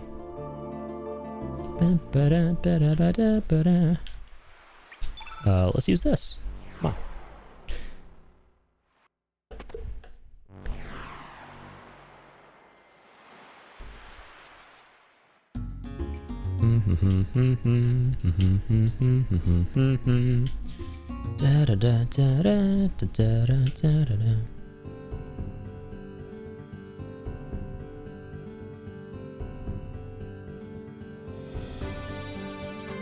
Okay. What's the progress like now, my good sir? Alright. Can't carry more capsules, fair enough. They've done nothing here. Man, I've been gone for so long. Oh, you were able to move? The thing you were worried about, it all took was some explosives to clear the path. Okay, my man. Alright, you did do the thing. Alright. It's time to get back into the fray. Jesse, watch this. Jesse! Jesse! Jesse, open the fucking door! Oh, sorry, this is AMC. I can't drop F-bombs. Whatever, watch Jane die. Fuck you. Alright, let's fight this bozo. Jesse! Here's a treat for Link. Hey, yeah, bro. Thank you, my good sir. Thank you for the treato for Linkarino. Much appreciated. Here you go, buddy. Here you go, buddy boy.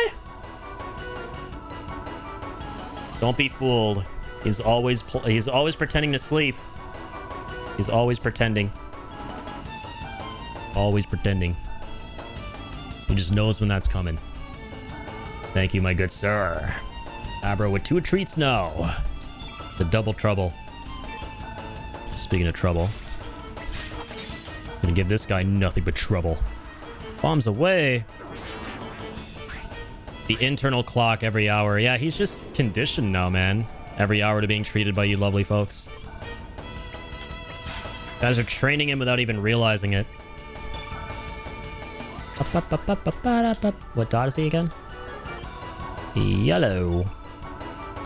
Yellow. How's it going? I'm just gonna hit him with something basic here. Wabam! Waboom! That's super dead. I think we just killed that guy. I'm gonna kill this bomb. I forgot to do a nice, big, gnarly attack there. Stop missing the bomb, big boy. Okay. A black dot. Whatever. Come on. Heavies, baby. Suit 56. Dang, how much damage does this thing need to soak up? Well, perfect timing. My wife came by to my desk to drop off a plate of nachos. Hell yeah. And thanks that the pupper is absolutely adorable. Aww. Tell your wife that the man that made the link here greatly appreciates that. A little shy right now, clearly. Doesn't want to face the chat. Doesn't want to face the lovely music. But you betcha he will. Beware of the tongue. Beware of the derpy tongue. It's gonna turn around at some point. Suicide bomb. How do you defuse this bitch? Have to deal enough damage, I guess. Take the mithril. I'll take more mithril. I wonder if he gets fussy in non-stream days. Surprisingly, he doesn't. He's actually very well behaved.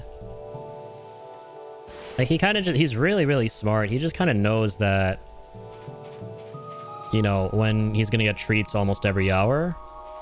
That's during this very specific period of time when I'm doing this activity. But outside of that, he's kind of just chill, man. He wouldn't have been a couple of years ago. Like, I never would have been able to have this arrangement going on here on stream with this doggo cam and him chilling here if it were, like, not even a whole year ago. Because now he's older, he's mellowed out, but when he was younger, oh my god, he had so much energy. He could not sit still. He was extremely excitable.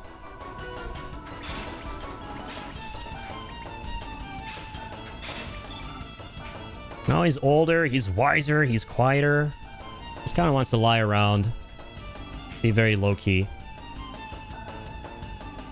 What happens if I redeem treats off stream? I don't think you can. I think you can spend the channel points when a streamer isn't live. But hey, you can always drop me a line and I'll be able to... I'll be sure to give him a treat on thine behalf. Since Papa ain't talking to himself, he knows he won't get tweets. Exactly. That's... You see, you joke, but the funny thing is, that's actually it. Like, when I'm not streaming, I never really even talk to anybody. I'm like one of the quietest people there is. I'm extremely introverted. Like, I don't... Like, I've always maintained this, right? I've said this many times in the past. Me talking in one stream is more than I've spoken in, like, an entire month off stream. Very, very quiet person. I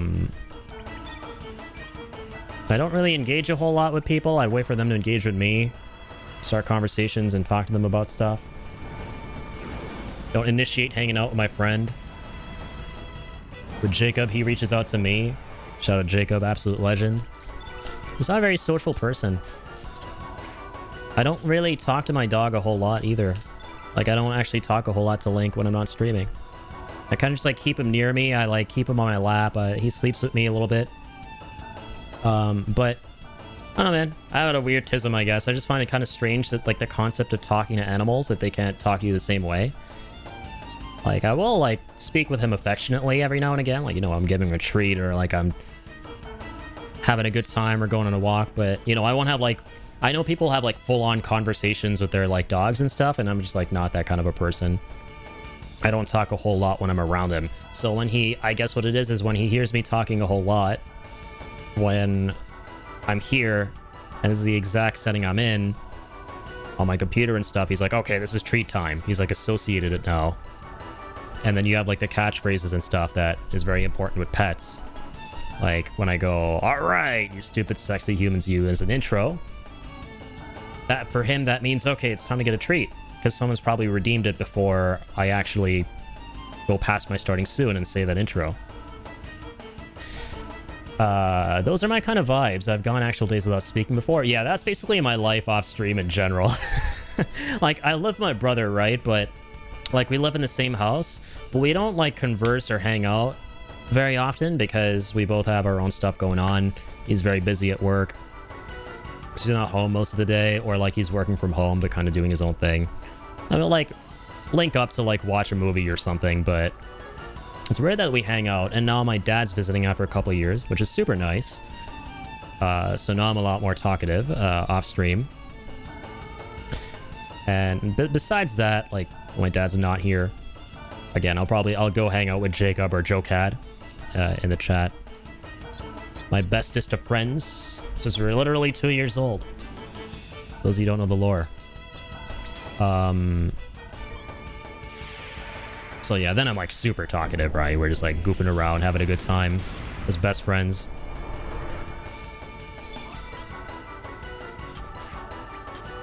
But otherwise, like, I'm very low-key. Very, very low-key. Actual conversation with your pet is weird, IMO. It's like, I get why people do it, because pets are just the best of cures for when, you know, you don't really have a lot of people around you, you feel lonely. They're the best friends you could ask for. They're literal angels. And so even if they don't understand what you're saying, even if they can't speak to you the same way, they understand the energy from your tone of voice, they understand how you're feeling, they're deeply empathetic. More so than most humans. And when you have nobody else to really talk to in your life, I can understand why some folks would love turning to their furry pals. But yeah, I'm just weird in that, even though I know it's very helpful for a lot of people, it feels kind of awkward for me. Like, if he can't talk to me the way I can talk to him, why would I talk to him the way I talk to the human beings, right? I communicate with him the way I know, like through the common language that we definitely share, which is touch, right? Touch and, like, that sensation. Pets are extremely sensate creatures, right? So much of what is communicated and gotten across to them via you and vice versa is through touch. And so, you know, when I'm holding him, I keep him near me, that kind of thing. He gets me, you know, and I get him. And that's more than in my mind what any kind of like words could convey. Just yeah, basically just keyboard spam gibberish when your dog is being cute. Communication isn't always yeah, that's basically me though. Yeah, bro. Communication isn't always audio. So exactly, yeah, what I just said, pretty much. Also, behavior doesn't necessarily have to be talking. Yeah, like talking isn't just the only means of communication, right? Also, this is what, yellow? Hey, yellow, how's it going? Eat this, my good sir. Emotional support is one thing. Conversation for being means actual. Like, I don't know. What do you think about this series? Yeah. Right, like...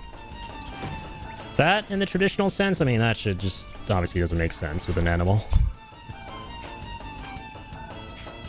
Some people just do it for fun. Like, oh, what do you think? Oh, you know, he's wagging his tail. Like, yeah, no, that's not me. What did you think of that show? Link?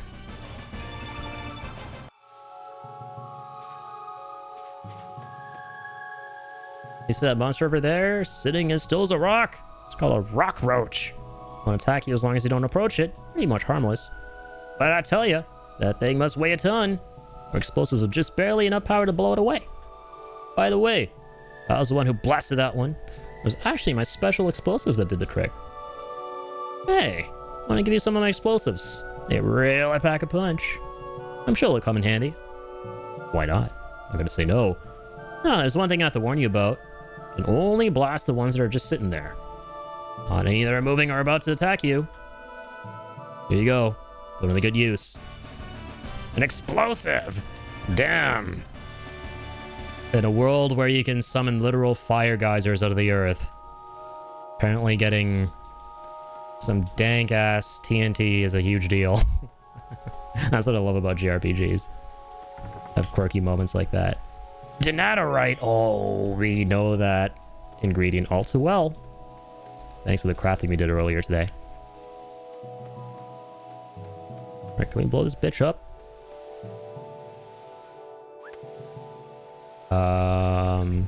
Guess I open my key items menu. Pelvic bone.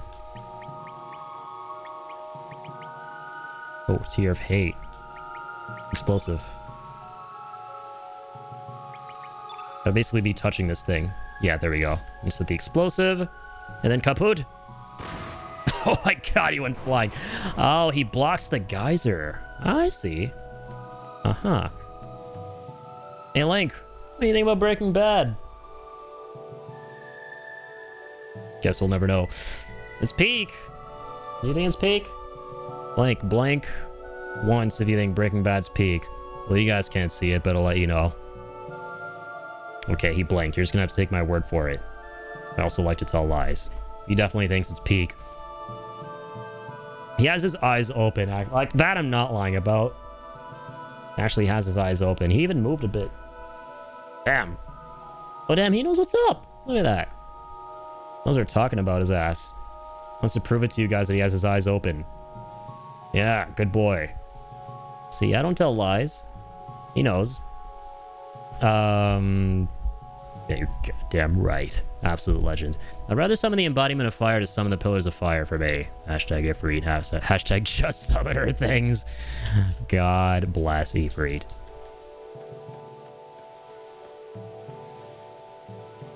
Oh, you scared me. Don't creep up on me like that. Studying this thing's behavior right now. Just keep quiet and don't bother me. Unless you want to hear the results of my observations, go for it. You got it. It's a long report, though. Hey, don't leave. That thing's been walking back and forth. Maybe slow, but not stupid enough to fight it. Summons are by far my favorite aspect of the Final Fantasy universe. I completely agree with you. Like, I would say, in terms of, like, the series mainstays, so shit like Chocobos, Moogles, Black Mages, all the stuff that's recurring, I would say summons are my favorite aspect of that. It's always so fun to look forward to seeing how they're utilized for that specific Final Fantasy's world building. Also, one of the things that's always been fascinating about FF7 to me is that it's one of the few Final Fantasies where, despite it being my favorite game of all time, and summons being my favorite of the recurring elements in Final Fantasy, they actually don't have much bearing at all in the story. If any. Like, they do establish lore for them in the remake games, which is kind of cool, but and Vanilla 7, they don't really have anything to do with the story. But they are still really fucking cool. And that game has some of the coolest summons that aren't in any of, aren't in like a majority of the other games. Like Hades, Knights of the Round. But obviously 16, I think, most folks would agree, it takes the coolest approach to summons with lore. I mean, the story is basically centered around summons. The story is the summons, or rather the summons are the story for FF16. But I think some honorable mentions would be Final Fantasy IX. I kind of like the whole concept of there being like a village of summoners. What else? Final Fantasy V is really cool with this. Or no, 6. Sorry, obviously 6. 6 is also a game where summons are pivotal. Conan has thralls, and I love just having them slap the enemies around. We also made an army. Hell yeah. As you fight the current protectors in Final Fantasy VII. I think it was 16 where you properly fight the summons. No. Oh yeah, in 7, the protectors, I think you're talking about the weapons, right? Those aren't the summons. Those are something completely different. But they basically, they do have the same vibe though, for sure. Like big, hulking monstrosities that just tear the earth asunder with their elements. But yeah, the actual, you know, classic summons themselves don't have much bearing on FF7's story. There's a limit on how many you can follow you around. Oh, I see. Very cool. It was 16 where you properly fight them. Yeah, you don't just fight them, you are one, pretty much. Like everyone, well, there are these key characters, including the main dude you play as, Clive, who basically are called icons. They have the innate ability to transform into what are basically the summons. They're called icons in FF16, I think, right? Unless I'm mixing up the terminology with another game. I'm pretty sure that's what it is. Yeah, they are, right. And it's super cool, that whole concept, how they play around with it, what it all leads to. The whole concept of Clive, the main character, not realizing he's Ifrit for the first half of the story. And then realizing that, learning to like control his powers and accept himself. That shit was awesome. And how they changed the designs from game to game, so even if the name and elemental theme are reused, you're still getting a fresh take on the concept, so to speak. Yeah, exactly. It's really cool. 16 was difficult for me to start playing. Not the biggest fan of the writing. 16 is it's a flawed game. It's enjoyable, but it's flawed. It has a ton of flaws, in my opinion. First and foremost is the pacing. Secondly is how repetitive it is. It gets very repetitive and mundane towards the end. It has some of the most boring side quests I've ever experienced in a game. But then it's interesting because it feels like a roller coaster ride where there's some insanely high peaks. And it has the best boss fights in the series, if not some of the best boss fights in any video game ever. But it never really keeps up that energy for too long and that momentum for too long. And there's some weird things with the story too, especially towards the end, I would say. But the characters are really fucking sick in that game. It's like ultimately a DMC clone as well as the thing. I thought the combat was really satisfying, but it gets really repetitive and stale, which I'd imagine would not be the case if you were playing Devil May Cry. And I did play DMC 5. Not a huge DMC fan, not because I have anything against the games, they just don't click with me really, but DMC 5 was ridiculously fun. Clive's brother was supposed to be an icon, but he is a weak-ass dumbass. Now, Joshua's pretty cool. He turns out to be Phoenix, right? And then he and Clive fuse together. Like, Ifrit and Phoenix, they fuse in that game, which is really sick. But, yeah, it's unfortunate how towards the end of the story, they kind of, like...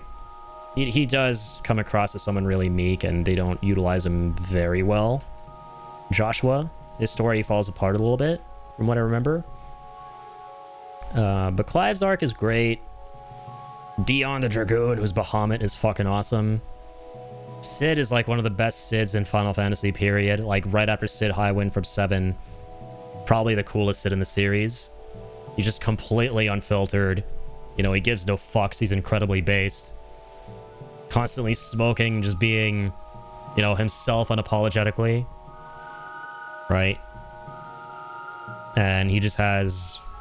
a divine ass voice because of Ralph Ineson. I think I was 15 minutes in when a guy ran across the screen just screaming fuck fuck fuck fuck, and I just slowly put the controller down. Yeah, I will say one of my issues with 16 is that because it's a rated M game, it feels like Square just went, oh my god, finally we can make a mature Final Fantasy game. Like, well, it's like a little kid being told by their parent that, hey, you can swear now, it's okay. And them getting really giddy about it and going, okay, I can swear, I can talk about sex, I can show like drugs and alcohol and all this stuff. Whoa, this is so cool. And they just like constantly inundate all that shit in your face as much as they can without any subtlety, right? Like in the beginning when Benedicta, who's railing Hugo Kupo, as I like to call him, who's Titan, and she's Garuda basically, she goes, you cock, right? And start making out in a hallway, but like, dude, who says that, right? DMC5 combat is very deep. FF16 combat is like a puddle compared. Yeah, there's not a lot of depth to 16's combat, is there? It's a fun game when you play through it for the first time. I played through it again to get all the achievements and stuff. We platinumed it on stream when it came out. And like, they didn't really change that much. It wasn't that much harder on Final Fantasy mode. It was kind of neat how like the quick time events, like you didn't see the buttons for them during the cinematic battles. But not much to it beyond that. I thought the DLC was really cool though, I'll give you that. The story DLC where you become Leviathan, that was fun for like the spectacles. Again, the side quests were not patched up, they sucked, they were really boring in my opinion. The first DLC I think it was though that came out, which was the Kairos Gate DLC, which basically allows you to go through a boss gauntlet and give upgrades to Clive over the course of that gauntlet and defeat all the enemies and, you know, try and top your rank and everything. That was really neat. I liked that a lot. I appreciated that they added a challenge to the game, because I'm gonna tell you what, the game never really challenged me. It was just not that challenging, and I wish it did. He was nice, but I like to bully your little brother a bit. Yeah, for sure. Yeah. Silly little Joshua. It's not just a DMC clone, the combat director for DMC. Right, yeah. I keep forgetting, and had the same combat director as Devil May Cry. Yeah, he was hired to work on the combat for 16. Yeah, literally nobody talks like that, the way they do with being completely unfiltered. Like, I'd much rather play something... Like, if you're gonna go mature, right, at least have some subtlety and taste with how you employ shit like swearing, nudity, sex, like that kind of stuff. Like, get it to actually make sense in the context of the plot than just being in your face, like gratuitous, right? Like, I would much rather play something PG-13, where because of the constraints that they have, they think of more creative ways to tell the story that they want, as opposed to just being given all this free reign and then going, oh, it's so cool that we have all this free reign, so now we can be all edgy and shit. Like, that will... Sometimes having too much free reign can be a bad thing in that regard. Like, sometimes when you're able to do too much, you don't stop to think, like, whether or not you should, if that makes sense, right? Whereas when you're limited, you think more outside of the box to make the best thing you can make with those limitations. And we talked about this a lot in regards to shit like hardware. Like, a big reason for why so many of these games from the 90s were so fucking good, right? Not the only reason, but a big one, is because they were severely limited by the hardware of their time, right? Like, there were massive strides being made with all of this stuff, like the PS1 optical media, the memory storage capabilities and stuff. It was all great, but it was nowhere near, not even an iota of, like, even 10 years ago. So, and this was back when they had the philosophy of, let's make great games because people want to play great games. It was not, let's make games that are just going to make money, right? So when you have the philosophy of, let's make a great game, but you're limited, you're going to think outside of the box as much as possible to make the greatest game you can make. And when you think outside of the box and you come up with all these, like, creative solutions to maneuver around what's limiting you, you're going to make the best shit ever. That's just how it works. You're not going to let the obstacles stop you. Whereas now, like, things are getting easier, and that's great. But it also breeds, like, this level of complacency, I feel like. It breeds this level of, you know what? I don't have to do this. I don't really have to do that. All this stuff is available to me here. I could just do this. I could do that. And, oh, hey, let's add maybe this thing over there. Like, more isn't better, right? Once again. But anywho's, it's very interesting for sure. Threw a rock at it. It just climbed up inside its shell. You can push it over the cliff while it's in that form. Maybe. Sometimes it just stands there, right by the cliff. That's when you'd want to push it over. But the problem is, it's going to stand tall and fight it. Well, that's about it for my report. In conclusion, I'd like to say, attack it right by the cliff. Good luck if you go for it.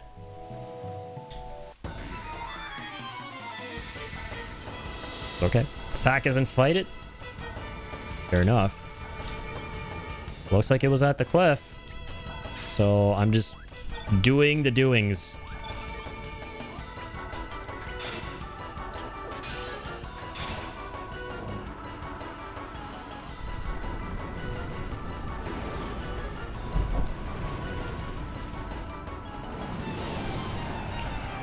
But yeah, for like Final Fantasy 17, man, I'm all for Square doing, like, continuing their whole experimental style of, you know, let's not do turn-based, let's try this, let's try that, like, whatever. Because it seems like they've pretty much, you know, they have committed themselves to this idea that turn-based isn't going to work anymore. That's whatever, you know, I'm not gonna, at this point, keep my hopes really high that they'll consider it. I will hope that they do to some degree, but I'm going to keep that realistic and go, they'll probably not. But I'm not going to completely write off whatever they make just because of that. You know, I'll still go in with an open mind. I'm still like a Final Fantasy fan at the end of the day. I'll go in with the... I'll go with an open mind. I'll hope for the best. Enjoy what there is to enjoy. As much as I can.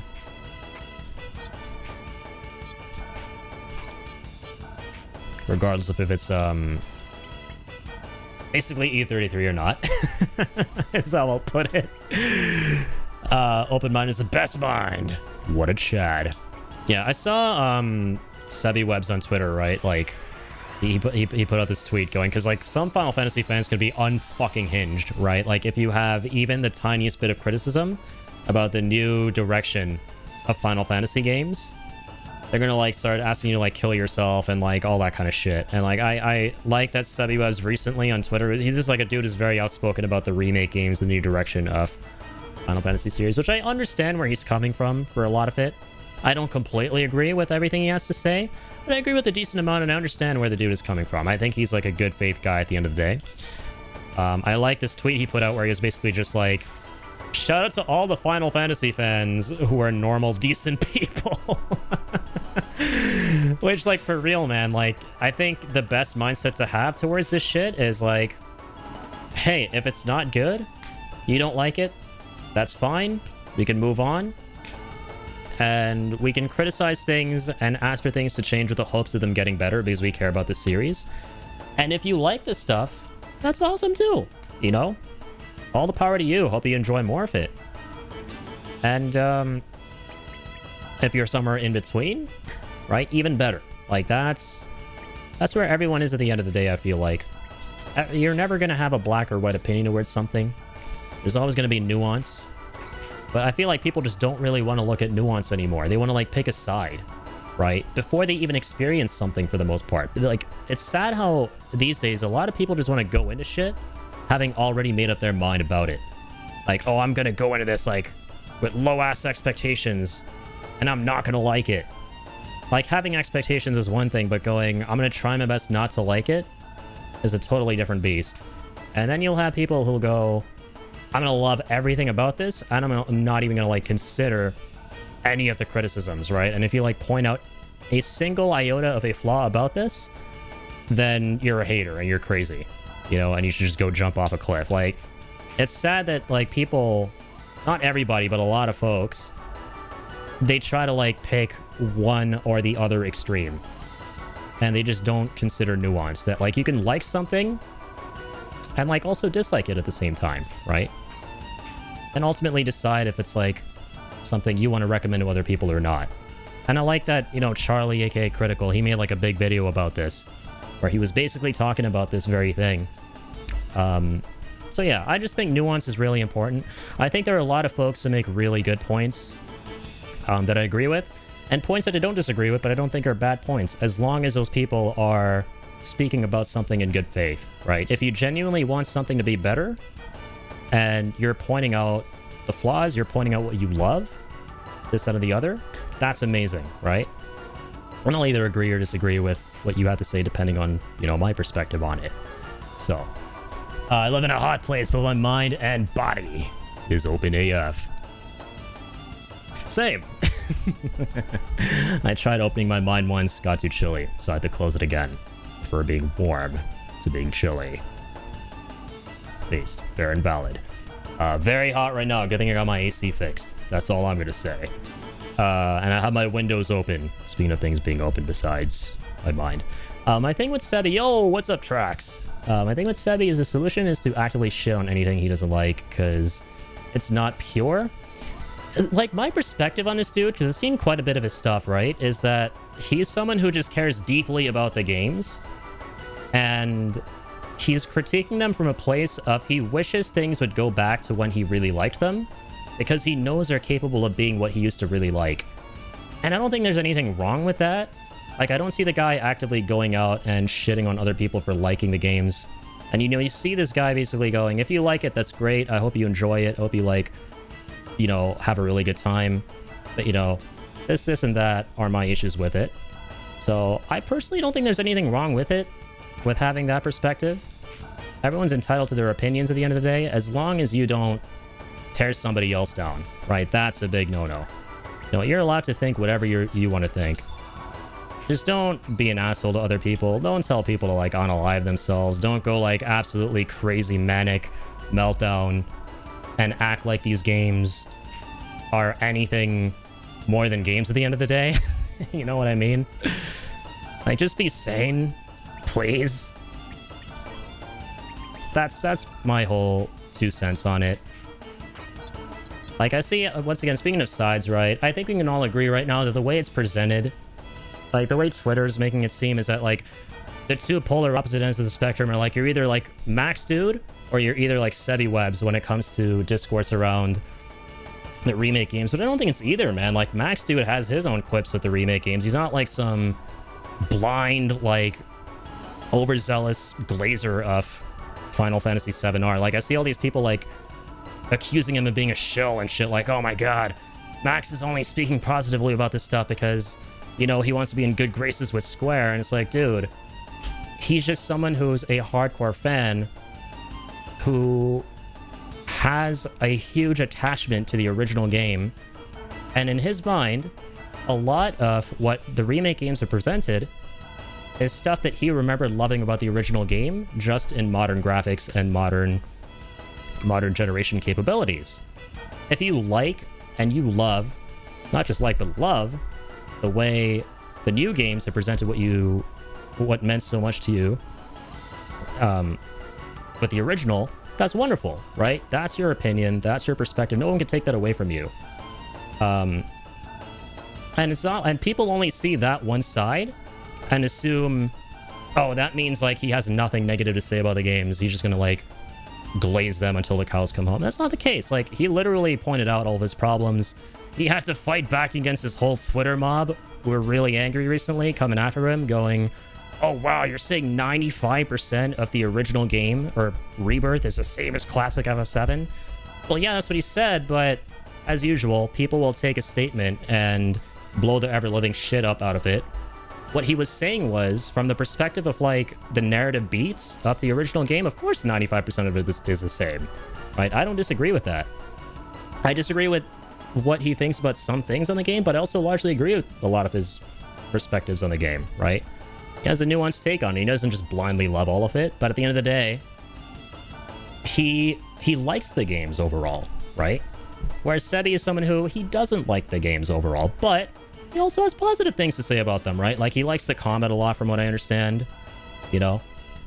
He enjoys that there are moments that remind him of the original FF7, just like there are moments that remind Max of OG FF7 and what he loved about them. So, like, I just wish people would stop viewing people in such a black or white manner. Right? I can rant about this for a long time. But that's what it really feels like, dog. It really feels like people will just see someone say one thing and base their entire persona around that one perspective they have, discrediting and disregarding everything else and coming up with blind fucking accusations. Like, oh, this guy's a fucking hater, or this guy's like a fucking shill, this guy's that, this guy... It's ridiculous, man. It's ridiculous. No human being is like that on Earth. You're being dishonest, you're bad faith, if you feel like you have the need to be reductive about somebody else. It's hard to have a nuanced opinion, harder than having a black and white opinion. See, I don't agree. Like, I think everyone naturally has a nuanced opinion about something, right? Even people who go like, I hated this overall. If they stop and like think for a second, right? Which sadly not a lot of people do. Fair enough, right? But if they did, even the people who don't stop to think, they would realize that, wait, maybe that wasn't so bad. Maybe this, maybe that. There are a lot of maybes. There are a lot of things that you can recognize you might have actually enjoyed about an experience you didn't like. Or some things you didn't like about an experience you otherwise loved. It's biologically impossible not to be nuanced, man. It is impossible. Like, we're not fucking robots, right? We're not binary. We're not ones and zeros. Like, we are human beings with a myriad of colors with our thoughts. Like Final Fantasy VII, love the OG Crisis Core is a 7 out of 10 to me. Dirge can die in a fire. Exactly, man. There you go. Like, Final Fantasy VII is my favorite fucking game of all time. Right? There are aspects of this compilation that I really love. There are aspects that I think are absolute shit. Like Dirge of Cerberus. We're never going to talk about that ever again. I love the remake games at the end of the day. I hold them very near and dear. But even I can recognize there are aspects of those games that make it so that they will never eclipse the original game. And that make me go, I wish they had done this differently. I wish they had been like that. I wish they, you know. So, guilty. I can't believe you'd call me out like that. I don't like action combat in Final Fantasy. That's fair. I want a new mainline turn-based Final Fantasy game. I've played through quite a chunk of 16 now. I think the writing is probably D tier, C- at best. Even so, I still have fun with the combat. I have fun with the game overall. For me, it's not Game of the Year, but it's not trash. I'm not going to tell someone else that their opinion on the game is wrong because my opinion is different. Thank you, man. And there you go. Like, shout out. As Sebi said, like, shout out to the Final Fantasy fans who are normal, decent people, right? And it's not hard. It's literally not hard to be a normal, decent person. Apparently it is. Where, like, you just, you know, you have your opinion on the art that you experienced, and you're okay with whatever opinion somebody else wants to have, because their opinion is never going to take away from your own, right? And at the end of the day, what equates to being a decent person, in my opinion, is hoping that others have fun. That's it. Just hope the best for others. Just like with anything fucking else in life, right? Just apply that to any other fucking facet of your life. Hope that others have a good time. Hope that others are happy. That's it. The same shit applies to games. The same shit applies to fucking everything. Like, think what you want. And the way to think that way in good faith is by having the mindset of what, regardless of what I think, I just hope others have a good time. That's it. That's literally it. It's hard to have an actual opinion rather than liking or disliking something because everyone else does, is my point. Yeah, I get what you're trying to say. I do. Like, it's, that is a very fucking good point. It's hard to form your own opinion on something these days because it's very easy to be coaxed by what other folks are saying. Right? Not for everybody. Like, some people will go like, oh, fuck what other people think. This is my opinion and this is like what I believe. Right? So, and again, like, to bring up Sebi, that's basically his whole thing. And like, I'll tell you what I appreciate about the dude, right? A lot of people are like, who played Remake and Rebirth, they were not, like, there were a ton of people who loved the games, but there are also a lot of people who understandably did not, because, you know, they understandably felt misled that, okay, these are not actually remakes, I don't really like the direction they're going with all this multiversal story, like, stuff they're setting up. Yeah, like, what's the deal with this? I thought this would be more like what a Resident Evil game is, with its approach to remakes to an original Resident Evil. But they feel nervous to, like, talk about their opinion because they don't want to get torn down by others, because there are a ton of those kind of folks on both sides who will be like, hey, again, if you have something negative to say, you're a hater. You have something positive to say, you blindly love it, you're a shill. you're afraid of being called out. You're afraid of wanting to like speak your truth and your perspective, right? So you just kind of like naturally gravitate towards one or the other disposition as a whole. Like you'll go, oh, yeah, I like the game. Yeah, I don't think anything is wrong with it.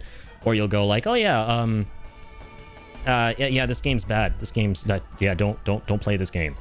There's nothing good there.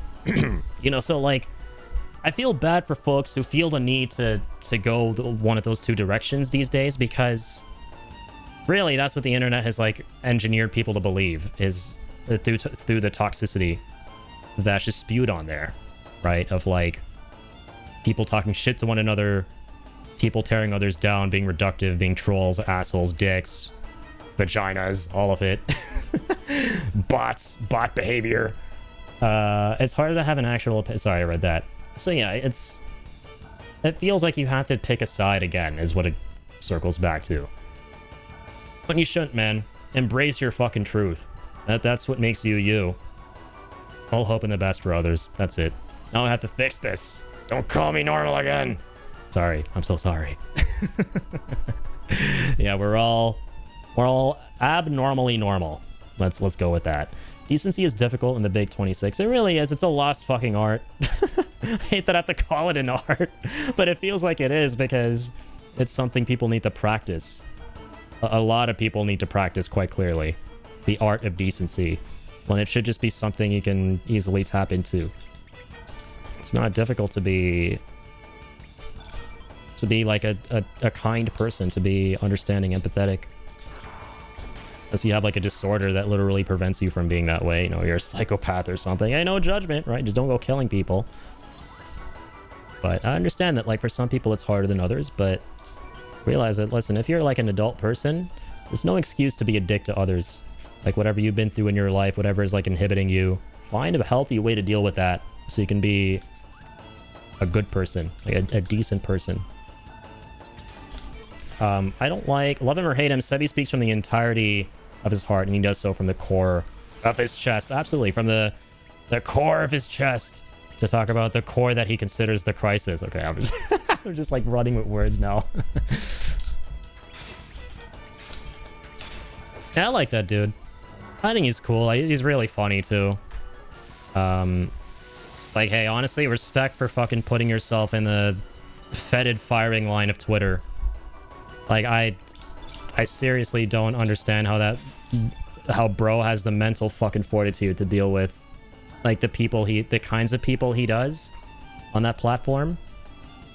Because literally all he does is he, like, points out what he thinks isn't great about something, and then, like, he doesn't even poke a hornet's nest. He'll just give genuine, like, critique, and then people will, like, start, you know, swooping in fucking droves, not even to have like a decent conversation with the dude. This just exposes the fucking state of Twitter to you. And again, like, there are a ton of normal grass touching people who would be willing to have like a conversation about this, but those people just don't, unfortunately, live on Twitter. It seems like they'll just come in and tell you to KYS and tell you to, like, you know, never play another Final Fantasy ever again, like, go fuck off, like, curse your like mother, like all that sort of shit. And then, like, I love how he just responds with, because you can't really argue with birds who just drop down on a chessboard to shit on it, right? You can't play chess with them. You'll just, like, reply with some kind of a, like, gif or meme or something, you know? His Red 13 in memory meme with the fart sound is always hilarious. It's really funny, right? Like, see, I completely disagree with, like, a lot of his perspectives on the games. But, you know, I respect his opinion, even though I don't agree with it. I respect that, you know, he's honest about what he thinks, and that it's from a place of, like, of good faith, of I want this stuff to be better, which is why I feel like, because I have the ability and the platform here to talk about, you know, what I think and what could improve and to critique, you know, I can and I will. And if other people like it, great. Like, the whole thing with him recently was hilarious. Like, when they revealed Final Fantasy Resonance, bro didn't even have time to make a reaction video, and, like, people started to, like, at him going, like, huh, what's, like, Sebi gonna think now, huh? Checkmate. This is, like, the turn-based game you've been asking for. But, like, he's very consistent, dude. Like, his thing is not that, like, they're not making turn-based games. He's on his thing isn't that like turn-based games don't exist anymore.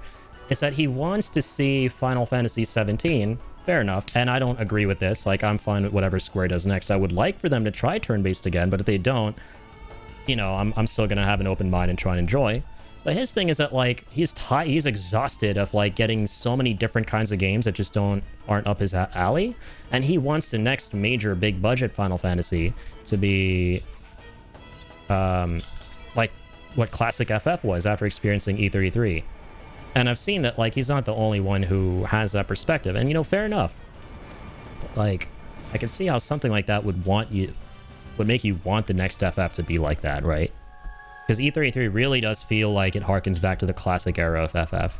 I would love for like the next FF to be that way. So his whole thing is that, okay, if they do like these smaller games, like HD 2D things, that's great, cool, and enjoy them if you want to, but it's not the same as a big budget mainline Final Fantasy entry. And you had like people come in like droves to tell him that like, oh, you're wrong, like they're doing it now, you're fucking stupid. You don't get a chance to react, man.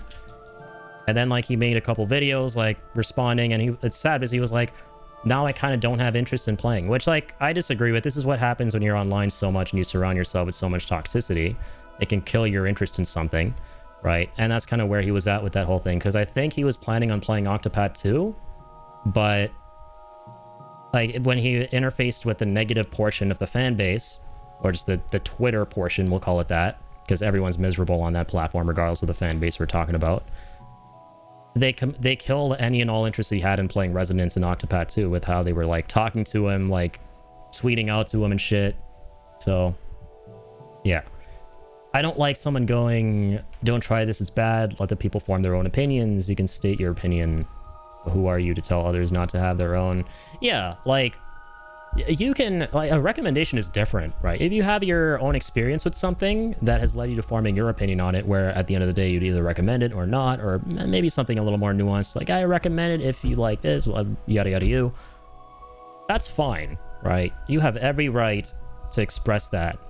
But, you know, if someone else is interested in it, right? If someone else isn't interested in it, you can't be like, oh, how dare you not want to play this? Or like, oh, how dare you want to play this? You like slop? What? You're crazy. How could you spend money on this? You want to buy the Steam machine? You're cuckoo bananas. Fuck you and your spending habits. Like, no, man, that shit ain't right. You know, like, if we talk about something like the Steam machine, which we did a whole bunch a couple streams ago, you ask my perspective and opinion on it, I think there's no value in that system at all. Like, I would never, I see no reason to go out and get it. I would never go out and get it myself. I think, you know, I understand the landscape has created the need for it to be priced the way that it has, but that's a big nope for me, right? I'm not going to drop $1,500 for something weaker than a console that came out 7 years ago. That's just the way I see the whole thing. But I'm not going to go tell people who like think that that system adds value to their lives in some way that, you know, oh, you're wasting money. Oh my God, like, how could you go get this system? If you think it adds value, if you're going to be happier with it, man, all the fucking power to you. And as long as you're not hurting somebody, as long as you're just like having fun, as long as something's helping you out, like, who am I to like take that away from you? Or to like tell you what to do and what not to do, or like what to think, what not to think. That's just my whole perspective on that. Is Red 13, sorry about that, I don't think you could pay me to quit the franchise. Right, you know, at the end of the day, I love that you phrase it that way. Like, I'm still gonna be a fan. I'm still gonna play the games because I owe it to myself. I've been along for the ride for so long. It's like any kind of relationship, there are gonna be ups and downs. There are gonna be bumps on the ride, right? But at the end of the day, the best thing to do is to hope for the best, and to recognize that where you're coming from should be a place of how should I put this? You want to be constructive, right? Not destructive. You want to like hope that this thing that you love here, despite whatever rough patches it's going through, if there are rough patches, that it's going to come out on top, and all you're equipped with it, what you like, what you dislike, it's all in the name of wanting it to be the best version of itself that it can be. Just like, again, with anything in life, right? Yeah, sorry. I apologize, guys. I've just been like droning on about this stuff, but I could talk about this kind of thing for a very long time. I just get very passionate about it. I normally don't talk about this stuff because I try not to like talk about shit that has to do with other content creators and like drama and everything, but it is very interesting. As I say, decent people have left Twitter a while ago. It's porn, bots, grifters, and people who need Twitter for money reasons that are still there. Yeah, it's like dead internet theory, man. A majority of those people aren't even real people. It's either bots or like deranged dudes, because it's not all bots. People are genuinely that deranged on the internet because, you know, it's the whole thing of like you can say whatever the fuck you want with there being no consequences, essentially. And the people who just want their like $5 from a blue check mark, right? They're just doing it for the engagement. It's really sad. You know, like being able to actually converse with actual people looking to hear your side of it, your perspective, and wanting to maybe learn something they didn't know before. You know, just basically normal conversations and debates. Those just don't exist anymore on the internet, man.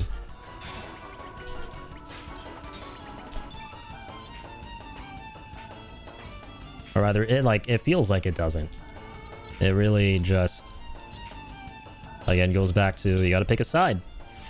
You either pick this side or that side, or like, why are you even here? You're adding nothing to the conversation.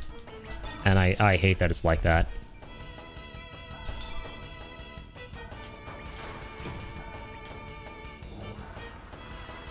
There are always sides. Why are there sides?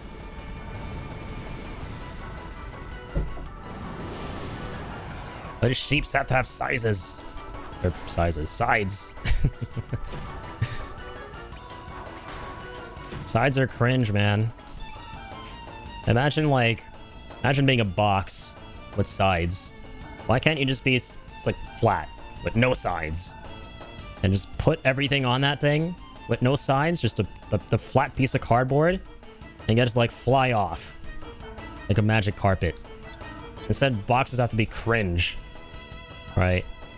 You got the sides, you gotta store everything in there, you gotta carry that shit around yourself. Sides just suck. They fucking suck. Why does everything have to exist in 3D?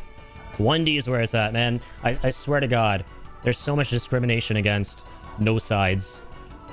It's so rigged. We all talk about 2D and 3D, but what about 1D? Well, 1D, man.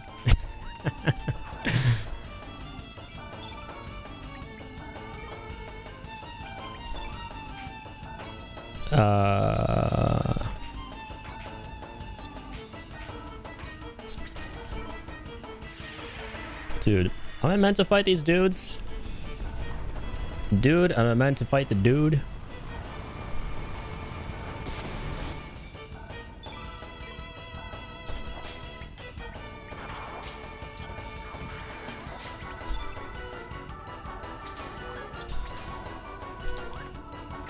Arrow Saucer 4!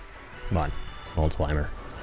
I'm kind of confused about this area. You can push some of these armored turtles. Turtles are technically already armored though, aren't they? Anyway, you have to like push some of these guys into the geysers, but then some of them are kind of like off doing their own thing. They don't really let you do the explosives. What's up with that? Alright, let's go Deluge 2.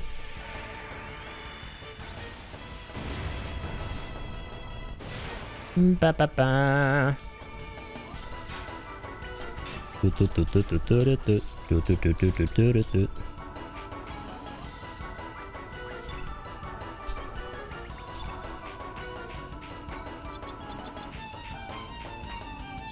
we go. Feral cats attack.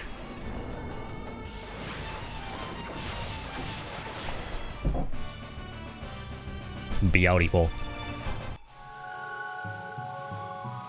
Ah, perfect. Push it, leave it alone. Hang on, hang on. Do one even better. Oh, okay, this one you actually have to defeat. I see. And then you push it. So it's a different solution for each one. Ah. Fascinating. That one's already covering that hole. So now this thing works. Oh, it's going to take me to the platform right here. Yeah. All right. Let's keep on keeping on. Durgan time. Ooh, there's that Durgan music. Fucking love this game's soundtrack, dog. Let's use some tablets. Beautiful. God, this game is so fun. So it's probably gonna be a yellow beast. A yellow belly beast. Having said that, let's prepare ourselves accordingly with them greens. Gotta eat your green vegetables. All right, there we go. Bushwhacker, arrow saucer.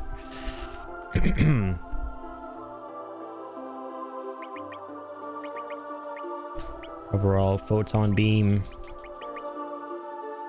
Eagle eye.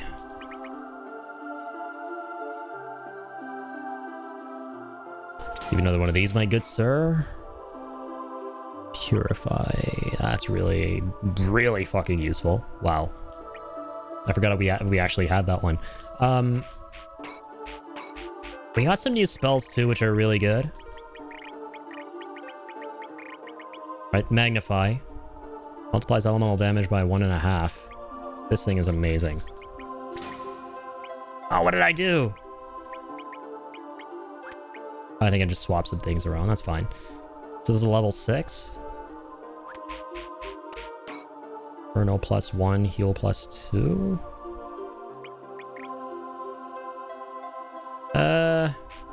Yeah. Put it all the way at the end there.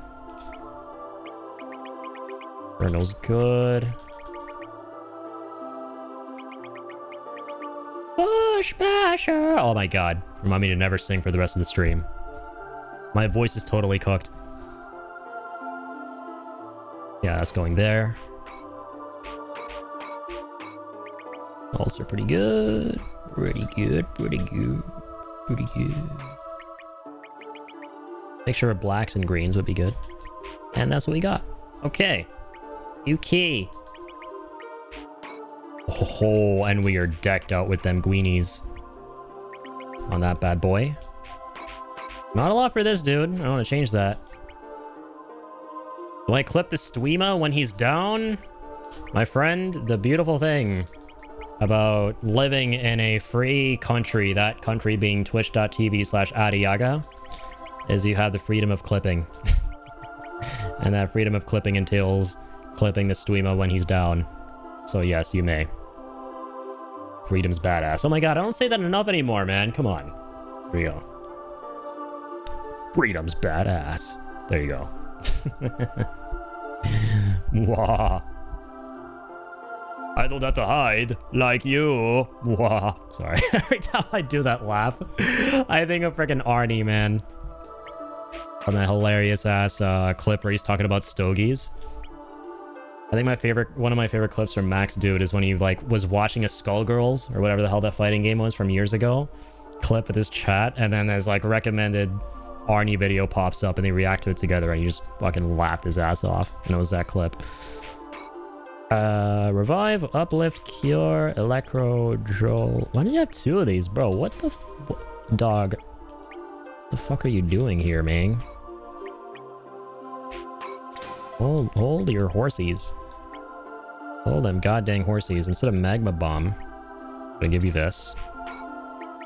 Anti-green, we definitely don't need that one. Aero blaster. I'll put that there. Yeah, I don't say it anymore. I hate that I don't, because I fucking love that catchphrase, man. Dang it. I need to make like an emote or something like that to remind myself. That Arnold clip is so peak, it really is. It's really fucking peak. As one of the most based...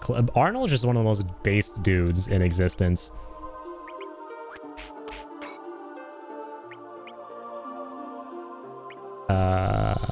Instead of Inferno?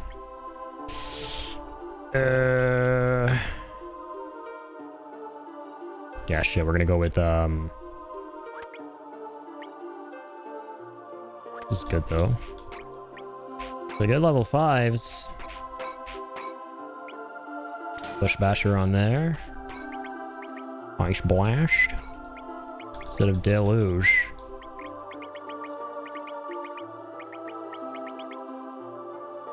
Let's do Meteor Shower. Shall we? Actually, no, Deluge is fine here. Okay, good. As long as that motherfucker does not have 2 yellows, we're fine. That was a big thing I established from the last dragon fight. Here we go. We've learned. We learn from our mistakes. Looks like it's a dead end. Ready? Could this just be a natural cavern of some sort? Does not seem like a ruin. There's no point staying here. There's absolutely nothing.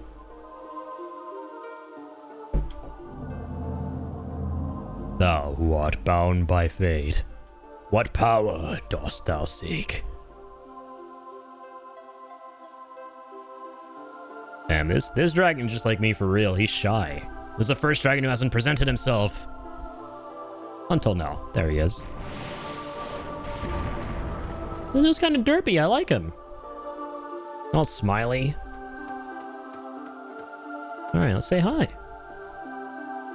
The time has come.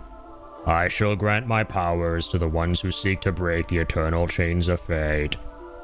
What is that? What is it thou seekest? The dragon god's blessing. Dost thou need the powers of the sleeping dragons to cross the Dead Sea? Dost thou seek to break the chains of fate? A son of man to challenge the goddess of fate? Fascinating. Very fascinating. Then confront my trials, the first of which is a treat for Link. Courtesy of Abro. Thank you, Abro, for the 3 treats. Muko appreciated. Here you go, little man. Sankyo Abro? Abro! Oh my god. It just reminded me of the whole Shadow of the Colossus thing. That was so peak. That was so fucking peak. Y'all know they put Abro in Shadow of the Colossus? That was his breakout role. Abro! And then he died, but then he survived. Let's fucking go. Abrok will end today by being in the tweeter board, dude. Potentially. Got 3 treats. The number 5 spot is Bween with 9. So the lowest on the tweeter board, yes, tweeter board, is currently 9 treats. Very doable, very winnable. Tails getting pretty close. I'm gonna tell you that. I think Tails at like, what, 6 treats? Confront my trials. All right, here we go. Lock it in, champs. I feel like this one won't be as bad as the fire. I think fire is one of the harder ones that we've beaten. God, I love this music, man. Oh, it actually reminds me a lot of FF Tactics music. They really do be giving me those vibes. What do we got? Yellow dot. Let's hit him with a green. Bush Basher.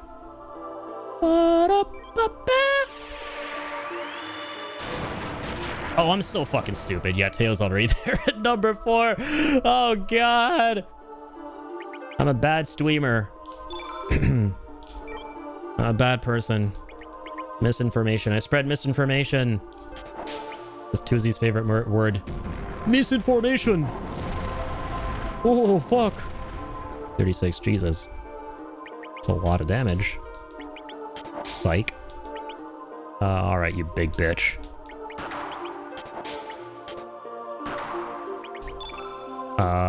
Quick draw. Oh my god, this is gonna hurt. This is gonna hurt!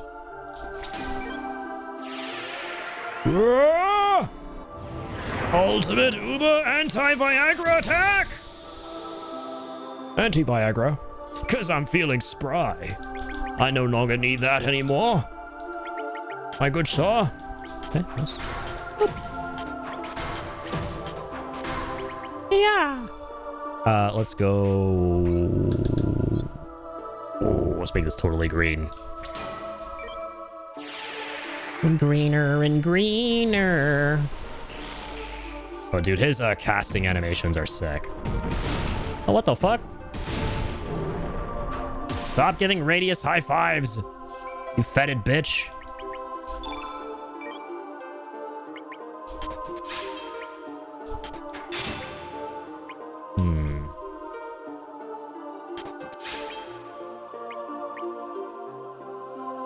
One. Hurrah! Yeah. Let's double down with Arrow Saucer +1, maybe? Keep the green time shining. Or heal everyone up a little? I don't know. Do you have a basic heal? Yes, we do. Okay, I'm gonna tell you what. I'm gonna heal Radius a little bit.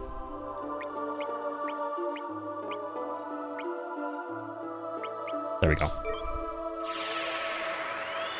Keep the queens on the board.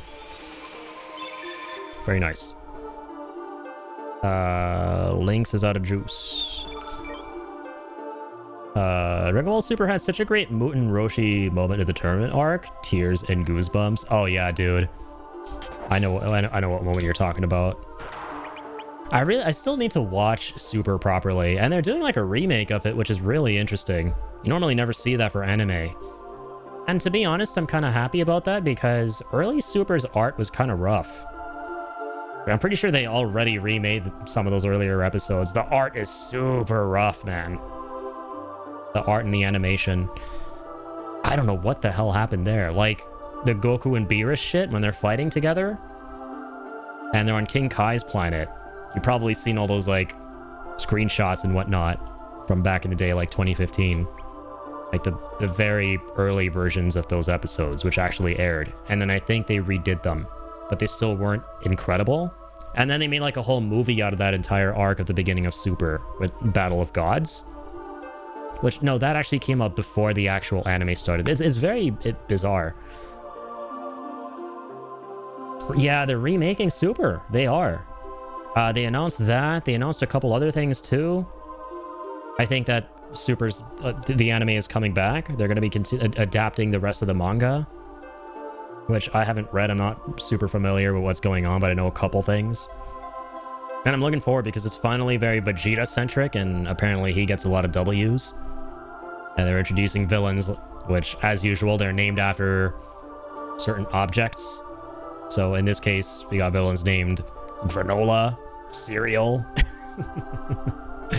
I've always loved that about Dragon Ball, is that certain characters are named after, or groups of characters and races and whatnot, they're named after certain foods, beverages, objects. So Frieza's race, they're named after all the cold shit. The Saiyans are named after all the fruits and veggies. The gods are named after alcoholic shit.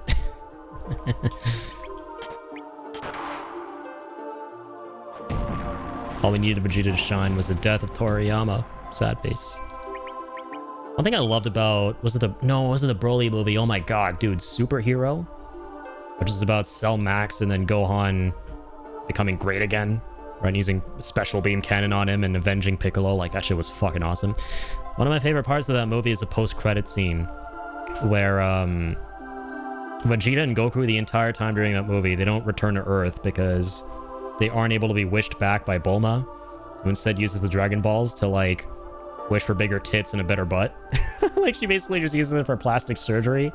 And Bulma and Piccolo fuck up and don't wish them back to the Earth to, like, help with Cell Max coming back. So then Piccolo and Gohan have to deal with it. And then you get Beast Gohan and Orange Piccolo and stuff. But the end credits of that film, the post-credits, show that while Vegeta and Goku are fighting on the God planet, Vegeta and Goku, they throw, like, one last punch at one another. And Goku collapses, and before Vegeta collapses, he's like, I've finally done it! I've finally beaten Kakarot! And then the movie ends. It's so peak. It's like the first time Vegeta actually beats Goku. So I see what they're doing. I see what you're doing there, Toyotaro. Is that the name of Toriyama's apprentice? I think that's either it or I'm close enough. But he gets us, man. He wants to make... He wants to give Vegeta his time to shine. Which I can greatly appreciate. Alright, here we go. Long shot! Attack! Stick around for the post-credits. You could probably YouTube it. Movie's been out for a couple years now. I'm sure it'll be there. But God, I remember, like, when that movie came out, man, I was, like, scouring the internet every day, because I don't think they played it in, at the cinema near where I live. It was only in select cinemas. So I was scouring the internet like a frickin' drone to see if the digital had finally come out, if there was, like, a way for me to watch it properly. And, dude, the crazy thing is, oh my God, I forgot about this. Lo and behold, the day I found a way to watch the movie with my older brother that had a proper English dub and great quality, literally 2 hours later, or like the moment I stopped watching the movie, they dropped the announcement that Dragon Ball Z Tenkaichi 4, aka what's now called Sparking Zero, was a thing. They announced the game. And I remember I made this reaction video. I was so hyped because I loved those fighting games growing up. Let me see if I can pull this up. This is crazy timing. Funny enough, it is Toyotaro. Yeah, actually really similar names, right? But yeah, dude, I was so hyped about this. Wait, I want to pull this up. For old time's sake. Dragon... Like, look, am I dreaming? I was so happy. Dragon Ball Z Budokai Tenkaichi 4 reveal. Guys... Oh my God, yeah. I just, like, came in swinging here. Damn, this is so long ago now. It's like 3 years ago. What the fuck? But dude, yeah, I finished watching the movie. And then I went on Twitter and I was like, the first thing I saw was then they announced this film. Okay, what the hell is even going on anymore, man? 5 minutes ago. Okay, this is going to sound crazy, right? 5 minutes ago, I swear, I'm not even making this up. I just finished watching what I believe to be one of the greatest Dragon Ball movies ever made, that being Dragon Ball Superhero. And so, of course... The recency bias was crazy. It is a really good movie, but I was so hyped because the movie was fucking cool. And then they dropped this news, man.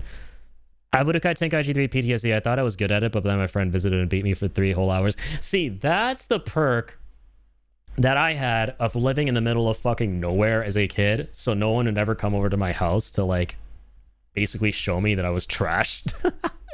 Because I would play against my older brother, who wasn't very good, because he wouldn't play as much, and then, like, there was, like, this one neighborhood kid who would, like, kind of come in and out, and he just didn't really know video games, so I would play with him, and I would decimate him every time, so I would just feel like a goddamn king all the time in that game.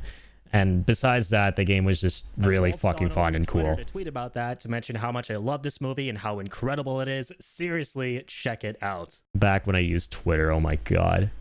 Is this before it became X, by the way? Oh my God, it is. Dude, I'm actually, this video belongs in a museum.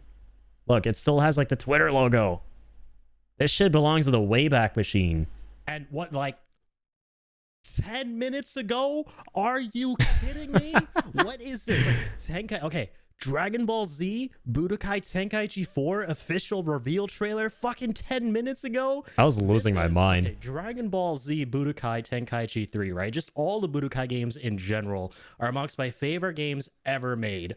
Right? Yeah, like, actually, though. Absolutely love Dragon Ball Z Budokai Tenkaichi 3 and have so many fond memories playing that game growing up. It's one of my favorite all-time favorite fighting games, one of my all-time favorite games in general. And, like, dude, wake me up if this isn't real, man. Fucking, again, 5 minutes ago. Yeah, Beast Gohan was trending because of the movie. But, like, I mean, they obviously made sure it would coincide, right? Like, the announcement of, they would, like, catch it or strike while Dragon Ball Z was hot because of the film, which is why they decided to drop this announcement. But, I mean, the film had already been out for, like, I think 2 weeks at this point. I just so happened to find a great stream of it. The first time I saw Dragon Ball Superhero, the English dub, incredible movie, came to tweet about it, and this is what I'm hit with. Came to tweet about it. I'm cringing. What is going on? It's the greatest time. I can't, like, every cell in my body was so different. Ever. Oh my goodness. Okay, dude. So of course it's gonna be a reaction video. We're gonna check this the hell out, man. We are absolutely checking this the hell out. Hype. Thank you for being a legend on Twitter here and tweeting this out. Oh yeah, that's right. Shit together. Is that account still around? Probably. I scroll Twitter silently these days, right? But I remember like back then, this was like the big source of like Dragon Ball Z info. There, man. Holy hell. It's happening, man. Tenkaichi 4. Okay, I'm gonna shut up now and watch this. Thanks. Hold on. Is the volume up? Let's go. This is such a hype teaser. Okay, so it's just footage so far of all the Tenkaichi games throughout the years. It's done so well, like how they show the evolution of it, and even like the TV you would have likely played it on. So many good memories with this series. Yes. Yes. Let's go. My boy Vegito. Trunks and Vegito, my favorite characters in Dragon Ball Z. Gogeta, yep. Dragon Ball GT. Oh, sparking? Wait, It's a shame the game wasn't that great. What one of the games is called? I'm not familiar. Is this new footage? Is this Tenkaichi? I mean, yeah. Oh my You would god. think it is. It looks good. Get ready for battle. He went Super Saiyan Blue, baby. Oh my god. Ah. I'm freaking the fuck out right now, guys. I'm so sorry, but I'm not sorry. Shit. We'll watch the rest of it, but good times, man. Good times. And I streamed a decent bit of it when it came out. When did it come out again? Like October of the following year, like 2024 August or something. Damn, this is so long ago, man, when I think about it, because it feels like forever ago that game came out. Like, it feels like it's been 4 years since that game came out, even though it's not even been 2 years yet. But it's gonna be in a couple months. So this feels like a fossil because this was so long before that. But it's a shame the game kind of fizzled out. They never really supported it that much. And like, it was also a me thing. I thought, it's kind of sad because I thought I would be like this hyped when playing it. And I was the first couple streams, but I thought it would last. Like you know how they say, like, you know, when you want something so bad from your childhood, right? You don't want that actual thing. You just want how you felt back then. Like, Jacksepticeye has this, like, really good short about that when he's being interviewed by Anthony Padilla. He was like, when you guys say you miss the old Jacksepticeye, you don't mean that you actually missed who I was. You missed how you felt back when you watched my shit when you were in school and stuff. It's the exact same thing here. Like, I realized when I played that game when it came out, it didn't hit the same for me on so many levels because so much of what I liked about Tenkaichi 3 was like the time at which I played it when I was like a little kid. I just had so many good memories of that period. And I mean, you just can't recapture that. You can't recapture phases of your life. But it was still a fun time for the short amount of time it lasted that I played it. But it also did have its own problems. They didn't really do anything to deal with, I think, cheating and balancing characters, because this game has a massive roster. That's always kind of been the case. So yeah, it just kind of fizzled out. It felt a bit flat. Yeah.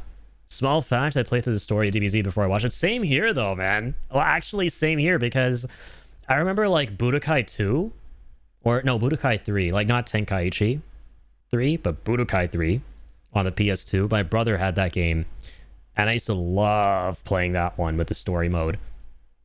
And I remember when I got to the part where Goku goes Super Saiyan, like I was so hyped to finally, because the show was airing every Saturday growing up for me, so it was like progressing pretty slow, and this was painful because it was the version of the show that didn't cut out the filler. That was like the original version of it, and I really wanted to see Goku go Super Saiyan. This was before like YouTube and stuff, or like YouTube was very, very new, so I don't even know about it, I don't think. And it's like you either had to catch it on Cartoon Network or you missed it and you were fucked. Like, that's how it felt. So I was so hyped and so anxious, and I was like, oh my god, when's he gonna go Super Saiyan already? Because I know about it from the game. I need to see that in the show. Like, when does it happen? How does it happen? Because the game, the story mode's great, but it glosses over some things and it doesn't really fill in the gaps. So I was like, oh my god, what the hell? I know he has like all these transformations. You got the golden hair, and then Cell's gonna show up. What? When's all that gonna happen? And yeah, I had the same kind of reaction watching the episode where Goku goes Super Saiyan. I was like, I think any other kid did when they saw that happen on TV. I was like, oh my god, Mom, get the camera! This is crazy shit. Pretty much on that level. Yeah, good times, man. Dragon Ball means a ton to me. Just a maybe not a ton, just a little. You know, I totally don't just have Goku as a standee chilling back there. Oh, bro. All right, what was I even doing? Using the green move? Hello, Bush Basher?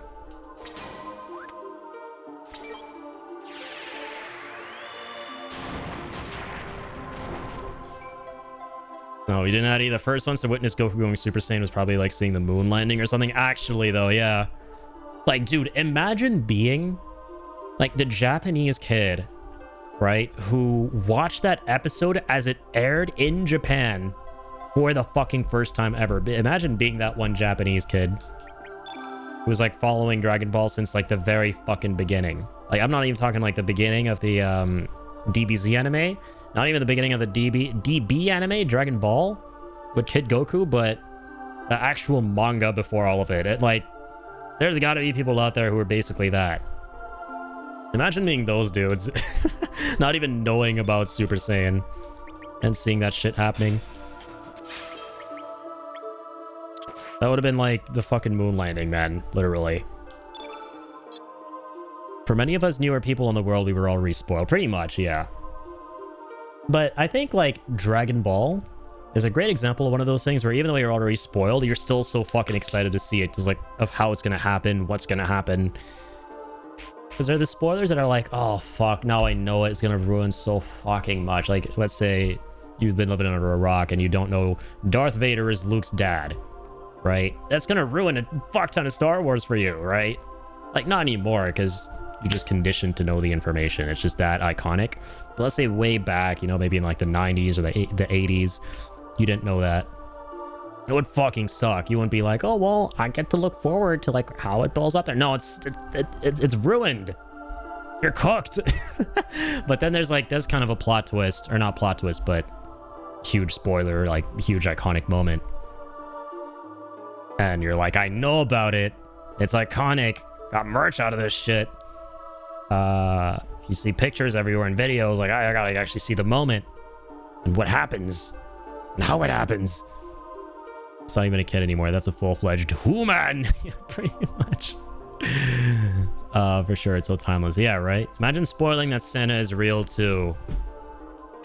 That's the worst of them, man. That's the worst of all those spoilers. You tell someone Darth Vader's Luke's dad, deserve to step in a Lego. You tell... If you tell somebody that Santa Claus is real, all right, when they've gone a majority of their lives since the age of 10, being lied to that he's not, all right, at that point, you deserve to step in a bear trap. But the Resident Evil 4 bear traps where they don't hurt that much because, you know, I don't want to be too mean. Leon just walks that shit off.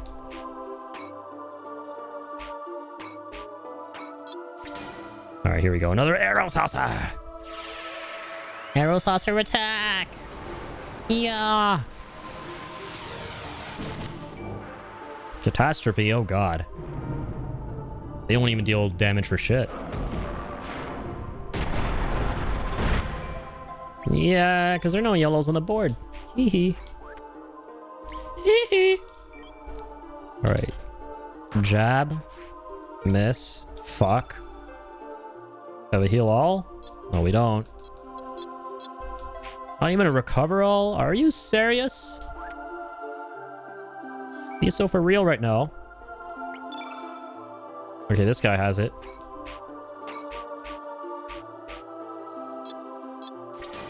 Use it! Use it, sir!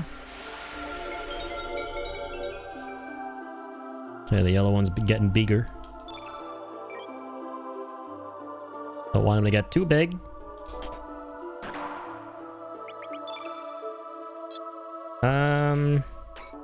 Let's see this HP situation.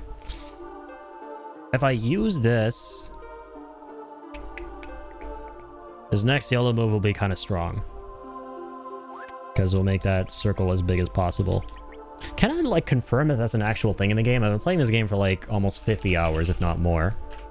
And I'm not sure if that's a real thing or not. If like the circles get bigger on the top left, does it mean like that element will do more damage?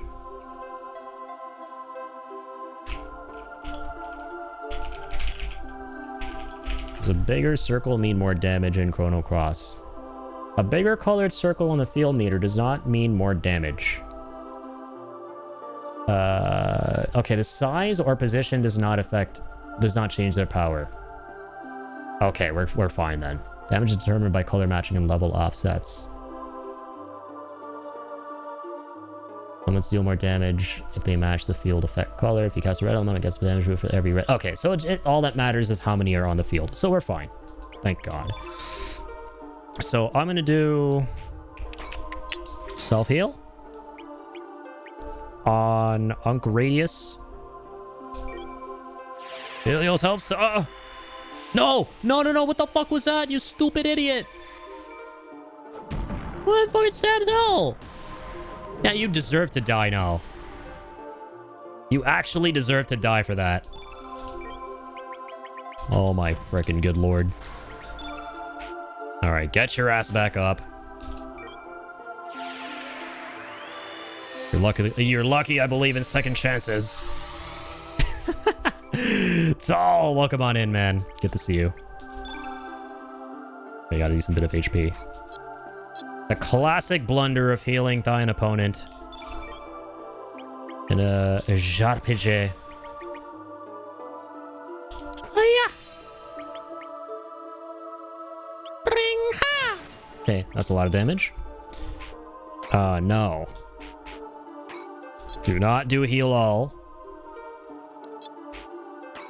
Do a basic heal. Kitty cat. You as well, man. Hey, hell yeah, man. How you doing, Tall? I want to use heal all. Man, this shit is cringe. There's some cringe ass shit. Where do we use that? No. Oh, that's my only option. It's my only option. Fuck it, I'm gonna toss him a little tablet. Eat up thine meds, old timer. It's not much. It'll do something for you. God, again. That better not kill you. I swear to... Okay. Of course that killed you. Proceeds to die. Wait. Lynx? Oh, he doesn't have any AP. Shit.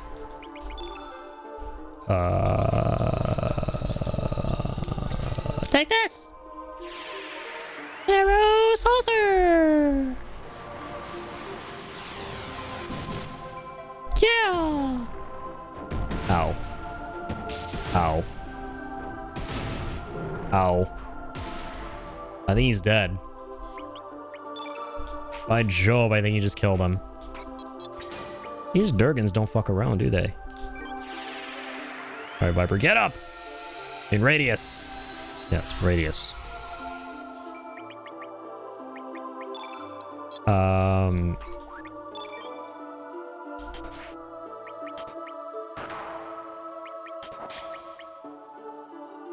Fuck you! Don't want me to press that one, but okay. We still have a revive on him, don't we? Oh, no shot. This motherfucker never had a revive to begin with. You only have 2 copies of that. You have recover alls. But that's not the same thing. Oh my god. Alright. Dirty motherfucker! Now I'm mad!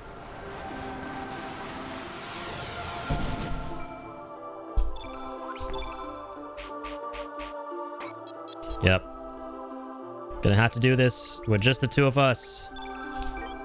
Just you and me now, old man. And the neighborhood cats. Okay. over these massive fucking attacks. Oh my god, this catastrophe move can suck a fat nut. Yeah, you know what? We're gonna have to use one of the buffs with either Viper or Radius, who has it, to like defend ourselves from that move. Because even if there's no yellow field effect, that shit still has a lot of damage. But it's crazy. Crazy business. You say. Alright, heal all. Fuck it. I'm gonna bear witness here. Bear witness to my heals.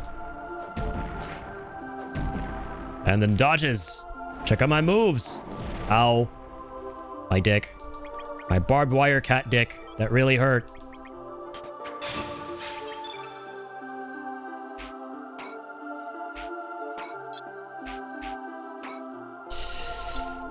Alright, glide hook. Whee! Coming through! Is that the best you can do? Don't make me laugh.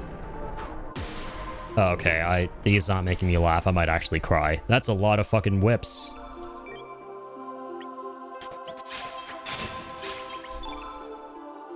Cure plus. I'll probably be able to live whatever he does next. So I should go for damage. Oh, he's weak. Okay. In that case. What's this now? Oh my god! Imagine thinking that did anything. Alright, here we go again. No saucer. Ooh, we have Hell Soul. That's not gonna work on him though. That ain't doing nothing. Ah, hell, man. Have anything to work with heals right here? No, I don't. Alright, fuck it. Eat this. Yo, what's good in the hood, Martin? Good to see you, man. Welcome on in. How's it going? How goes the crossing of the Chronos? Well, I'm trying not to cross the Rainbow Bridge right now. Is this cat right here? And apparently I just did. Too weak. Oh, damn. It's not actually a game over state. Is thy strength so meager? Disappoint me not. Alright, let's go back in time, because, don't want to eat too many of my, finasteride pills to regrow the hair I lost from all the stress from that. And anxiety. And shame. Let's pretend none of that ever happened. Mr. Books. Mr. Books. Been on vacation. Much needed. Very refreshed. Love to hear it, man. Yeah, it's super important. Just to disconnect from it all for a little bit. Get some R&R. Recharge that battery. And then come back at it strong, man. Incredibly important. Good on you for taking advantage of that. Because it can be so easy to just get so enthralled with all of it, absorbed. And to start to think that, hey, if I take even a day off from this stuff, or I'm just not online for more than like, shit, even 2 days, right? Then everyone's just going to leave. Everyone's going to lose interest, and that's going to be that. But the truth is, you know, when you're doing something like this, you'll attract your tribe, and people will be around for your well-being, right? Not your content. They're going to hope for you to be well and healthy. And that'll be priority number one. So whatever you're doing to take care of yourself, that's the most important thing that you can do for your community, right? It's not about being there and being on all the time, right? That only happens once you're well and once you're healthy. So 100% man. Anytime you got to take off, take that time off. We'll be here. We'll be waiting. And I'm not just saying this for you guys. I'm saying this for me too. It's something I need to hear. Sometimes you'll say things that you yourself kind of struggle to kind of latch onto, which is important. But you know, you kind of need to hear it for yourself as well. Work is throwing me right back into night shifts next week, and Sony is giving my game preserving ass gray hairs. Dude, that's right, man. I just realized I didn't even talk to you about that. right? That's been like the crazy talk of town as of late, that, you know, everyone disliked, as a Bethesda game would put it, you know, a Fallout game would put it. Man, what an unfortunate fucking state of affairs. It just feels like, as I've been saying, a lot of these major companies these days have been taking fully loaded shotguns of bad decisions and have been continually pulling the trigger in their own faces to just destroy themselves and their goodwill with their consumer base. It sucks, like, especially for somebody like you, whose whole entire thing is about preserving games and advocating for that, and highlighting its importance, which, by the way, yeah, Martin here also made a phenomenal video on that recently on YouTube, so please go check that out if you haven't already. I encourage you folks to do so. Very, very well made, and gets the importance of that topic across very well. And I'm really happy I got to, like, do just a teensy tiny bit for it with the Metal Gear Solid gameplay. Going on 4 years of it at this point. 4 years of like taking a break, or sorry, what was that in response to? But yeah, the Sony stuff is really disheartening. Just this physical media stuff that's been happening, right, for a myriad of reasons. Like, most people will think that, hey, it's a matter of, like, okay, we don't own our games anymore, and what it is that we just own what is essentially a license, like permission to play the game, which can be revoked at any time, which is very true, but that's not the only problem, right?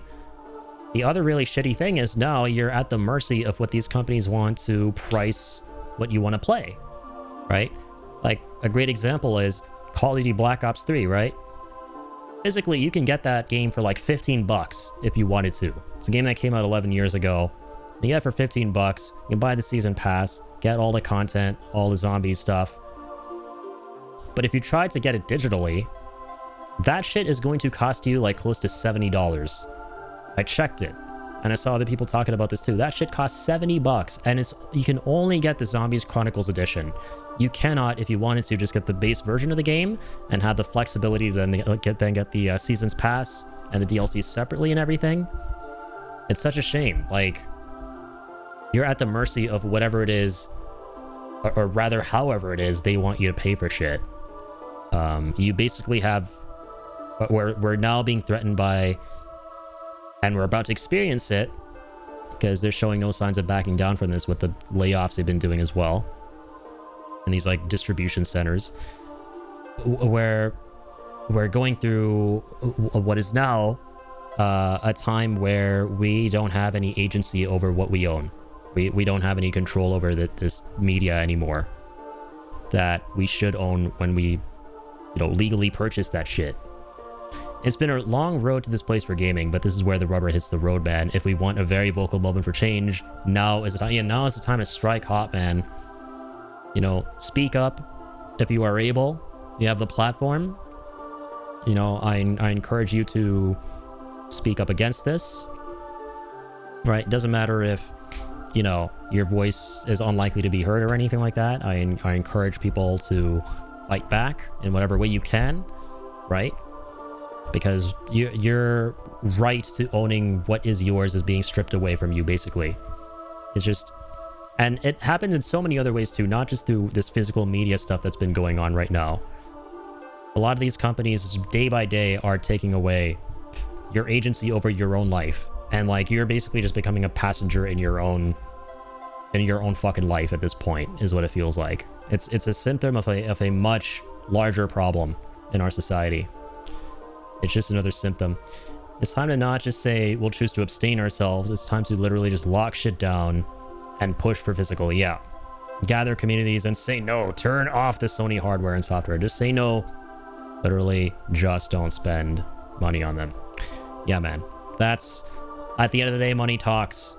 At the end of the day, purchasing habits and what they're raking in influence everything going forward. That's really what governs it all. That's really what governs their decision making, right? It goes back to the whole vote with your wallet thing.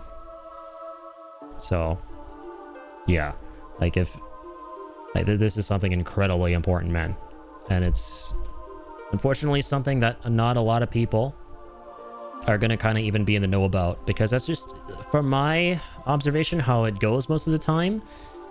is a lot of these problems, right, you only really become aware of because you're online enough. Like, I've seen it in the past where I've talked to people when stuff like that, this has happened before, when companies make a bad decision and they just go on with their lives as normal, which is, hey, totally fair, right? Most people don't know any better. They don't know this stuff is happening. And they, you know, go on buying things as normal, engaging with things as normal, while all this shit is happening right under their noses. So, yeah, like, let's hope, right, that we really can get through to them. Yeah, it ain't cool. And I think something happened with Microsoft as well. Did they make that same decision too? To step away from physical distribution? Like, I think I saw something earlier in the chat. Some folks are talking about that. Sucks, man. I think everyone is just kind of following in tow. Thankfully, Nintendo, surprisingly, like, you know, shit is fucked when Nintendo are making some good decisions around here. Thankfully, they seem to be continuing on with physical, right? They recently just put out that ad for Oblivion being on a cartridge, and it couldn't have showed up at a better time. This should be some... Could this just be a natural cavern of some sort? Does not seem like a ruin. Oh, why am I reading this again? Sony and Microsoft are actually just collapsing. They're cutting costs, bottom line. We don't have to pay for their bad management. Yeah. They're cutting costs in hopes that what they put out will be stuff that we still buy. And we just have to say no. That's it. Way easier said than done, obviously, but just like with fucking anything, money always speaks. Money always talks. It's the only language these people understand.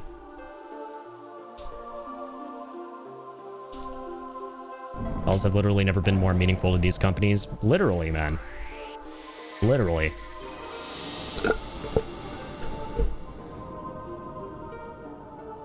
All right. So the jackpot here. Speaking of moolah, it's time to win the lottery with this attempt. Let's see. Second time's a charm.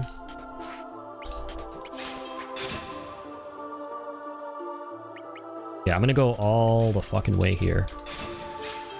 Go all the fucking way. Old is gold, factual. Let's get in the old is gold department. This game is atmospheric as fuck. Oh, absolutely, dude. It's been so fun playing through this game tonight. We've been going through it slowly but surely, but tonight we're just at that point in these games where it's all about the second to last act, just having you go through a series of, you know, epic boss battles and pivotal story moments before you finally go for that endgame dungeon. And in this case, we're basically going around the globe. Always a globe-trotting adventure, right? That just gets more and more epic. That's what I love about these classic JRPGs, like the structure of them. We're basically going around the globe, taking down these giant DURGENs, these giant dragons. And yeah, man, I've been loving every second of this experience. It's really doing it for me personally. I know Chrono Trigger is, you know, considered far and wide to be one of the greatest games ever made.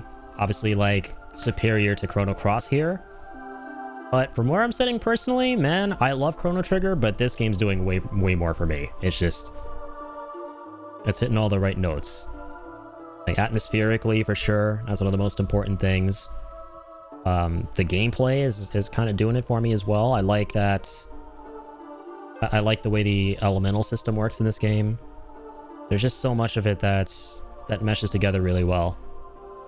The only thing that kind of like takes the backseat a little bit are the characters. I don't particularly care too much for the characters, and that makes sense because I appreciate what they tried to go for with it. They wanted to make it really bold in that, okay, the concept behind this game is you get a gigaton of party members, right? So you have a ton of gameplay variety, and you feel like every 15 seconds someone new is joining your party that you can choose to have in your main party and control, play as, see their ultimates.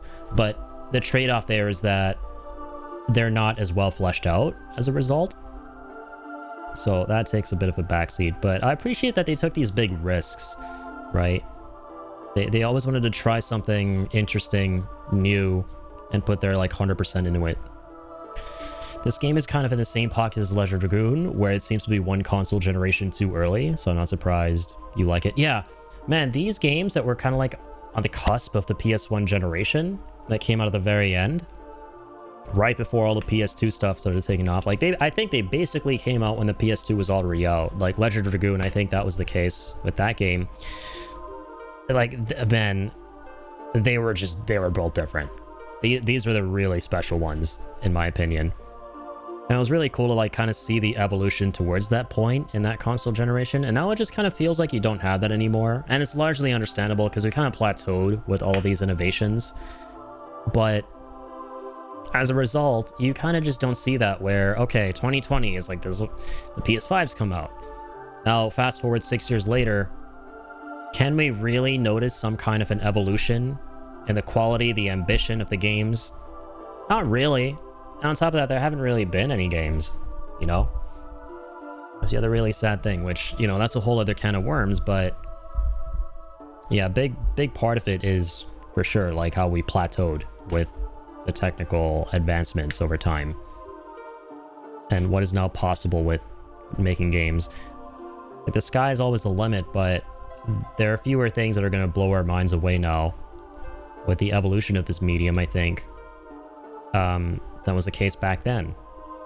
Like, back then you would go in like the span of 3 years from something like Final Fantasy VII in 1997 to, you know, Final Fantasy X, which are like planets apart in their quality, ambition, scale. Leading edge feeling a lot of these games had just cannot be replicated. Exactly. Yeah, they were so unique in that regard. Like I said in like I've said this multiple times in the past, and I made a little short about it, but Legend of Dragoon is literally the most beautiful looking game I've played, like hands down. And this might be giving it a run for its money. Like, to me, the beauty of games isn't about like fidelity, it isn't about realism, it's just the mood that they evoke. Like, do they make you feel, you know, soothed? Are these like pleasing to look at, pleasing to play through? And these games are like the absolute pinnacle of that for me. Like the 3D on 2D backgrounds, like the bright, vibrant colors that goes into them.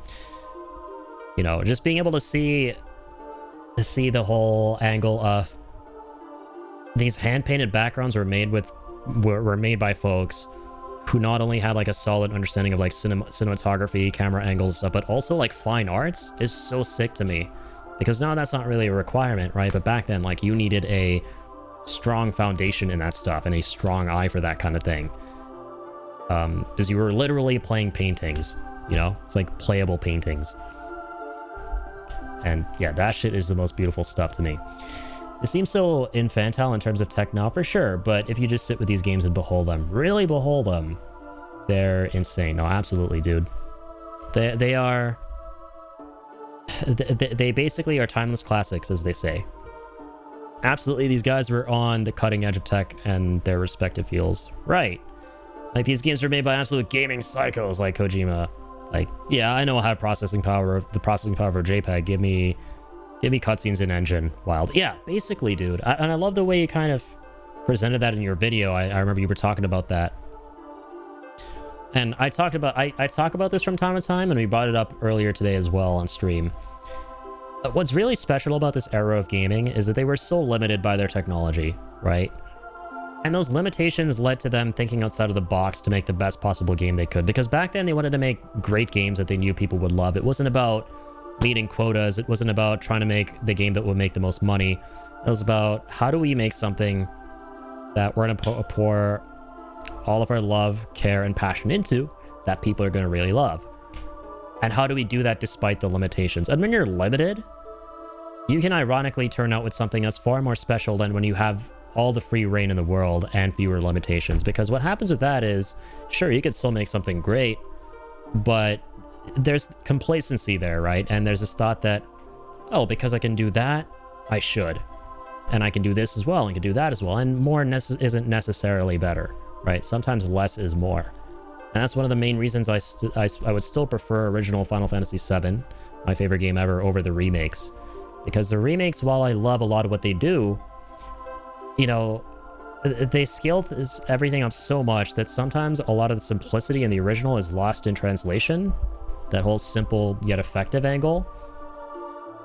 And I just feel like that's generally the case with a lot of games that come out today versus back then.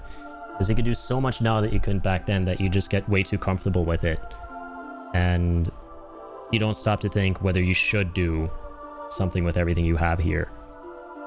So, remember Square Enix's render farms before the year 2000. Dude, that shit was... like, if you see those, like, development environments they were in, like, I saw the whole behind the scenes, what snippets they had for Final Fantasy VII. Shit was crazy, man. And, like, the budgets back then adjusted for inflation today, like, just crazy stuff.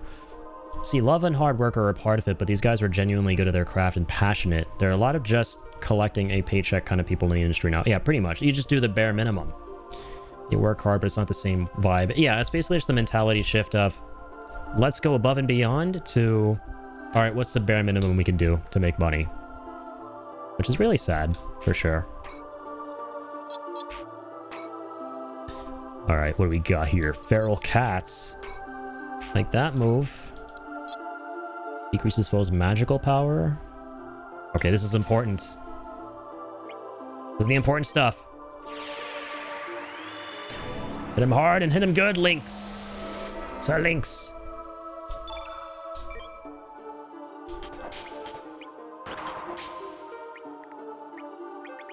Okay. Wood. Very good. Come on, one more. And let me cast. Quick draw. Okay, beautiful. Love and hard work. Sorry, I read that. But yeah, I completely agree. There's just pure passion for making the best game you could possibly make back then. At least that's the vibe I get playing through all of these.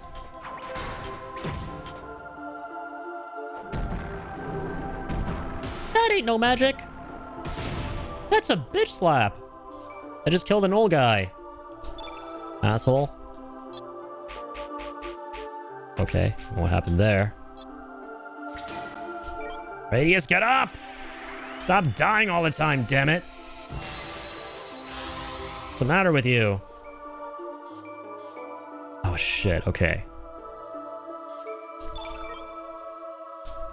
This thing does so much physical damage.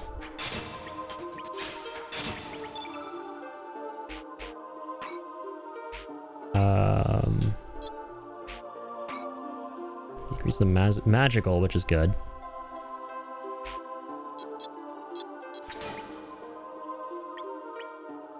Okay, yes. Heal Radius. Don't heal the big boy this time. That would be bad.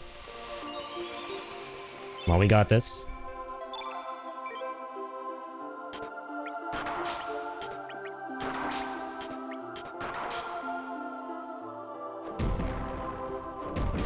Oh shit. Alright, we're fine. That one's so bad. Screw you, man.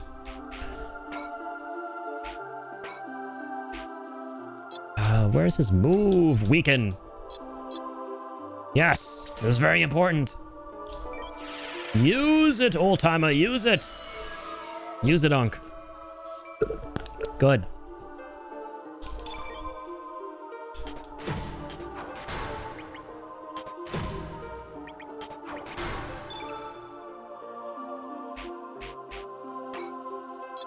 Another arrow blaster potentially. This guy has low res, which could be really useful. This increases our defense, but no, we gotta like start putting in damage. Come on, chop chop. On the double. Here we go. Deluge +2. Take that. Not bad.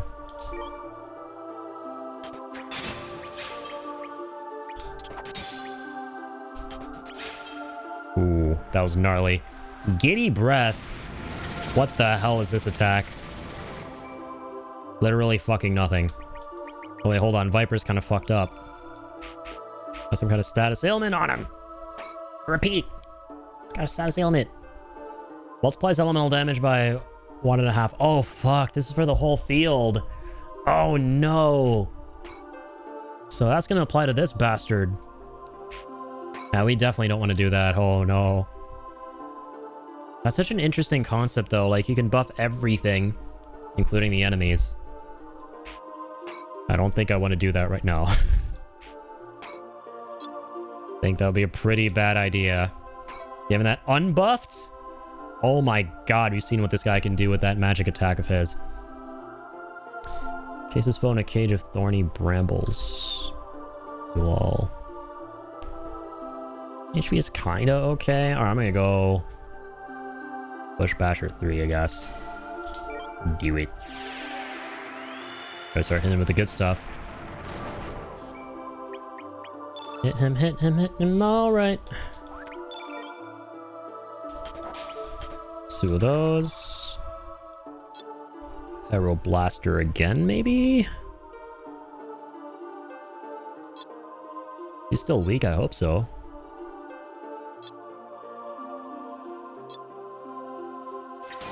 Oh, fuck it. I'm gonna heal us all with this.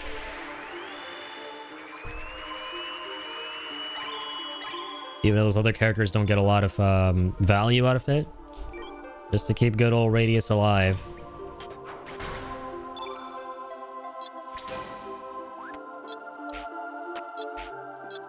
Here we go. Arrow Saucer. Ba-da-ba-da. Sweet. Uh-oh. Wants to shake my hand. Alright, yeah, his melees don't mean shit right now. Still very weak.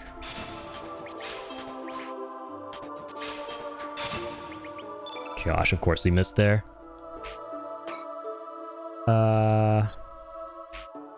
Oh no. Do Arrow Saucer +1. It's not a lot though. Weaker green move. Alright, fuck it. Feral Cats it is!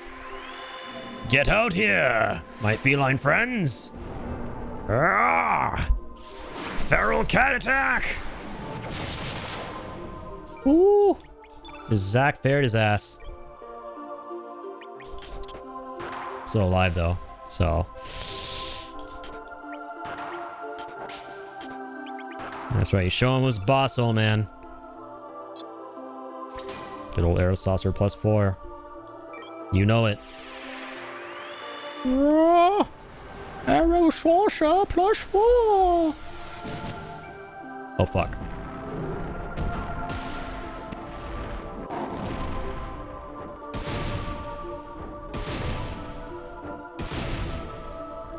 He was really mad at Viper. Just want to put that out there. He was really mad at this bad boy.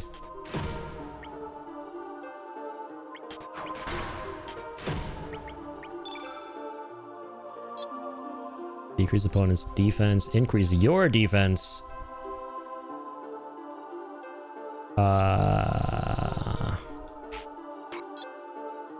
Overall is very useful. Very useful right about now. Let me use one of those. Blast +2. Aqua Ball +3. 86. Oh, fuck, man. I'm gonna do this. Decreases opponent's defense. Oh, no, but it's the yellow. Oh, fuck, that was close. I definitely don't want to do that. I want to put that on the board. I'm tired. I'm making mistakes now. Blast his ass. More greens. I'd see dislike it when an opponent gets particularly mad at one guy in my 3-guy party. Relatable, am I right?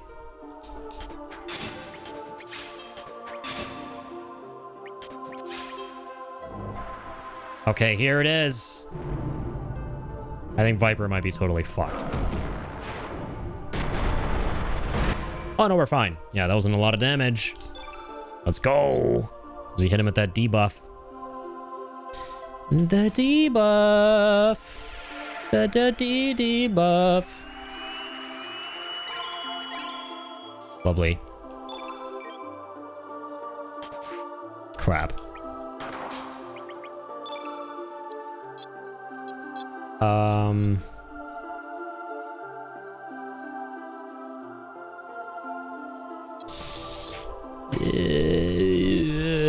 take this. Especially when they dunk it on Aerith. Because she has the hell of a child. For real. Leave our favorite flower girl alone, damn you. You're weak, Durgan. I'm gonna strike. While we hot. There you go. Oh, meteorite attack! Not bad, not bad. Not gonna miss. Bruh, I knew it. Fuck you.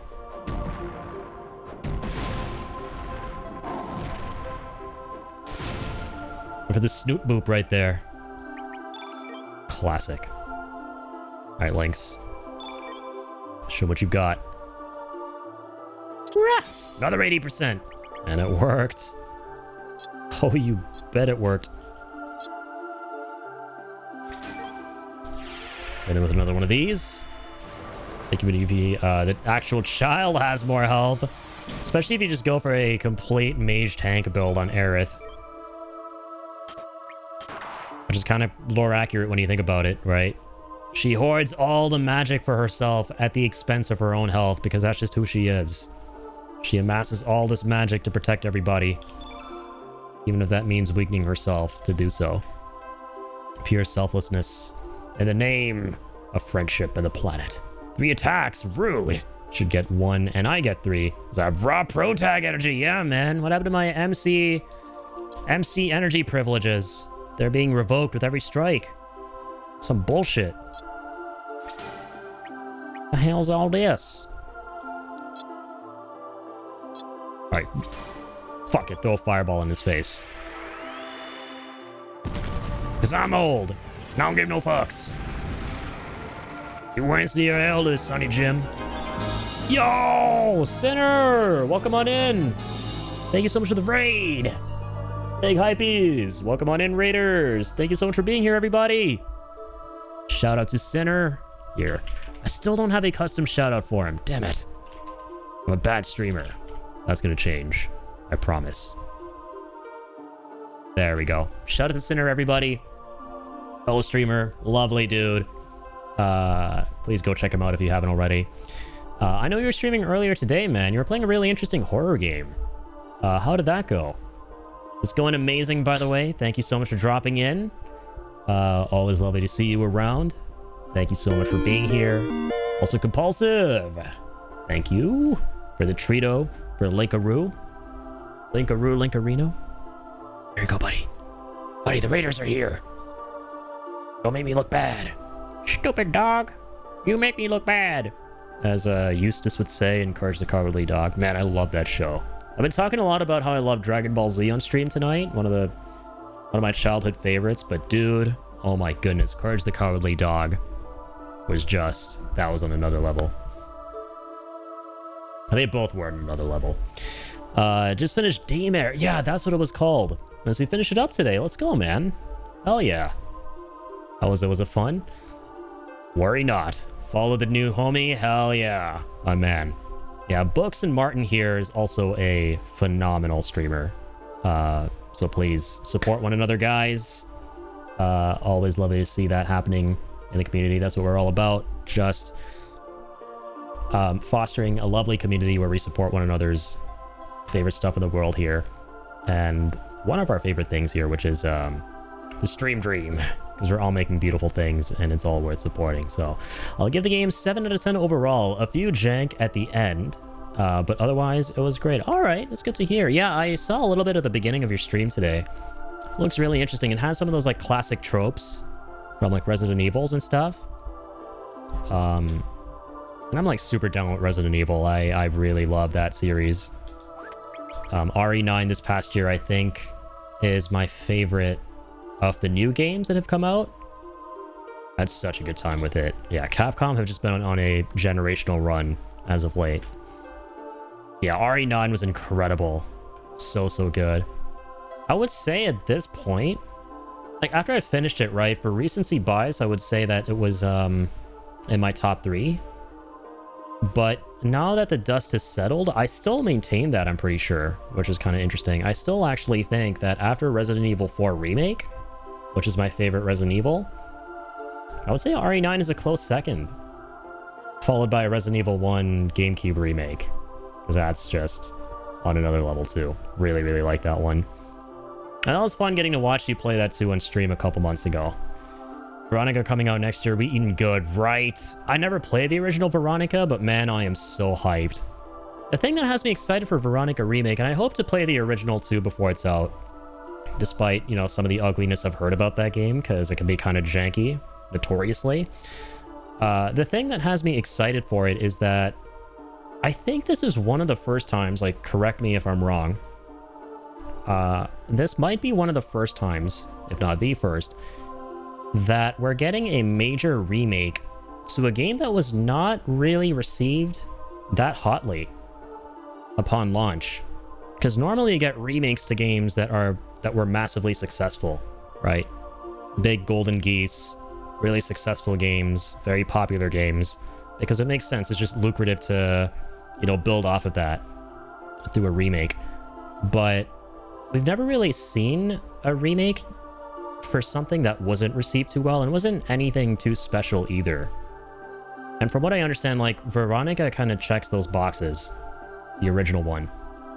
So it would be cool to see, like, how they polish it up, what they add to it, what they try to, like, rectify, what they do to make it the most definitive experience possible for experiencing Code Veronica. Like, I'm actually very eager to see all that. Because, yeah, we only really get the remakes to all the amazing classics, right? Not the games that usually need, like, a remake treatment. I agree with that. I think they were doing it to flesh out the story more. Yeah, and I look forward to it. Like, they're clearly kind of setting up a new storyline, right? With all the remake games. Because they're the original games, and with the changes they've made, some of which are, like, bigger than the others, as far as story is concerned, it's clear that they're retconning elements here and there to craft a new storyline that you can only really follow through the perspective of the remakes. So it's interesting to, like, see how they're gonna fit Veronica into that with what they have so far with RE2 remake, RE3, like the RE engine games pretty much, you know, then RE4. Veronica 100% does meet that criterion. Okay. It's an ugly duckling in the mainline series. Yeah, from everything I've seen of that game and heard, because I haven't played it myself once again, it doesn't have the prettiest reputation. I really do want to play it myself, though, in spite of that, because one of my favorite things going into a remake is getting to experience the original first, so, you know, I can be, you know, more appreciative of how they're either paying homage to that stuff or reimagining things. It's more exciting, basically. Like, I admittedly had never played Resident Evil 4, the original, even though it's, like, one of the greatest games of all time, until right before RE4 Remake came out, and that was such a fun experience, man. Like, RE4 Original is also such a goated game from where I'm sitting. I get why people love it so much, and how they must have grown up all the time in the world as younglings playing that game all the time. I could totally see that. If I had a GameCube, and I wanted one so fucking bad growing up, I cannot tell you how badly I wanted a GameCube growing up. I would visit my friend every summer, and, like, I would be so tempted to just grab his GameCube and run out of his house and never see him again. Just, like, steal it. I missed out on the whole GameCube experience. I feel like if I had one in RE4 Original, I would have played the hell out of it. And I really enjoyed that game when I played it before Remake. And then playing Remake, I think I appreciated the experience so much more because I was able to, like, get the fun of seeing how they changed and, you know, reimagined all the stuff from the original material. That's one of the most fun parts of playing a remake. Yeah, compare and contrast, exactly. Yeah. You hit the nail on the head. OG Resident Evil 4 is my favorite. Remake is Chef's Kiss. Right, I feel the exact same way. Or actually, no, sorry. RE4 Remake's my favorite one. And original RE4 is still a Chef's Kiss. Yeah, like, the remake just hit all the frickin' right notes for me. Hey, thank you for the lurk, Martin. Much appreciated, man. It was good to see you around. Thank you for being here, everybody. Another big shout out to Sinner for the raid.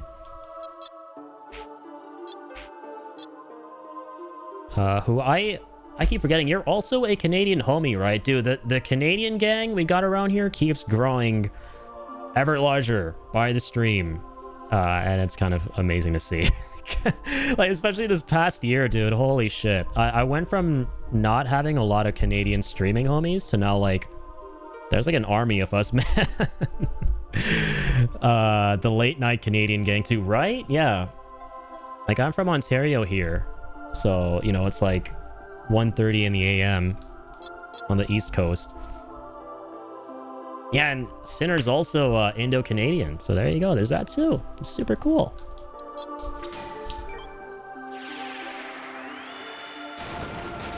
Hell yeah. My Indo-Canadian homie from another momie. As we like to say around here. Call it the Insomniacs. I wouldn't be too mad about that. I could get behind it.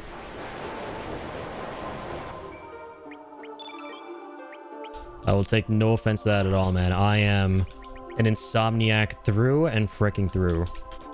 I have like no conception of sleep. Clearly. I mean, clearly. It's like, Addy, you've got no accent at all. That is true. Like, I would say Sinner and I have that. I would say, like, Sinner, are you like a second generation, like, Indo-Canadian kid? Like, are you also second generation? I feel like we all have that same accent where it sounds Canadian, but I would describe it as like the end of certain words. You can kind of, if you're Indo-Canadian, you will always be able to, like, I'll put it this way. I've like talked to a lot of people on mics and stuff before in the past when playing online games and stuff. And in my head, whenever I have this feeling that they might be Indo-American, Indo-Canadian, I'm always like, I'm pretty much 9 times out of 10 right about it, because there's like a certain way we end words that only Indo-Canadians, Indo-Americans end words through with their accent. Like, I can't, like, you'll only really know if you're one of us. one of us. My parents moved here 45 years ago. Wow, yeah. So I'm literally in the same boat. My parents came to Canada in the 90s, like early 90s. So at this point, that would be some almost 36 years ago, like very early 90s. It was 1990 or 1991. I'm not too sure. So yeah, I was pretty much born here. I did move back to India though when I was 4. So we lived there for 11 years. And then I moved back. And now I've been here 11 years. So it's exactly half and half now.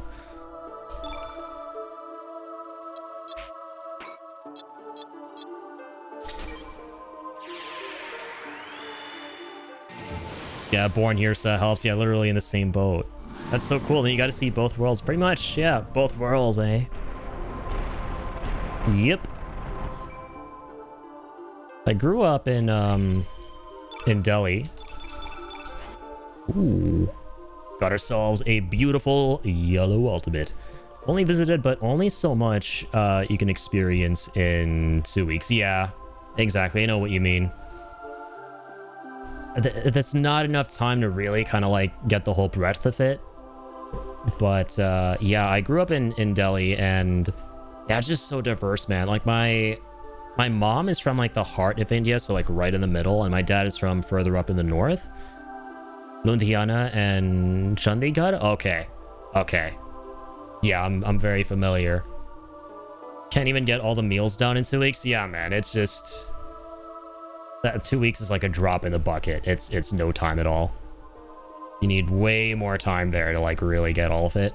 But yeah, I mostly grew up kind of almost smack dab in the middle, and then it's crazy how little you, like, if you don't travel around a whole lot outside of the region you're from in India, it's crazy how little you realize, like, how little of its diversity is basically known to you. I remember I went to, I think, Tamil Nadu once, like, which is far down south, and man, it was like I was on a completely different planet, right? There's so much diversity there. Just straight facts. Yeah, that's what I've heard. There's so much to explore. There really is. Like, certain parts of it you feel like you're not even in India, as most people kind of imagine it, picture it, as most people experience it too, as was the case with me. But yeah, and it's been a while since I've been back. I'm actually planning on visiting this December just to see some family, and also, of course, like have some family obligations and stuff like that. And it's gonna have been since like 2017, because that's the last time I visited for a couple weeks. I've literally not even been on a plane since then, I don't think. I'm a big hermit person. I don't travel a lot. If I can avoid it, at least. If I have to, so be it. But I'm just someone who, like, I don't know about you guys. Yeah, pretty much almost 10 years, man. It is nutty. No, I did go on a plane once since then, but that was back in 2019. And so it's still been a long time since I've properly traveled. But that wasn't even that crazy. I went to California to visit a relative. That's gonna be fun. Excited for you. Yeah, absolutely, man. So much has changed back there. There's a lot of family I kind of like lost touch with. That I kind of want to see again for a little bit. Just like touch base with things there. And then like come back here. Right. This is like Canada is where I foresee things for myself and like the far like long term. And I mean, I'm pretty much Canadian at the end of the day, right? Canadian citizen and everything. California girls were unforgettable. Classic. My strength is worthy of my powers. Take with thee my prayers. Oh, don't mind if I do, my good Shah.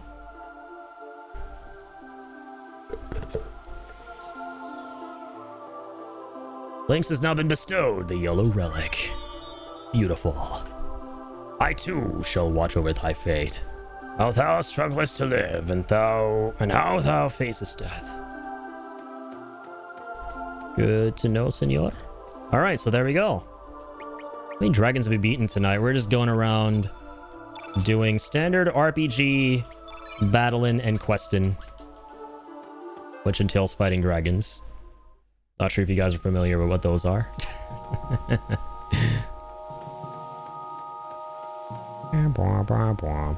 Alright, how do we get down from here? Come on, Lynx, you're a cat. Cats just love jumping off any height. Any and all heights. Just walking that off like it's nothing. We made it up, but how are we supposed to get back down?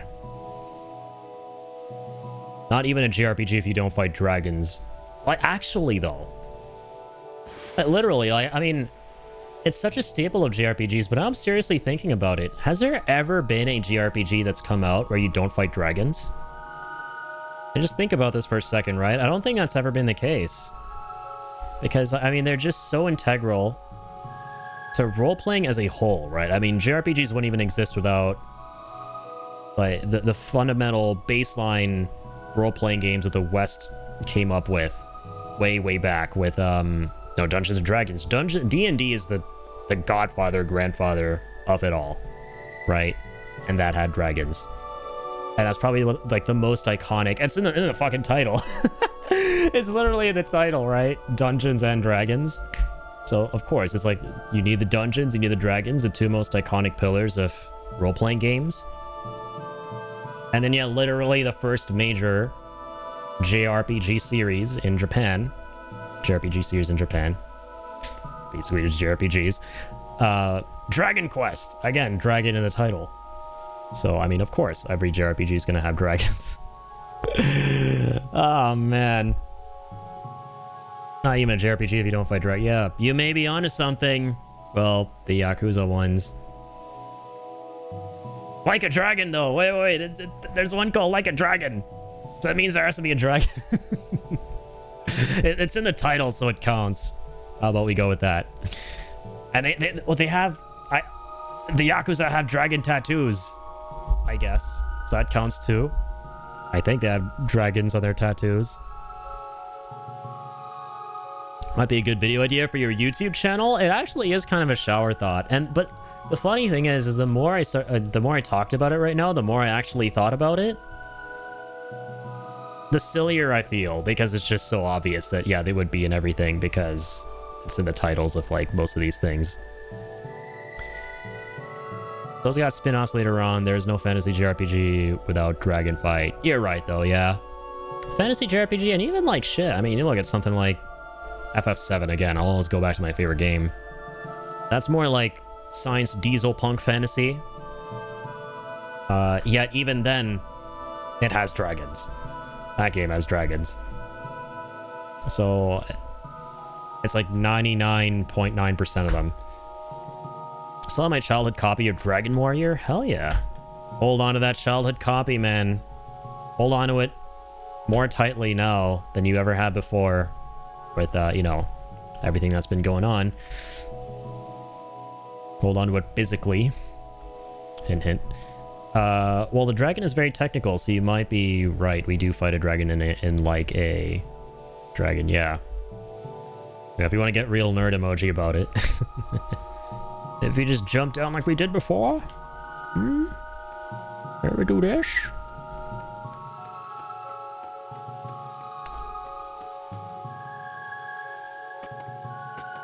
Oh, they're just gonna jump straight down into that hole. That's ballsy.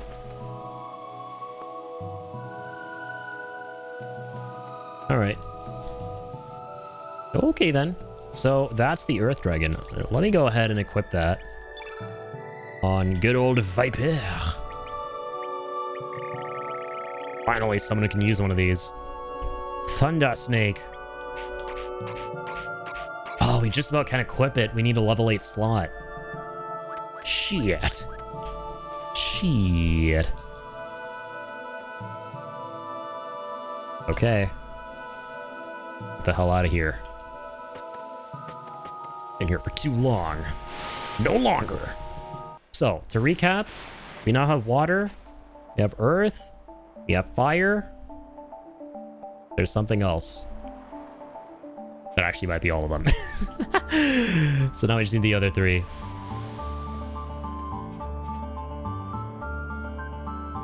Now we need wind, so green, white, and black. Those are the ones that are left. Bum, ba, bum, ba, bum, ba, bum. All right, let me just save real quick. It's kind of important. Wouldn't you say so?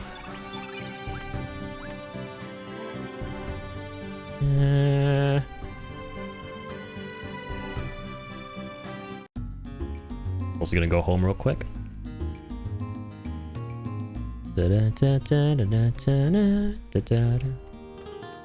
Home sweet home. This theme will never get old. Let's get some items. Okay. Not from you, I guess. How about you? Your shopkeeper? Someone around here's got items. I can't be bothered to find out who. So I'm just gonna go to the other side of the world and shop from there. Just JRPG things.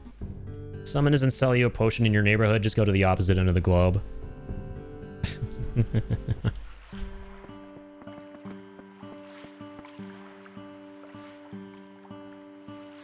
Oh, also, bro, we got that super fucking sauced out material. Yeah, denadorite. So we can craft some of the really good stone weapons. Mithril rod. We should probably make this for radius. That will make sense. That's it, right? Okay. Forge away. Radius, and then where's the other boy? Where's Viper at? Viper, stop vibing. Sir, hello? Want us to see me? Come on. Spare witness here. Where's his icon? Where's he at? Oh, there. Okay, brother. Apparently, I am very blind. Stone sword, beautiful. Thanks a lot. Well, thank you. What a Giga Chad. He made us a sword of all swords. And thanks us.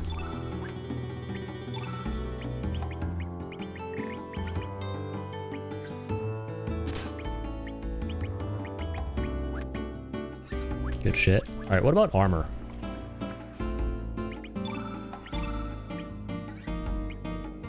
Magic power, defense, attack power.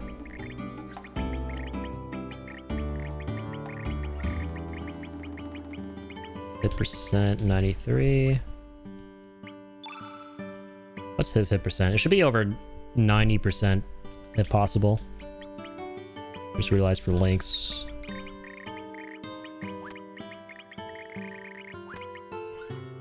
Or HP automatically over time. The 88 is the highest we're going with him, apparently. We craft new armor here? Usually just weapons. Oh, armor, brother. Broder. Broder from another motor. 1200. Stone vest. Oh, wow. Okay. And there's stone mail. Wow. Okay. Sure. Take 3 of those.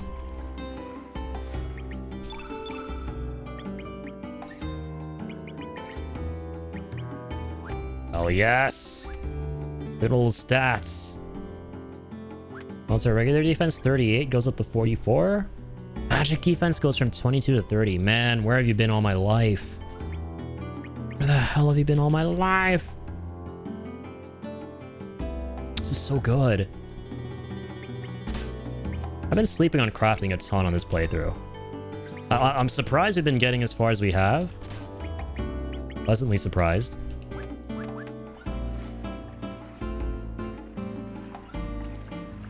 Okay, what about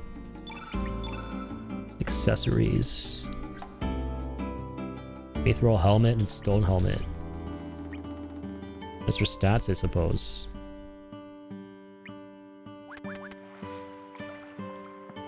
We'll sleep on that for now. Yeah, let's see. I wanted to buy some items. Let's go up. Up we go, Peoples.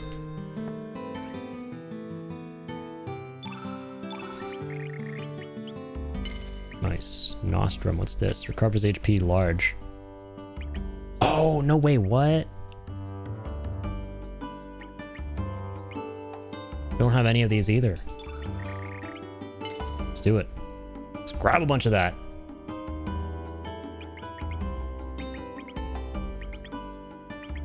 Do you have any revive magic? Revenge. Only if any color black. Shifts your status effects onto enemy. Ooh, I kind of like that.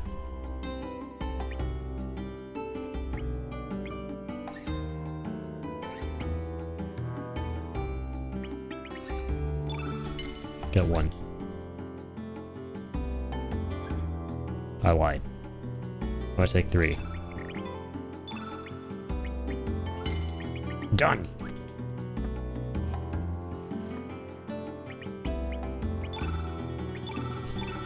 Oh shit, we won't be able to, like, the tablet, the black one, that's not gonna be a level 1, so we can't put it at the very beginning. Oh, that just hit me.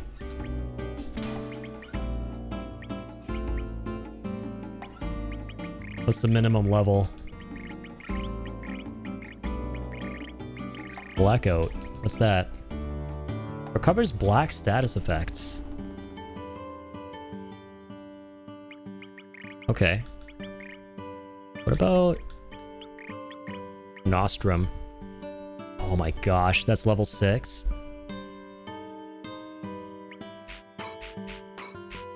Whatever, worth it though. That's definitely going on.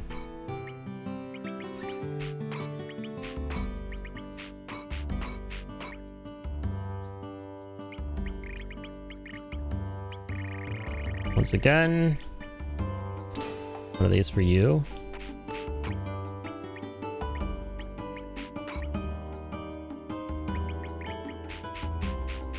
And one of these for you as well.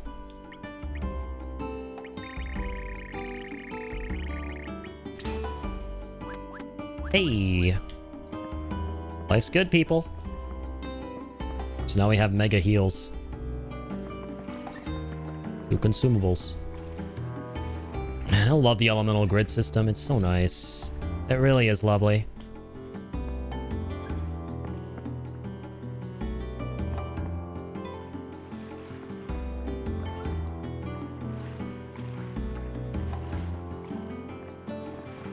So I'm trying to think now.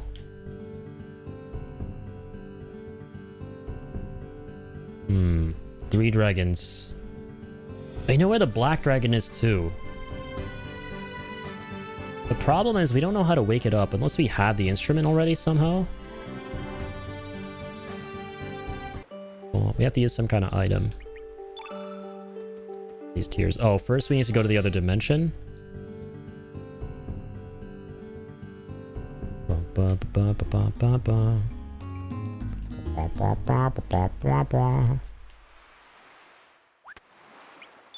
There you go, Astral Amulet. Let's be off. Think,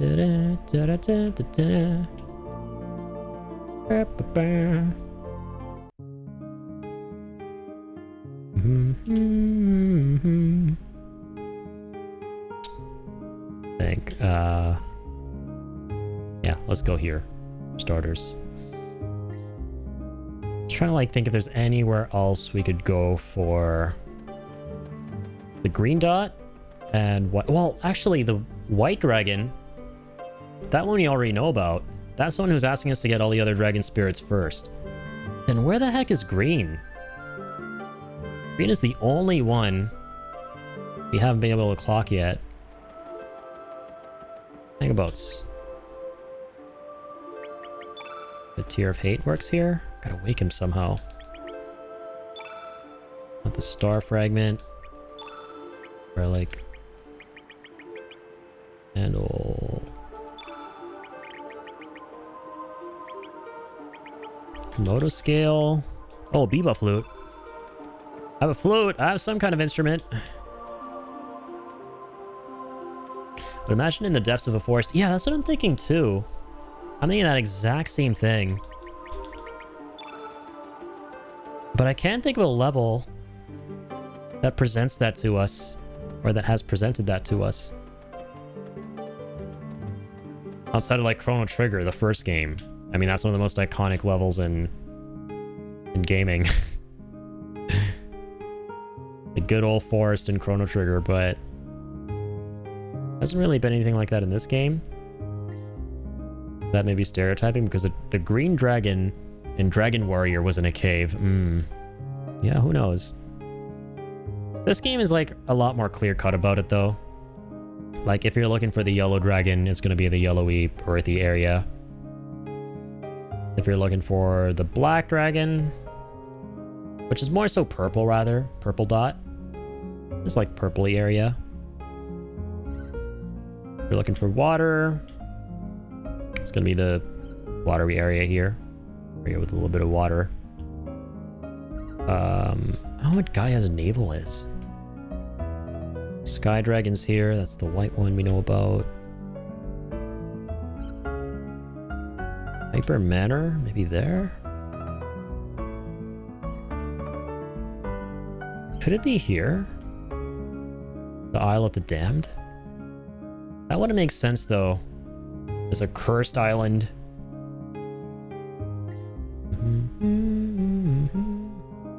Viper Manor Bluffs. Over here. This is very green. Green and mossy. There could be some like secret passage. Traversed this area before. Some kind of secret passage here leading to a Durgan of some kind. Alright. Let's get rid of this bozo real quick. Ooh, get off the stage! One tap him! Done. Gosh, it's so satisfying going to these like lower level areas. And not satisfying getting ambushed though. Not satisfying getting your time wasted. No matter how powerful you get. Arrow saucer. Ow, ow, ow. Up, up, up, up, up, up, up, up. Magma bomb. Sweet.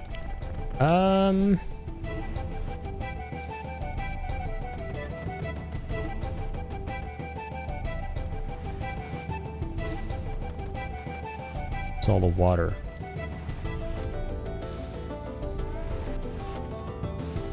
Yeah, this will just lead us back to Viper Manor.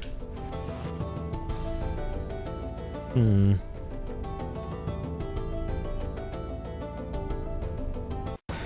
Oh, this guy's still here. Ah, get a load of this bozer. I'm out. Bye-bye.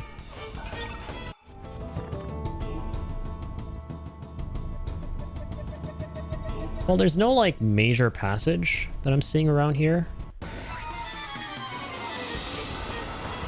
That'll lead me to think that, oh, I need to, like, go here or go there. Do this or do that. Ba-da, la la la la.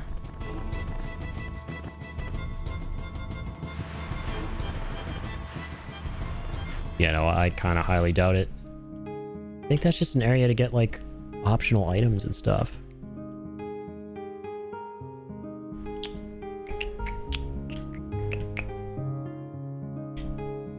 Done with that.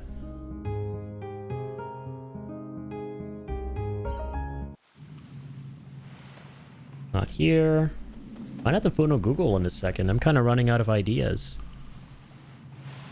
I do be running out of the ideas.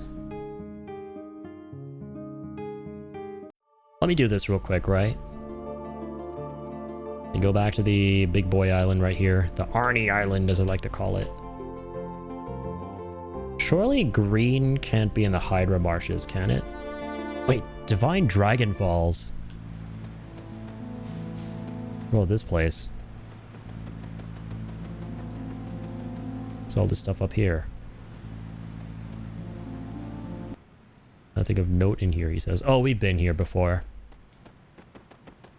And there's something to place down here? Oh, yeah. The tiers. Ah, there we go. We got one of them. The tier of hate.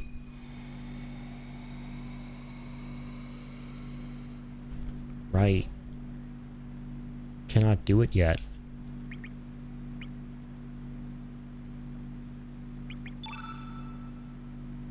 What? So eerie. That humming noise and all these terrifying faces.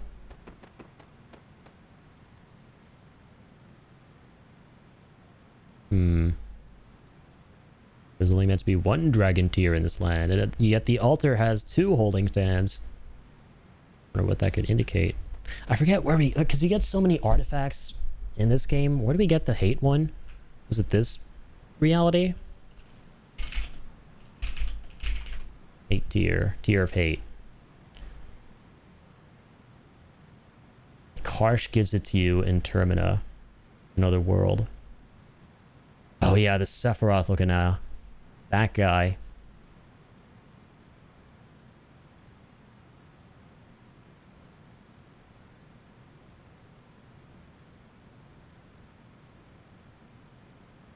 Oh, and then there's a... Yeah, tier of hate, the other one is tier of love.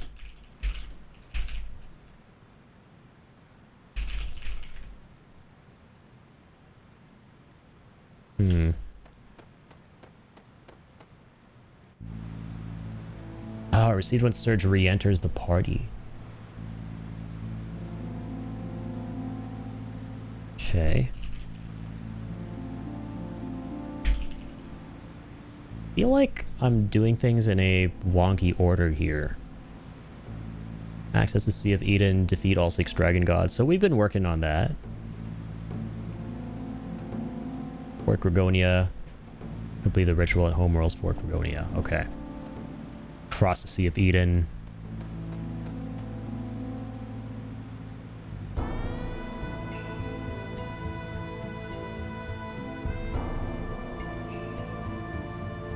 Chief Daria in another world. So timeline B. The chief at good old Guldove, which we've been to a couple times. You show her the tier of hate. Ah. Ah, okay. Yeah, when we talked to her, I forgot to open up the menu and show that shit to her. Dude, my bad. I always forget that. You get the dragon emblem.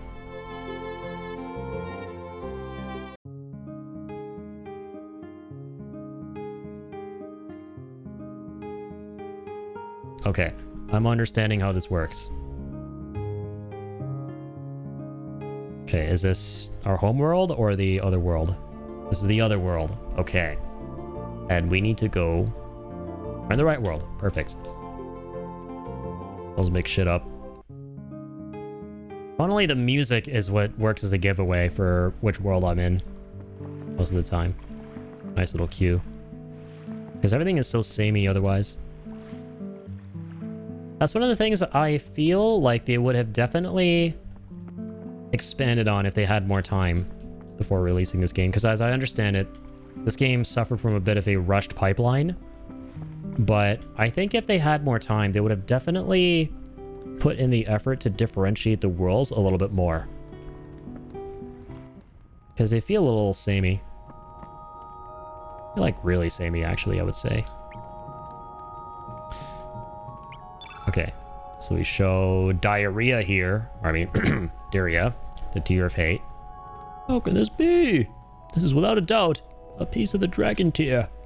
Surge, I shall bestow upon you the dragon emblem. It is the mark of a dragon shaman. Surge has been bestowed with the dragon emblem. Great. Now we go to the... Go to Timeline A's version of this area. And produce the dragon emblem there. The emblem and the dragon tier have been handed down by dragon shamans for generations. Although the worlds are different, you should be able to receive aid from the other shaman with this emblem. Make haste to the alternate world. Cool.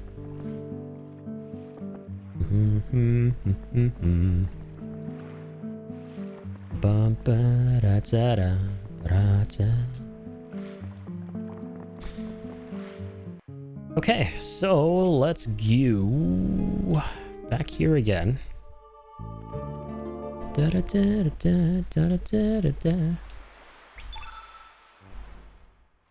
Use the amulet.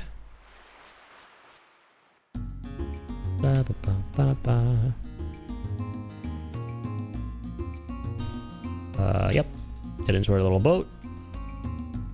I'm in my boat, motherfucker. Take a look at me.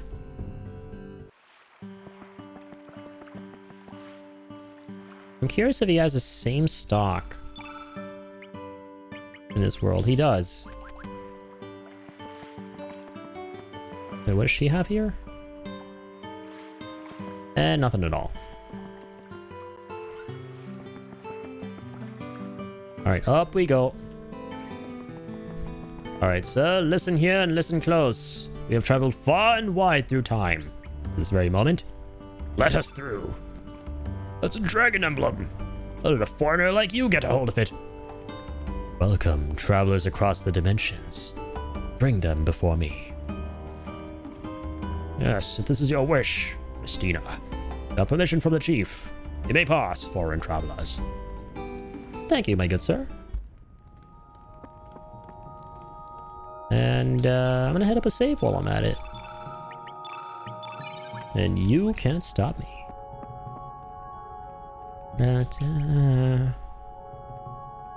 Alright, so we can talk to this dimension's version of Stina, who once again looks a lot like Pura from Breath of the Kingdom, if you will.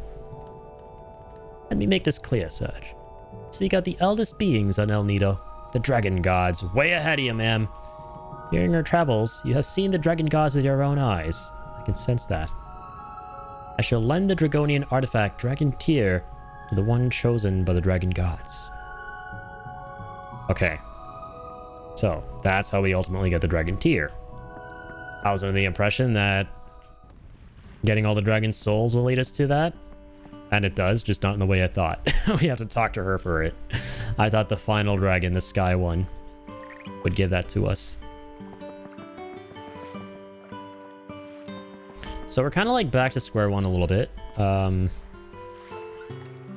in that I'm not sure how to get to green and black. We know where black is, we just don't have the tool necessary to wake him. And green, I just have no idea where that one's even chilling. It would definitely be some kind of foresty area, but where is that? This is a quick do-over. Fossil Valley. Oh my god, I forgot. The Shadow Forest, of course. There's that forest. Maybe it's in here? Okay, hang on. Hang on. Am I onto something? Do I be cooking?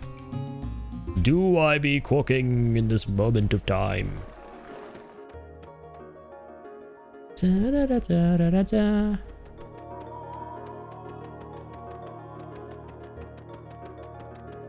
Ba ba da da ba da ba da da da da da da da da da da da da da.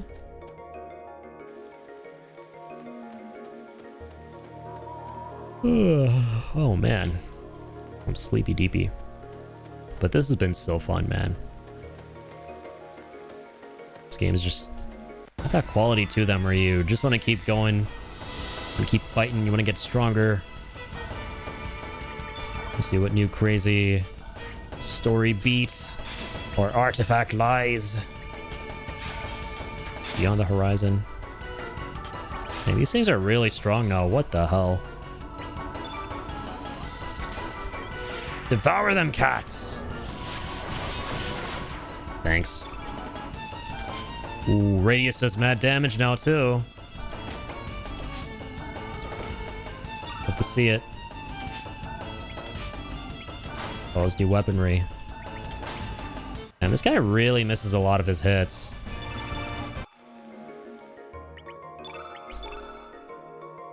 Yeah, only an 86% hit rate. Damn. 86%. Gotta pump those rookie numbers up. Somehow. Don't have the right thing for you, buddy.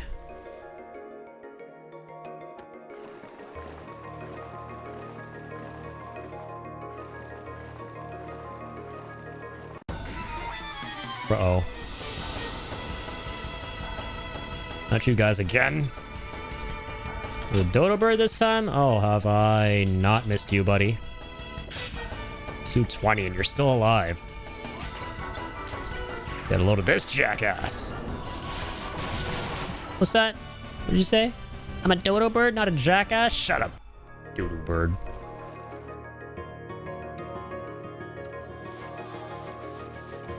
Or a doodoo bird.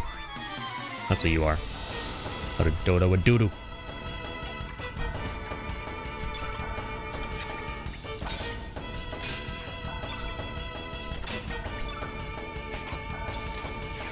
Yeah. He ha ha ha ha he he. Da da da da da da da da da da da da da da da.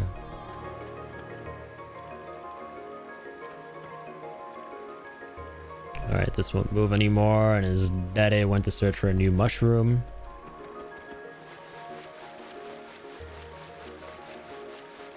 Let's walk through this all. I guess. IG.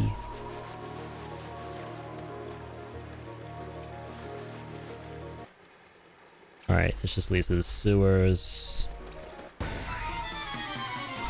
Bra, bra, bra.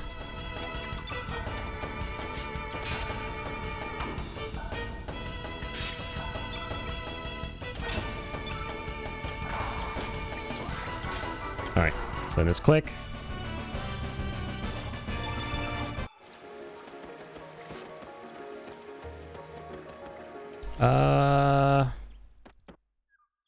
Over here. Looks foresty simply because nature has reclaimed this place. General Viper and his men, even though General Viper's right here. I love it. They're looking for his ass. Ah, he's with us, buddy. May not be your General Viper. But...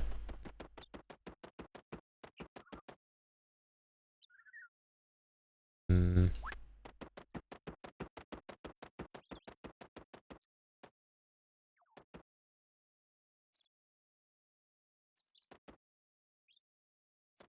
The El Nido Triangle. Your men haven't returned, huh? There's a sinkhole below. Whoa! Oh my god, wait, this is new stuff. Let's do it. Is this where the dragon is at? I'm so glad I decided to explore more of this. Aw, man, are we serious?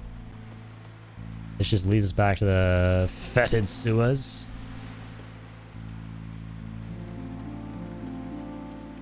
But these are the sewers of, Surge's world. Timeline A. You've only done the Timeline B variation of this,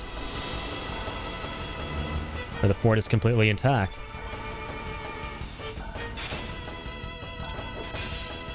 So it'd be kind of tougher then. Maybe this is where the dragon is at? Let's see. Shit's different here, that's for sure. It's all available to us. Kill them Katos. That was quick. Okay. It's gonna take us all the way down here, as usual. Bunch of bat baddies. Let's push the barrels down. Just like last time.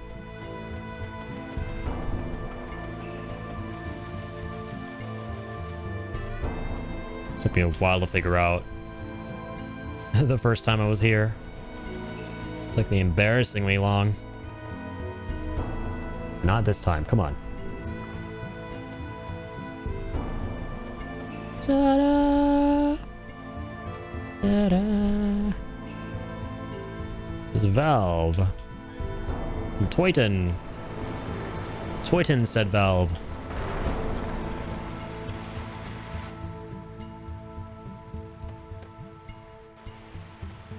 Cool. Can you please leave that? Thank you. Much appreciated.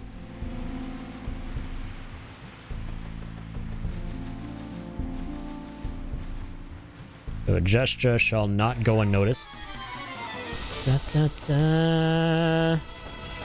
Brabadoo. Taputi. Da da da. Okay. And head up here now. Well, now we're actually in the fort. Area beyond seems to be completely blocked off. Jail cells are locked. Of course they are. Let's get in the torture room. Norris, how go the battle preparations, sir? You have room? Yeah, we already talked to you here.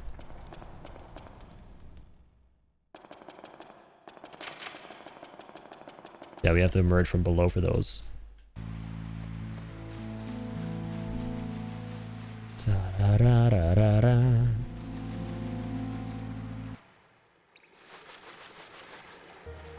Yep, and from here we can exit.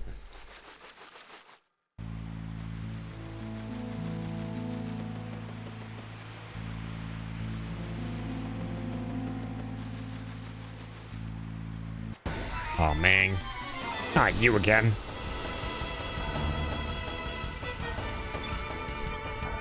Alright, let's make this quick, buddy. Don't got all day.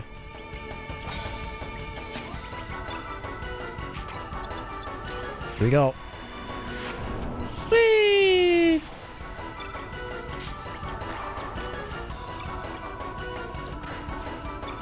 Sitting down, old timer. There you go.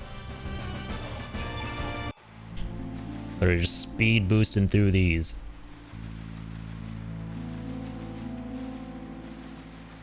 I'm confused though. How do we go back to where we were before with all the gates? Is there a shortcut from after we go up here? I always have to drop down to that spot again.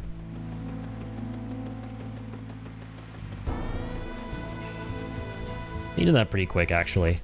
Won't take any time at all. You just go from here. Oh my god. Unless we run into you. Nah, let's book it.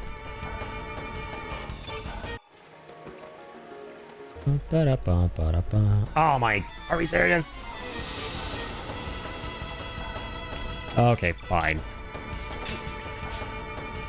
Get out of here, man. They're level 3s. Come on. Don't miss.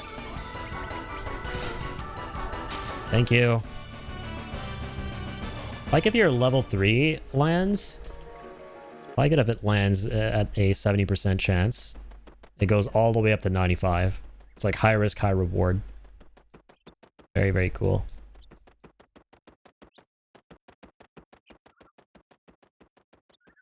There we go. It's like, how the hell do we end up at go up there last time? Alright, down we go again.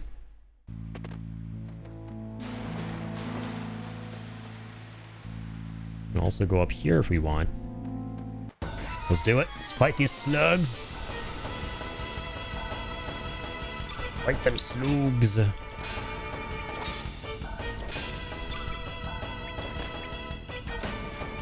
Die, slug, die. Is Radius weak? What is happening? He looked like he was holding on for dear life, quite literally. Ooh, another revive? Oh my god. Say it ain't so. Fucking finally. It's been way too long, man. Been too long. Really been looking forward to this for the longest goddamn time now. Okay, let's give him revive right here. Good. So the silly old tablets. Wait, that gate's back? No, it's still closed. Good. Yeah, obviously we wouldn't be right. We would have been thrust down otherwise by the flow.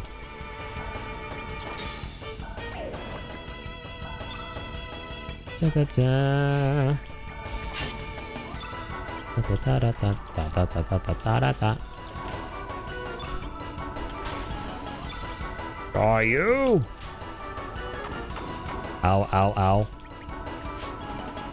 Here's a big ow for you.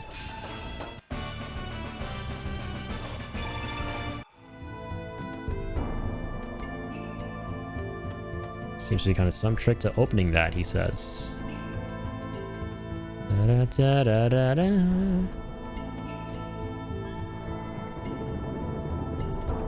That did the trick. I ran right into that one. I really hope I'm not wasting too much of my time here, though. Well, on the bright side, we got the revive, so I don't think I am, even if we don't find a dragon or whatever here, which is best case scenario. I'm really hoping to find the dragon.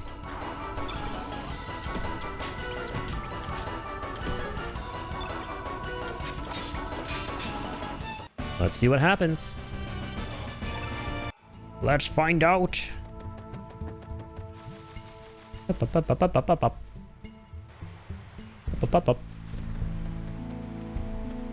Man. Oh yeah, we fought this giant spider thing around here that one time. Da, da, da.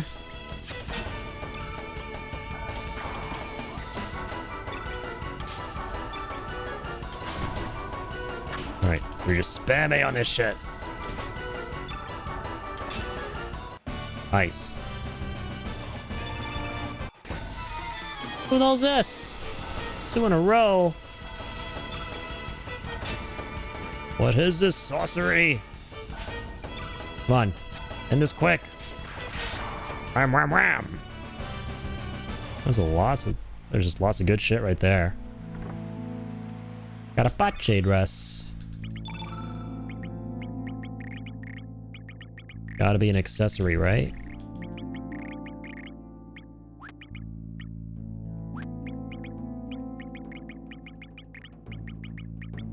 No?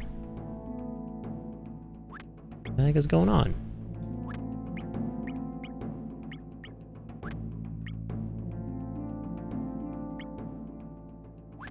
Me no know. A key item?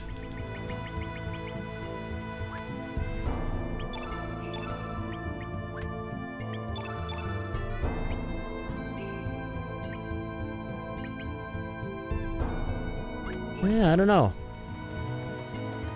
Figure that out at some point.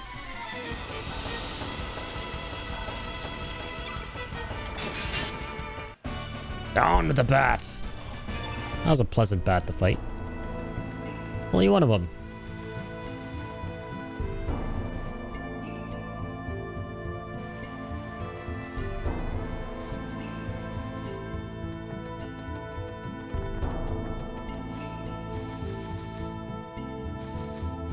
Oh yeah, this lets us go here.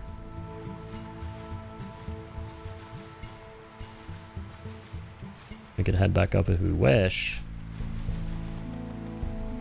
Oh, yeah, that's the only way to go up top from there. Right. So that's why you show up here. Go here. At the chest. That's blocked off.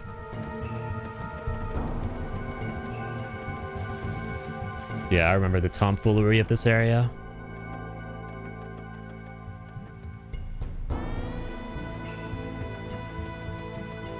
Have to head up here. Tighten that. Now we have a path. Skedaddle past that bozo. Ba-da-ba.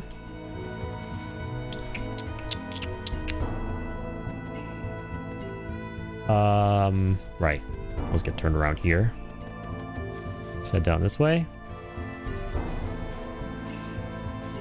Oh, what am I doing, brother? There we go.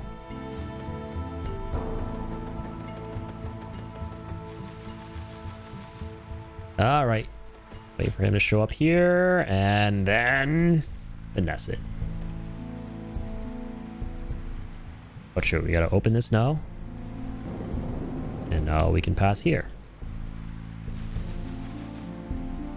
Wah, wah, wah, wah, wah, wah. And these ladders lead to the jail cells. And what do we have here with that chest?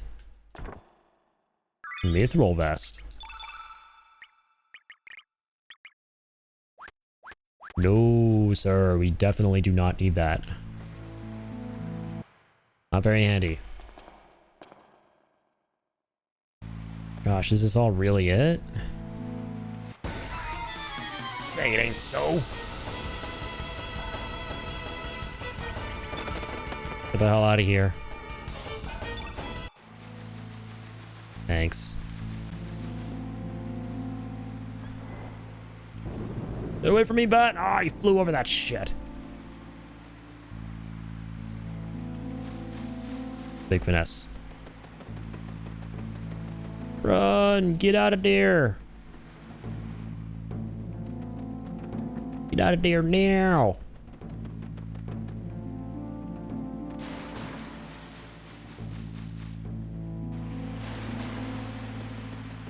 Okay, so that really is it. Oof. Alright, man. After all that, I'm glad we at least got the revive spell. But where's the green dragon?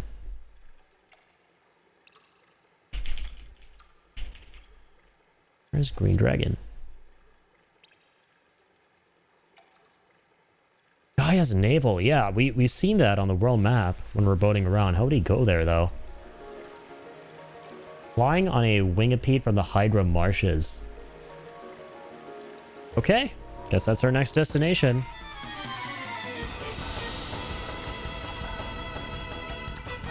I'm out.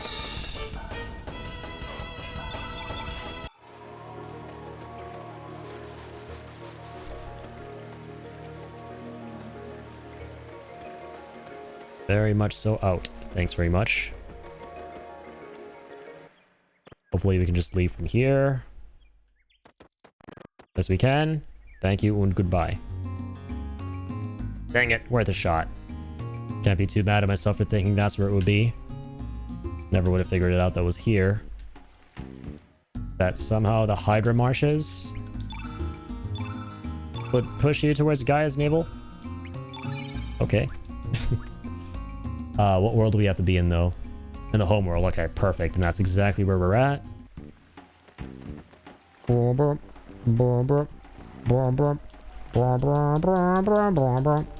I like how the instrumentals sound a little bit like that one sci-fi future level in Chrono Trigger.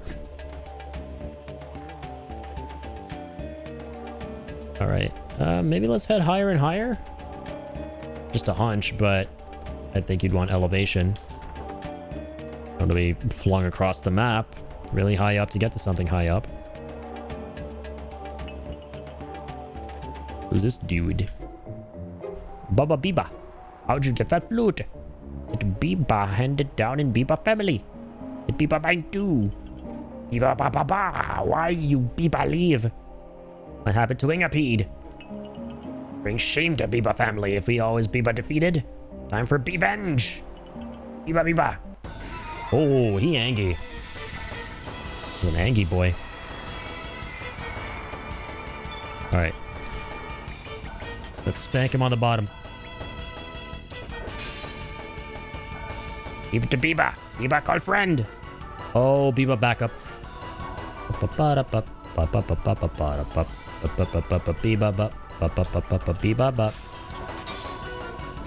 And there goes Biba back up. Or OG Biba. I have no idea. Who the fuck cares? Teehee. That was really hard. Wow. I'm all sweaty. I'm Biba sorry. Here, I give you this. Please forgive Biba. This Biba ancient fruit found in ancient god. You will be able to become Wingapede with this. All you have to do now is blow the Biba flute. That Biba the truth. You blow the flute further down the branch where my friend Biba standing. You will be able to ride Wingapede to ancient ground. The ancient fruit, lovely. I wish you the Biba as luck. Thanks, Ming.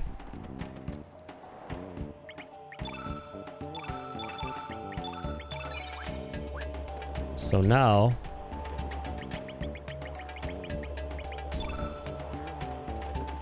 I have this flute here. Here's another Biba man. Yo, Cody! Thank you for the Trito. For the doggo burrito. And for the hydrate. You go, little man. Where's the crack? Where's the crack? Thank y'all. Thank you very much. Thank you, thank you, thank you. Much appreciated. There's water here. Thank you for watering the streamer. Ooh, that's some good crack right there. Shit. That is some W crack. Thank you very much. Want to get an ancient ground? Oh, Wingapede here. You Biba use flute and ancient fruit. Use flute to call Wingapede and feed it the fruit. And we have both. Lovely. So, alright, we would use it here. People flute. In front of this guy. There we go. Oh my god! Kill it with fire. I mean, hi, big guy. Thank you for your services. You're really cool. I never want to see you again because you're terrifying. Lovely. Oh, that's funky. We're finally here. In this lush greenery that is bound to be home to a lush green dragon. We'll be able to make it back if we blow the flute again here. You come from sky. Oh, hey, little one. What the hell are you? You friend of father, Leah. Father? You know, father? Father is, brave warrior. Leah lose, father when Leah very little. Grandma say, father went, to sky. You come, I'm from sky, so Leah think you know I'm father. You're sorry, Leia, but we do not know your father. By the way, where are we? Yeah, don't know I'm either. Leah faced some land anger and end up here. But it is not I'm here. Only Leah and he come I'm here. What was that? The green dragon? Firebrand. Like the Legend Dragoon one. He pretty tough, Leah help if you fight him. They're winning so far. Leia temporarily joined party. Please don't swap somebody out. Thanks. I'm very tired and I like my current peoples. I'm sure you're really cool though. Or Leia. God, this is such a sick level, man. Listen to that music too.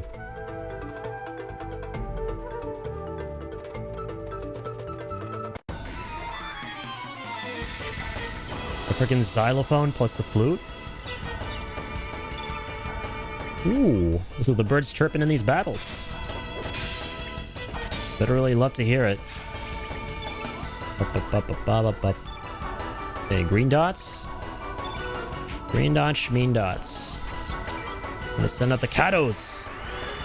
Ooh, let the cats out. It's gotta hurt. Shit. Okay. Here comes a stingy ding ding. I don't know what he just did, but that looked painful.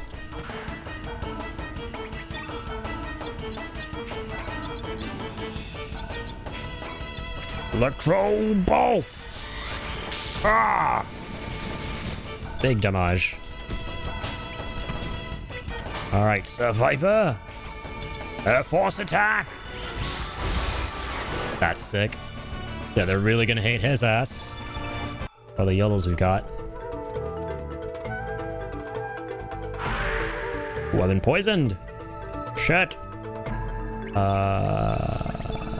Medican. Oh, antidote. There we go. I'm curious if there's a save spot here. Yeah, what all can we expect? This initial area. Let's see. Green brooch. Oh my god. Hey, Big B. Big bird. He's very angry that we robbed his home. They're very angry. Oh my god. Romeo and Juliet out here. Shit. Flap.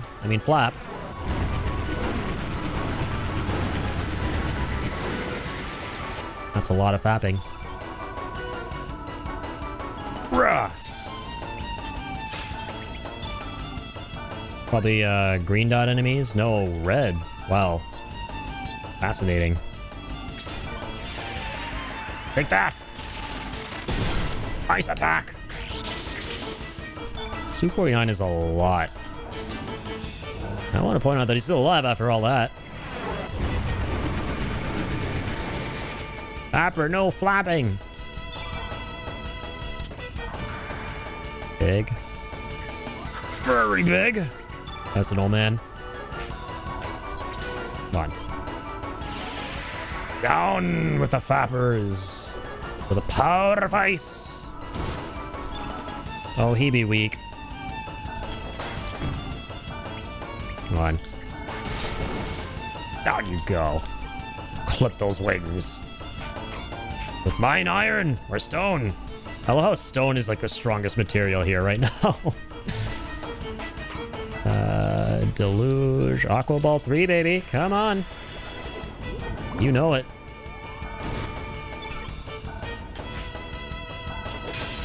Big Damagino Pepperino. And then with this. Shit. Is that all you can do? This'll make you laugh. Rah! Aqua Beam +3!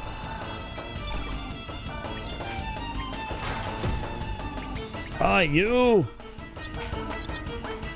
That's enough out of you. There we go. Flipped them both. A bit of Inferno, nice. What even was that treasure that we got? I can't even remember.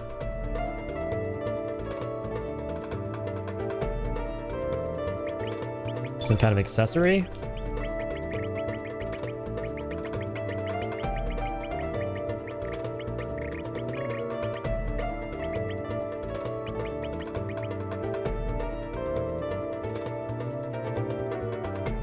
I don't know.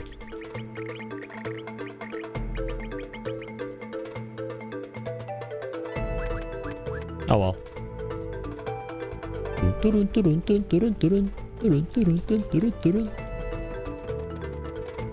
Sounds like a traditional African music, man. I love it.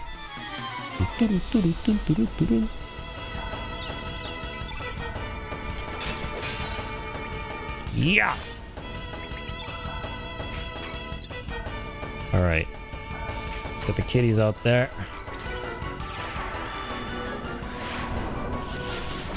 Skabadoom, baboom.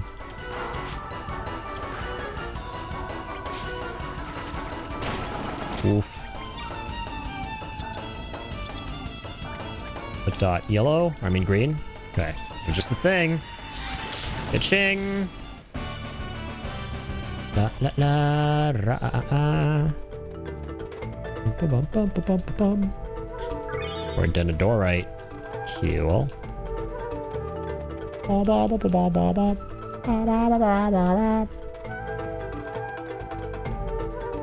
Alright.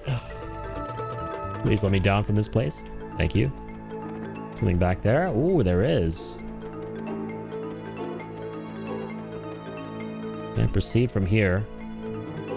Oh, I guess like we call... No, we could do that for here as well.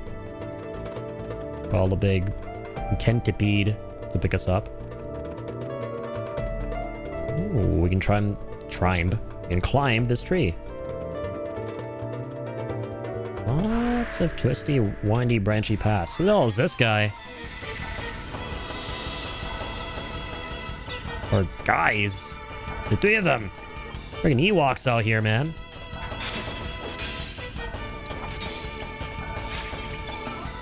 Dropping in on them Ewoks.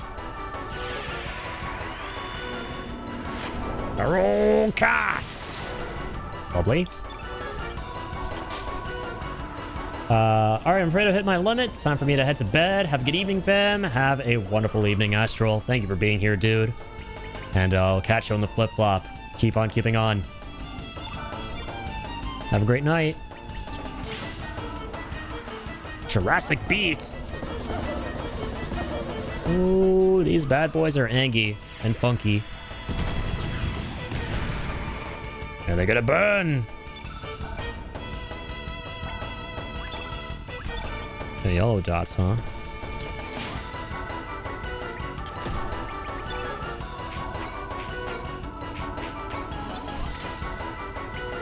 This guy's almost toast. Let's make him real toasty. Jab, jab. Bomb them both. There's a lot of red on the board. Can we not turn him yellow? Radius is a will of his own right now. There was some kind of confusion ailment, it seems like. Oh, magma burst. Bye-bye. Alright. That's that for that guy. There's another one of him down here. More copies. Ba-ba-ba-ba-ba-ba. Oh, it's a Denadorite. Oh my god, and there's a big birdie. I love the way the enemies are kind of like dispersed in this level. It's really cool.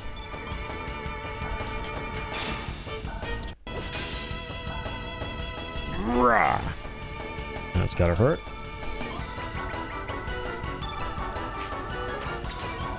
Here we go! Iceland's 3! Cool. Aqua Ball 2! Bye. Wow, we just freaking drowned him in the grass, if that's possible.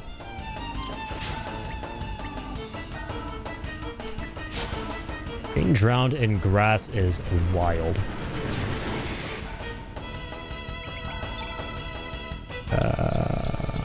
Aqua ball. Heal.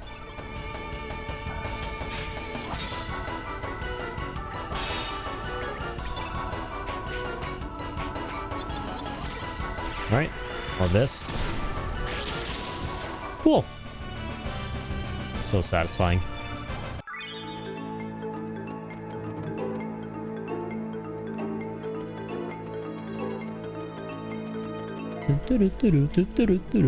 It sounds so funky and mysterious at the same time, man. Like, this game's soundtrack is just unbelievable.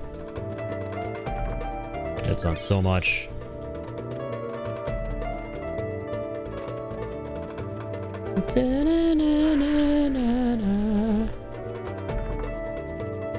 Or this.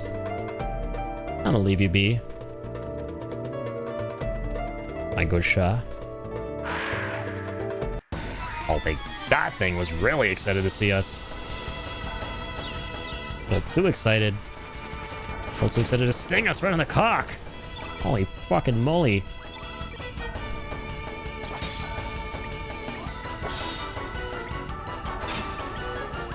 What we got here? Or what do we got here, green? Alright. I'm gonna hit you with black. As I can.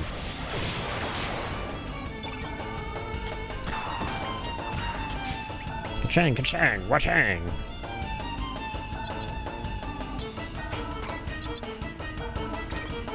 Aqua ball.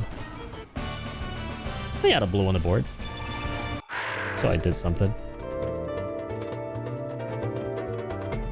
Ah, finally a save point. Oh, lovely. So let's please get rid of that poison. It's kind of gross.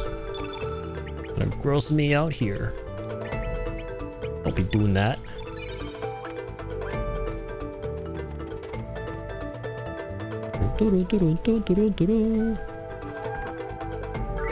And alright, lovely.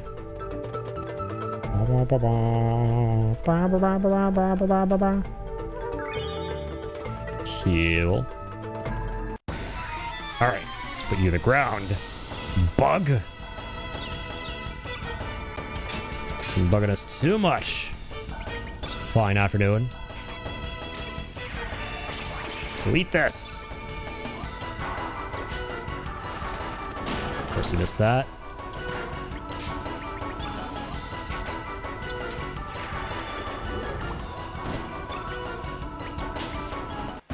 And now... you missed supper. Because you did. You ain't eating nothing, bitch. Okay. So I guess this is right before we fight the dragon. So you should probably mess with our elements. It's gonna be a green fellow. So we gotta go with the yellow moves.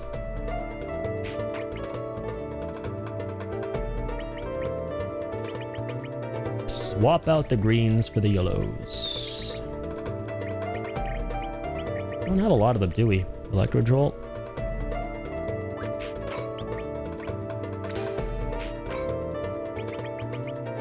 Yeah, upheaval, good. Use magical power, that's good. Purify, very nice. Never use Hellbound, swap that. Something else level 4. Electro Bolt, fantastic. There is. Ice Lance 3. Swap that for maybe an uplift. What else do we have?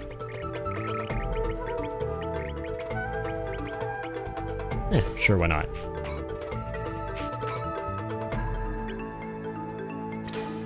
Slap another one down there.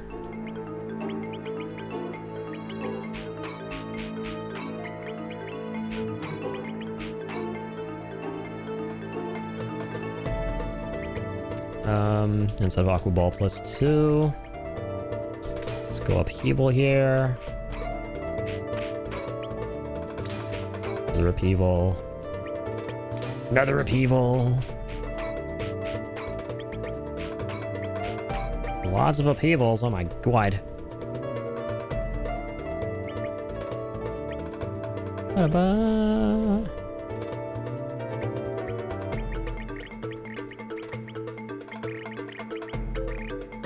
All right, where can we slap on a level 1? Over here, obviously, but what can we use? Uplift. Beautiful. This dude is yellow based, so we're totally fine here. Yo, Zenith, welcome on in. Hope you're having a fun time of the game. Headed to bed, but good luck finishing up. Thank you so much, man. Have a wonderful evening, Zenith. Sleep well, and hey, I appreciate you tuning in.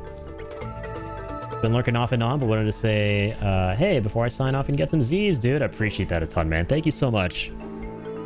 Yeah, regardless if you can drop in for a second, a minute, an hour, whatever it is, right? Any and all support is greatly appreciated here, so thank you, man. And yeah, I hope you have a great night. I've been having a lot of fun with Chrono Cross tonight. I think we're getting close. I'm not sure how close we are, but definitely does feel like that act of a classic JRPG where things are kind of coming... things are kind of building up to something with a lot of gusto here. Big finale. I'd like to drop in for a second exactly. Not 1 second less, not 1 second more. Base. Even that's appreciated. Absolutely, you too. Quick question about the game, actually. Yeah, for sure, man. Shoot. Nostrum. Ball. Trying to think here about what I want to give him for the final. Let's go here and give him...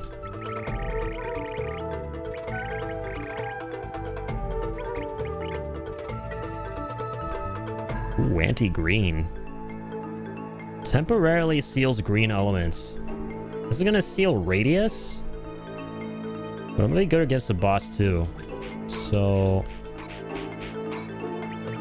I'm gonna go here, give him anti-green.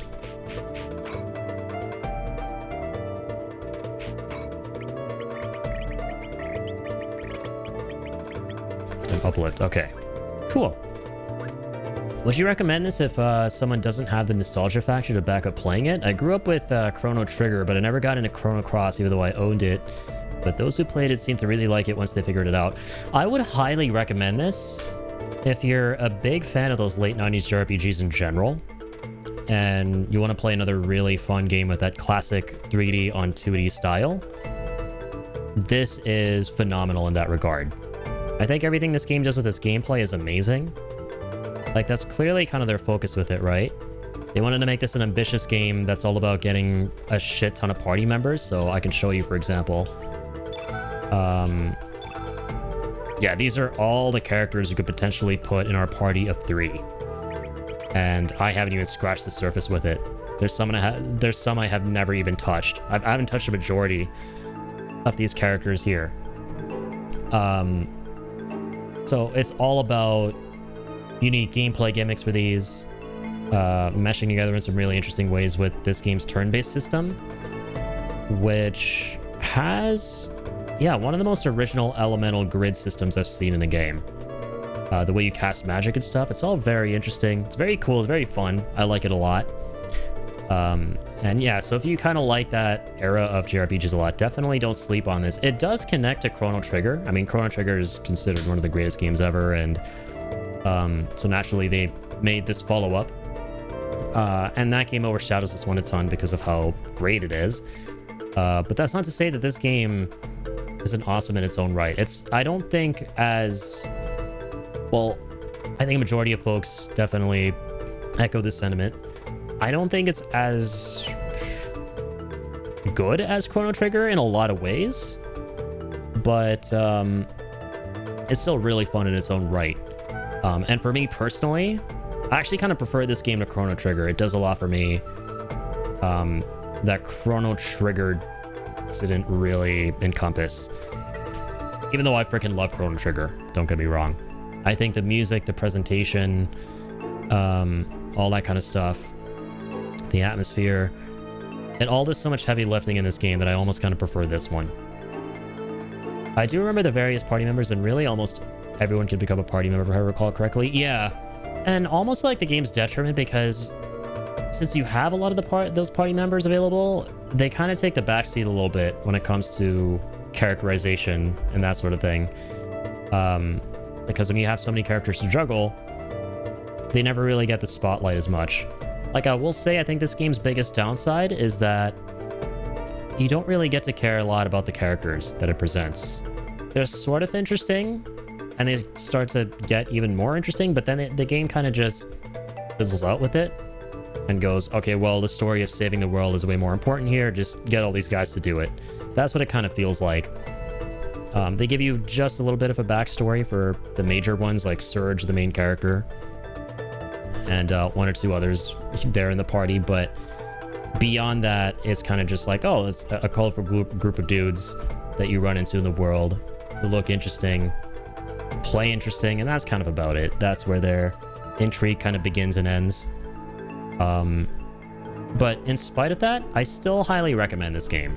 Like, definitely give this a whirl if you like these late 90s JRPGs, if you like turn-based, like classic turn-based, and you want to experience something very unique in that regard. I definitely appreciate the risks that they took with this game, and it does tie back in with Chrono Trigger, right? It's not like a spiritual successor. Oh, the camera's on. The camera's on the whole time. Oh, welcome back, Tail. I don't even know. It's not a spiritual successor. It is ultimately a direct sequel. And the way they tie in the stuff from Trigger is worth looking forward to and experiencing, and I think they do some really neat stuff there. Thanks being a controversial protagonist once spoilers occur. Yeah, pretty much. There's this whole segment where you swap bodies with Chrono.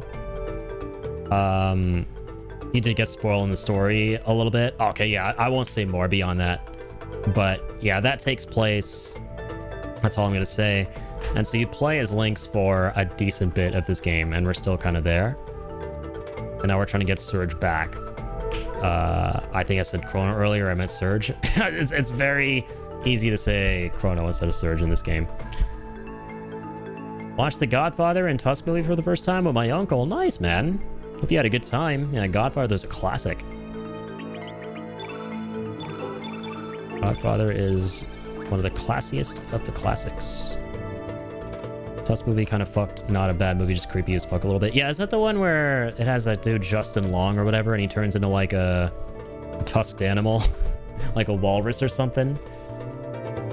Oh, even Magus is in the game. Lol. Right? Yeah. It's crazy. Lots and lots of characters.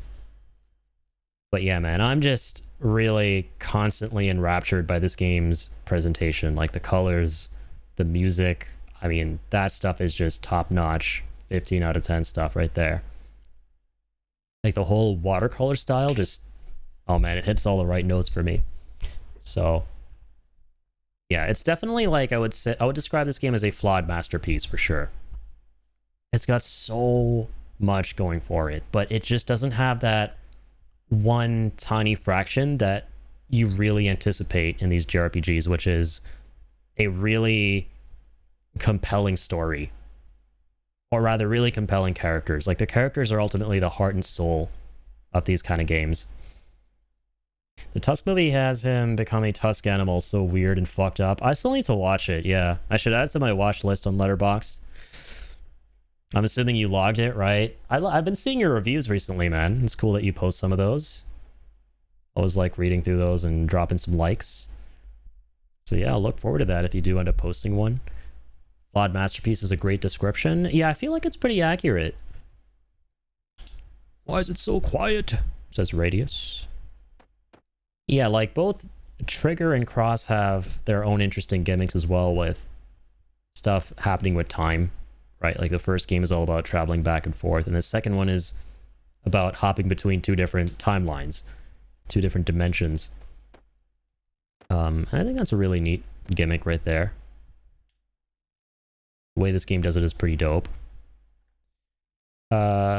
He coming. Oh my god, that is not what I expected. Is the dragon here a dino? Yeah, we're hunting down dragons right now. I don't think that's a dragon.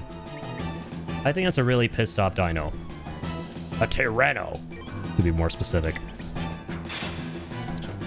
That's a very chubby, very squat Tyrannosaurus. Doing more reviews on Letterboxd. On Letterboxd, okay. Only saw a promo. I will deny you're good. Blast that Letterboxd account. Do it. Do all the self-promoting. Well, I'm off for real. Good luck, dude. Thanks, Zenith. Thank you so much, man. Keep on keeping on. Have a good night. Just streak for you. Hey, let's go. 15 stream streak. Thank you, my good sir. Because it's I gotta what get my you deserve. streaking up in your guys' streams. I gotta run across the Twitch chat, butt ass naked. Just kidding. I'm kind of slacking on the streaking, man.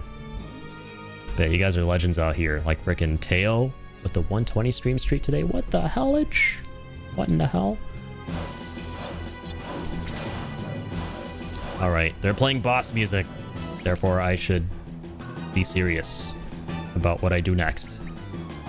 What is the dot? Red dot. Okay. That means I should probably do blue dot.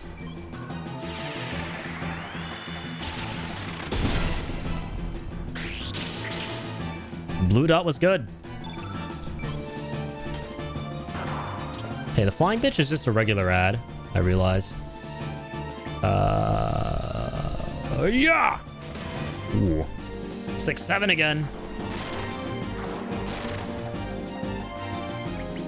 I swear to God. All right. Just saying. Why is it that whenever Melly or Teo pops into the chat when I'm playing this game that I start dropping 6-7s? It never happens otherwise. It literally never happens otherwise. Just saying. I'm literally not even kidding you.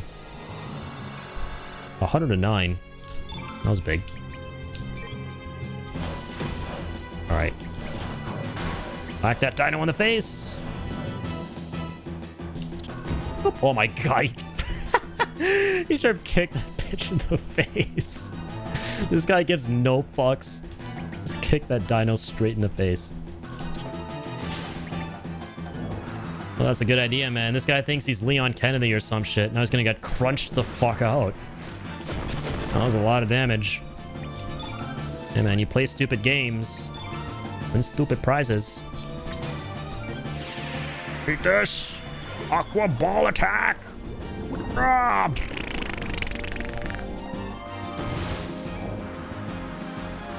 6-7. There you go. Even in the chat itself. And it, again, dog. Again! As soon as I said it. 6-7 damage. I'm at my ants for the next couple days, so I finally finished setting up my mini ITX PC. Nice! For my Plex Media server. So now I can watch my movies and shows anywhere in 4K. Hell yeah, man. Yeah, I remember you were telling me about the whole Plex server that you're setting up. That's sick, dude. So you got it up and running and everything? Right on, man. I'm guessing you're watching all the movies through that, right? The ones you've been logging recently?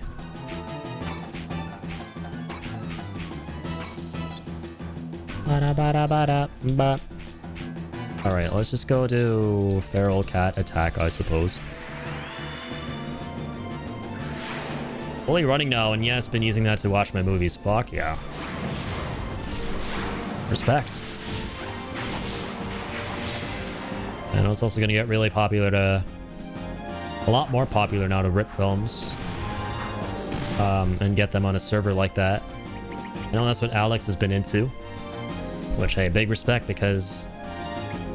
Now more than ever, that's really important due to all the physical media being threatened.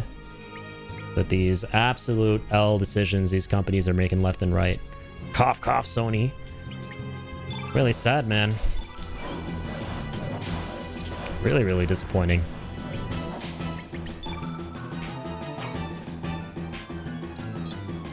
My movies, I rented DVDs and Blu-rays and ripped them, so now they are mine. Fuck yes. That's what I'm talking about, man. You gotta support the physical media out there. Gotta You gotta protect your right to own what is yours. Because that's basically what's being threatened, man. I was talking to Martin, or Books, who was in a stream a little bit earlier today.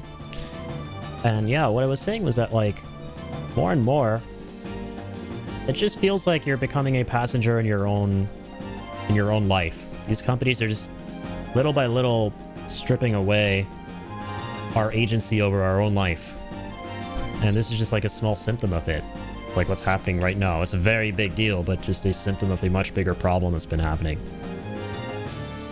They want to like take away our ability to have control over our own life. And in this case, like our ability to like own what we actually buy, which is fucking crazy. Yeah, there you go, man. Preach it. If buying is not owning, then pirating is not stealing. Like, truer words have never been spoken right now. If you're not gonna let me own what I buy, then man, fuck you. If I pirate something, that's not stealing.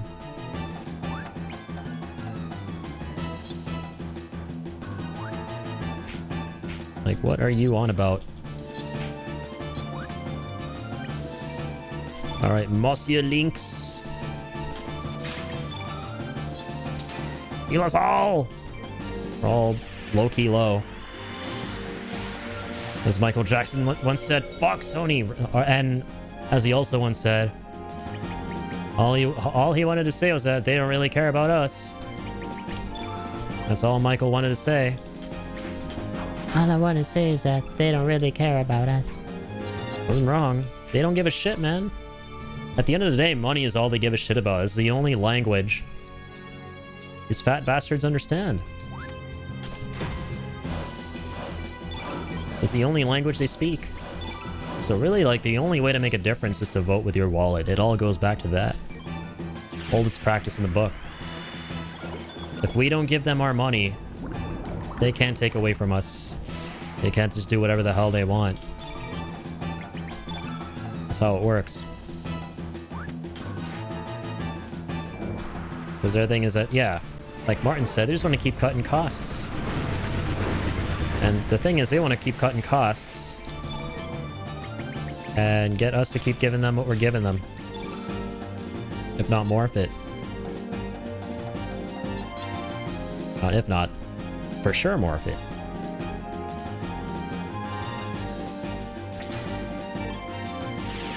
PlayStation is great, but I hate Sony for making their PS1 or PS2 games not able to play it unless I pay a subscription.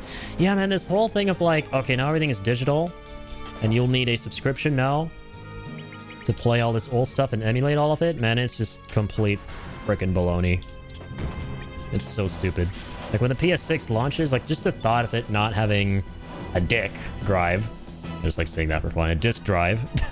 But basically being dickless is just, it's so sad, man.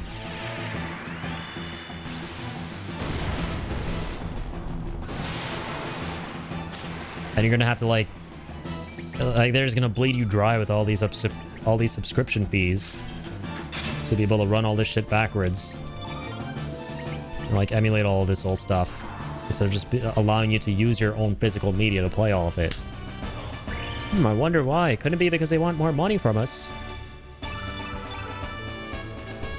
So fucked.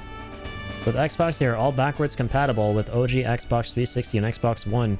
0 subscription. Yeah, right.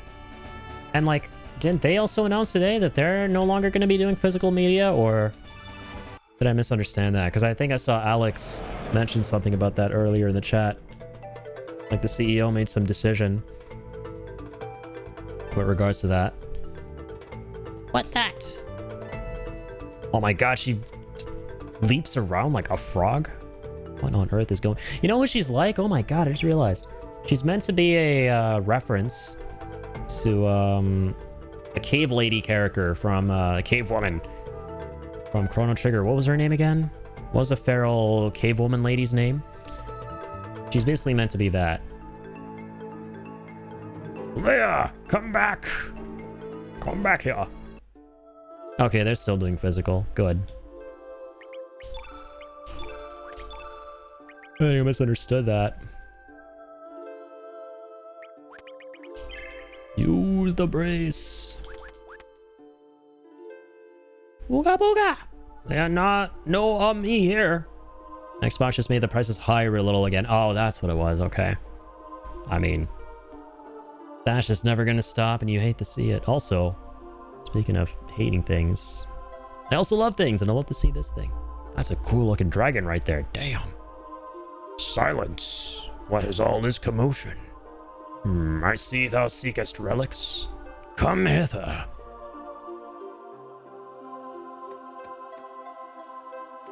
I was about to read that as "Come Hitler." I was like, excuse me?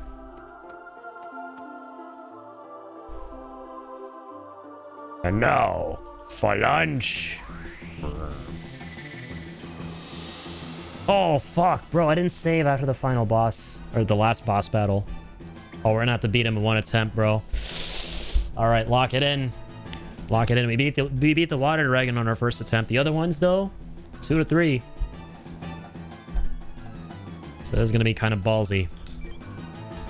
We got this shit. Hiya! These dragons are tough, man. They're no easy feat. Green field. What does that move? Oh, he makes everything green. All right, we gotta undo this bitch. This is very dangerous. I would rather get an Xbox Series X at this point, because you get a lot of good shit with it, honestly. Xbox Series X, yeah, and I have the Series S. Got that years ago with my older brother, at this point, like 5 years ago. And we got pretty good value out of it back when Game Pass made sense, and that was really expensive, so we canceled our Game Pass not long ago. Or actually a while ago at this point. But it was nice to kind of have in the living room. You would basically just look through Game Pass, get some indie games here and there. There were a lot of really nice games on there. It was basically our Game Pass machine. You could kick back, relax, play some like Brotato and stuff. Like Gungeon. I played Hades through Game Pass too. It was fun for that. We got some value out of it. Good mileage. And yeah, I'm probably gonna like dust that thing off and get Gears E-Day when that comes out on that system. Unfortunately, I won't be able to get it physically because I don't have the disc drive version. But I really do want to get Gears. Let's see. Electro bolts. Or uplift 4. Oh, we just about can't do... Okay, fine. Yeah. Eat this. Only 9-1 damage? Are we for real right now? Are we being for real? We only do 91 damage. Oh, we didn't have any yellows on the board, so that's fair. Yeah, let's shock this bitch. Hiya! Get rid of the other green on the board, please. Hopefully this next one too. Another green field. Bro, can you not? This is really concerning.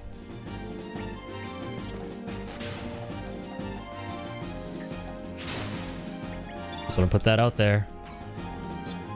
Right, Air Force attack. Low res. Decreases opponent's defense. Increases your defense.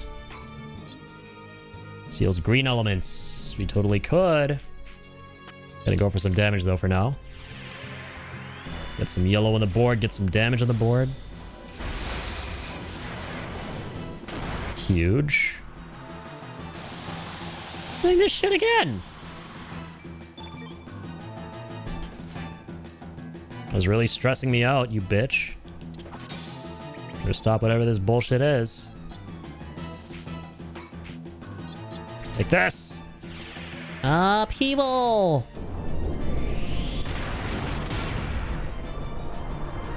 Not bad, not bad.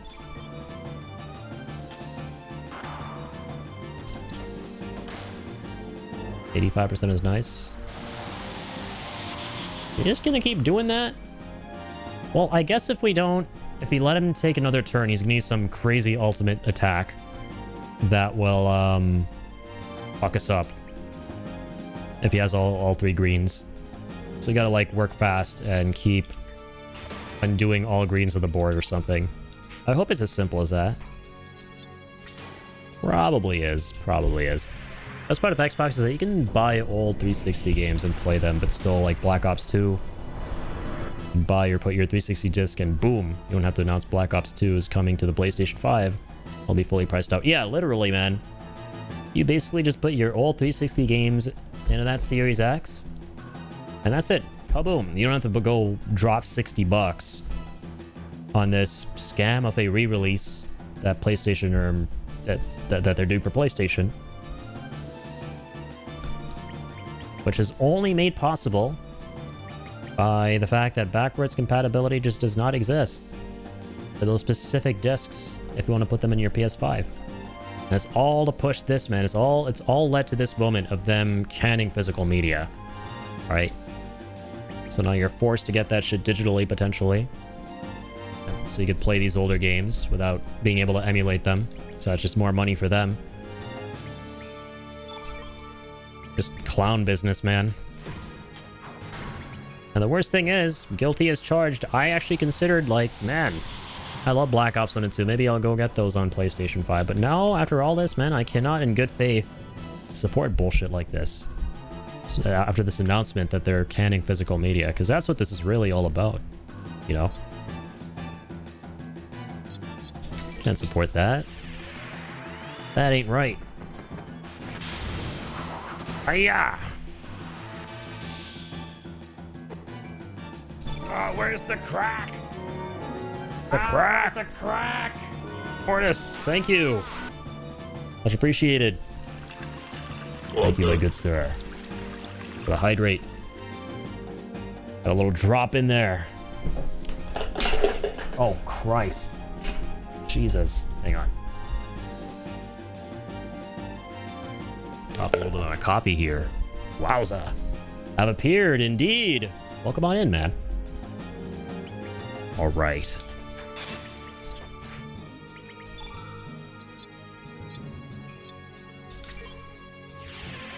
Lift this bitch up. Thing is, Sony has done backwards compatibility on the PS3. This thing weak? Better be.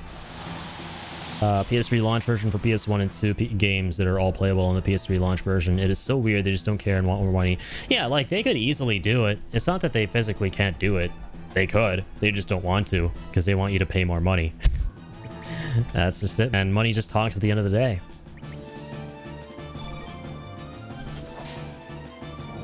Uh-oh, carnivore. Here it comes. That's not that bad. Been all hot and bothered and worried about that. Pretty sure. Do a trash bag. In a space. Pretty sure I was worried about that. Not anymore, though. Alright, send him with that. BRB Addy, if I don't come back... If I don't come back, finish the mission. Yeah.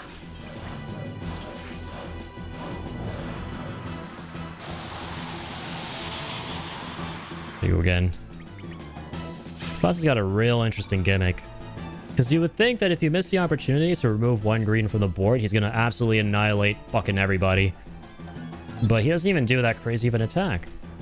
Don't come back. You have a great rest of your stream. Much love, man. You were awesome. Right back at you, Tail. Thank you for being here as always, man. With a 120 stream streak, my dude.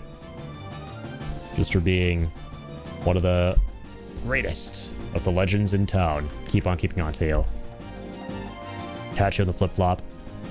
Been playing through Dead Space Remake. I really like that game. Yeah, I streamed through it a couple years ago when it came out, and yeah, it was a great time. It's a shame they won't be doing more because they didn't deem it that successful, but I still highly recommend it for folks who haven't played it before. Yeah, it's very, very enjoyable.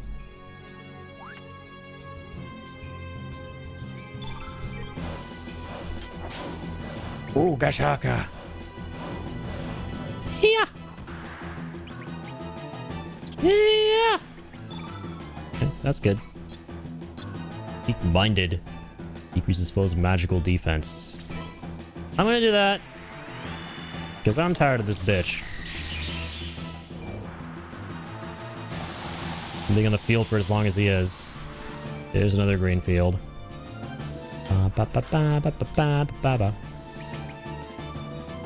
Ooh, losing HP, are we? Seals green elements. I totally could do this. Yeah, let's fuck with that.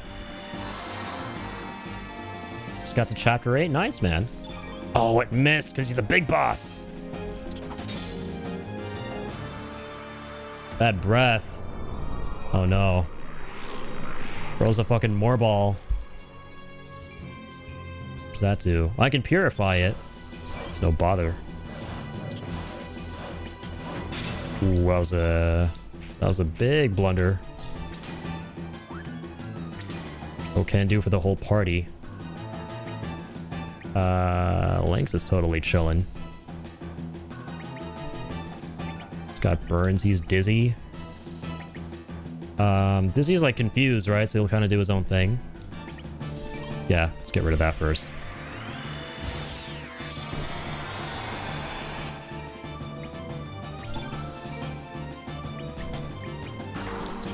Boop.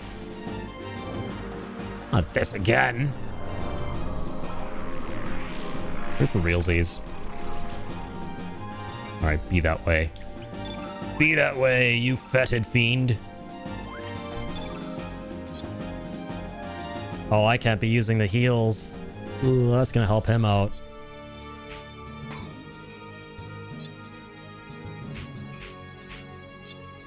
Alright. Fight back! Ka-ching!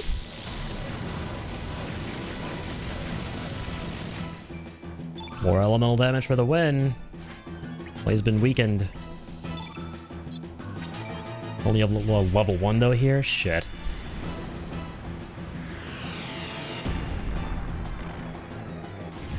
Sue.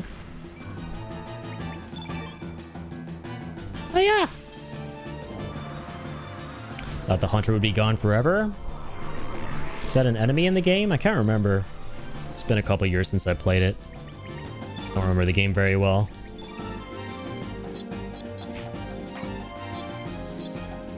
One that regenerates. Yeah, I don't remember the game at all. I'll be honest, I don't remember a single enemy in that game. I just remember having a really good time. I remember there was like a really big dude.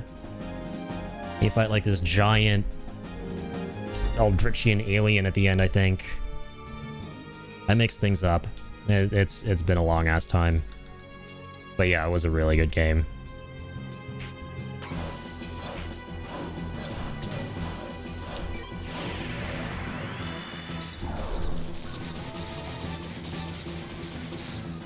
Cool.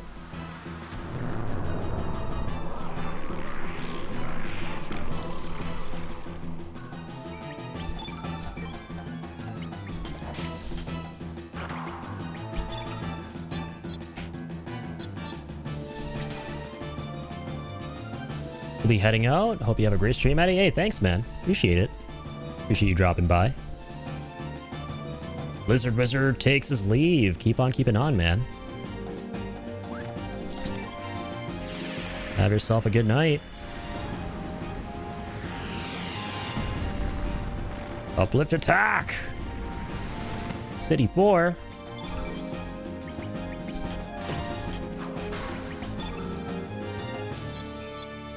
That's a lot of damage I like. Like a lot.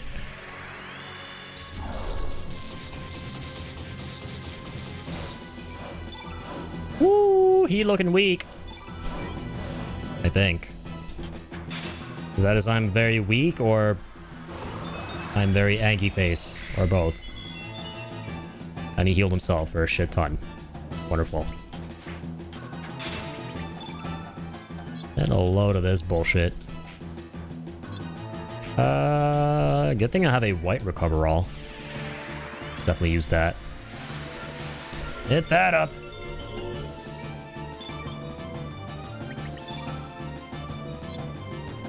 Fireball. Hey, take this. Not again. Not this shite.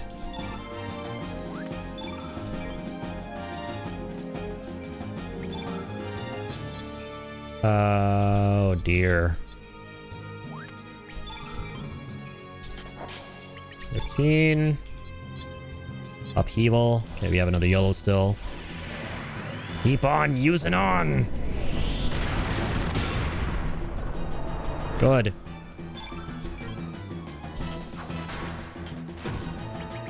Two there. Go uplift. Damn it. Hit him with the meteorite though. That's gonna hurt.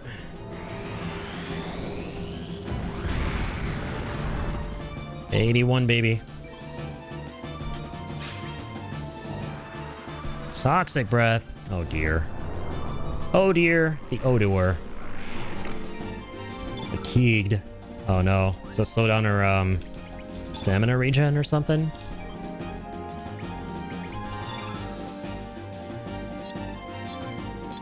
Aqua beam, fireball, gravity blow. I guess we're doing that.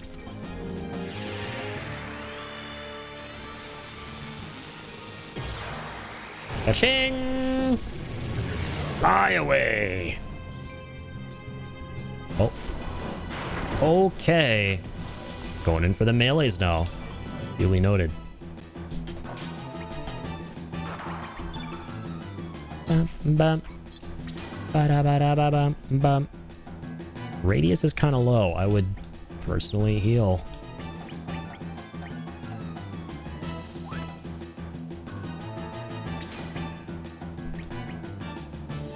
Yeah. Use one of these. 107.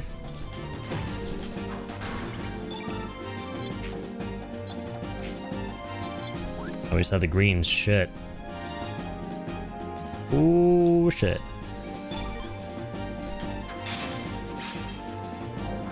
Alright, just keep on hacking away. I wonder if it's like fewer ailments if there are not as many greens on the board. Probably, right? I'd imagine how that's how that works. Okay, glide hook. Whee! 250 is a lot. Makes me very happy.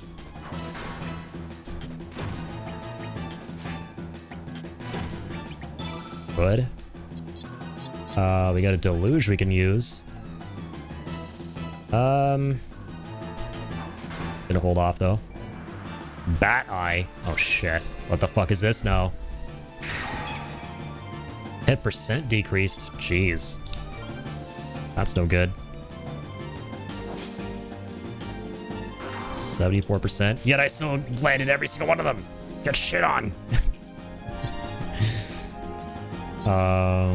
Decreases foe's attack power. Not essential. Alright. Gravitone. Gonna hit him with that. You already got a black on the board. So this should do more damage. Okay, I looked away for a second. We pulled off damage there, didn't we? Uplift +6. Beautiful. Let's do it. Finally made it to this. Yeah. Boink.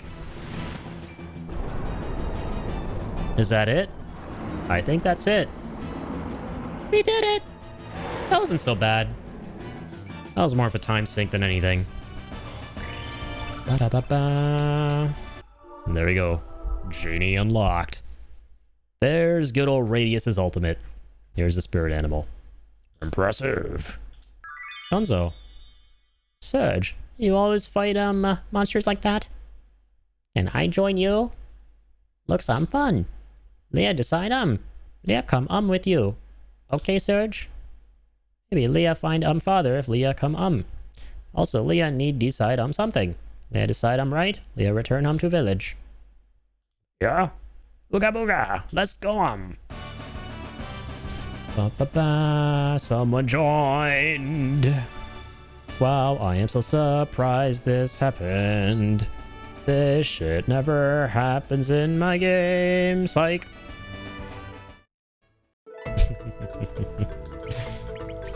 Characters join you so freaking frequently in this game. It's funny. Very cool concept though, man. Absolutely. Get ourselves up with some ointment. And yeah, now all that remains is the black dragon. And then we're done. All right, let's get the heck out of here. The time shifter. Oh, wait, I should probably...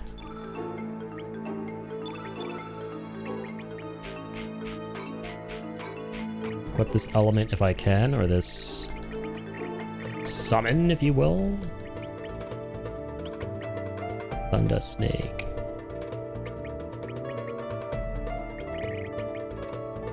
Sonja. Oh yeah, there we go, Genie. Blows your foes away with a twister. Ah yeah, we need level 8 though, shit.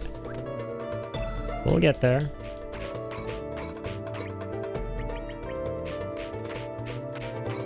He still only has 7 too.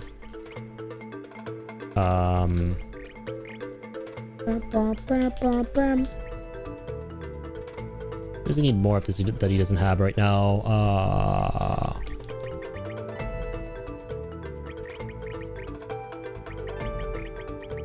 Thing burst?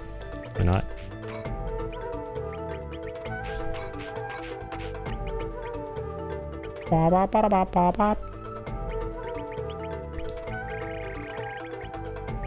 I love this music. Alright, Arrow Blaster. So catchy. So relaxing. I like I'm watching a Nat Geo documentary, actually. That's how I'll put it. Sounds like nature program music. I mean that in a good way. It's kind of nostalgic. Still love watching that stuff as a kid. Fuga Flute. There we go. Ah, can't play it here? How about hither? Ba-da-bum. Get me out of here. Am I using the right thing?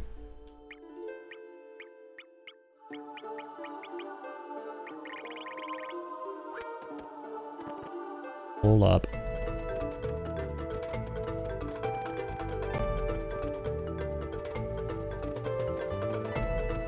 Let's go save my game real quick too.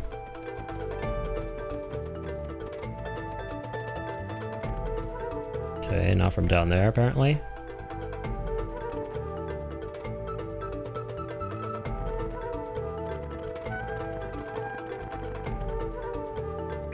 Let me try this again. Hold on.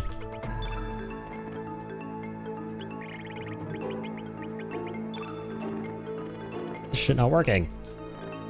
What happened to my flying Weedle?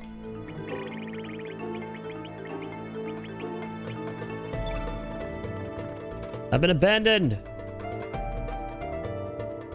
Flying Centipede is probably like, I've abandoned my boy. I've abandoned my child.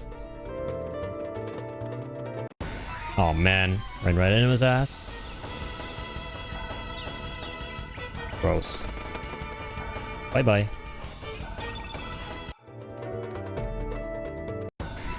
Oh my god, his fat ass won't get out of the way. Alright, fine. So be it.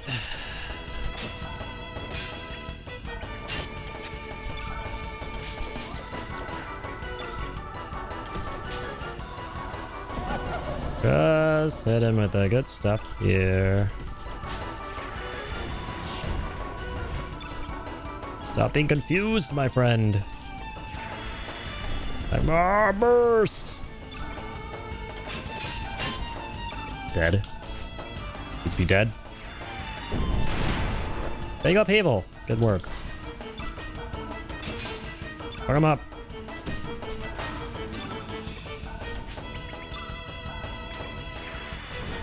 Thank you.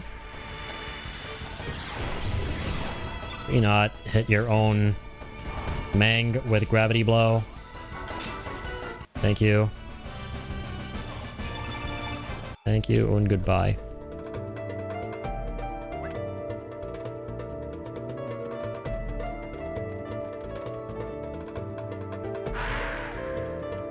Ah, not again.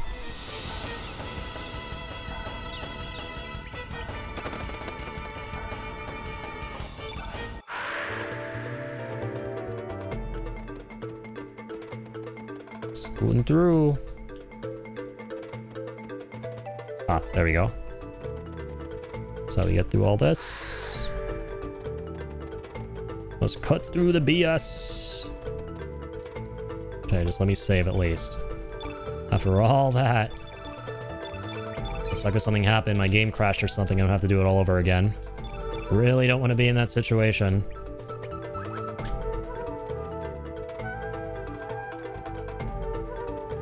Oh my god, this is a shortcut to back here? Oh, I'm so silly.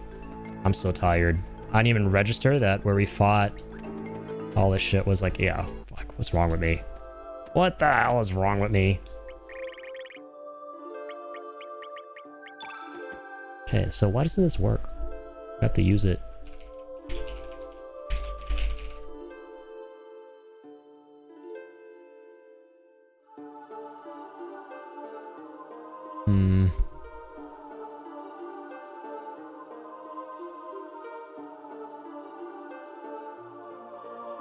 I have to use it at a specific spot. Let's have to finagle with it a little bit. Oh wait, I'm meant to stand on this little mound. I need to stand right next to it. Sheesh. Fair enough. Alright. Get us out of here, bug. Thank you. That was fun.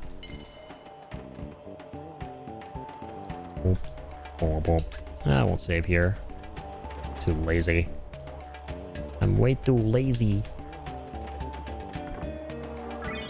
I'll take one brace, by the way. Thank you.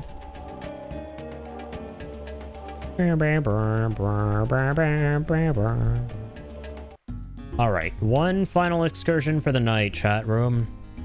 Let's go ahead and finally... the Black Dragon. And I hope that we don't have to face a White Dragon after that. He seems friendly. I think he'll be a boss, though. Let's try and get them both, finish all the dragons tonight, and let that be that. Let that be that. Let be that. Let that be that. I can't speak. How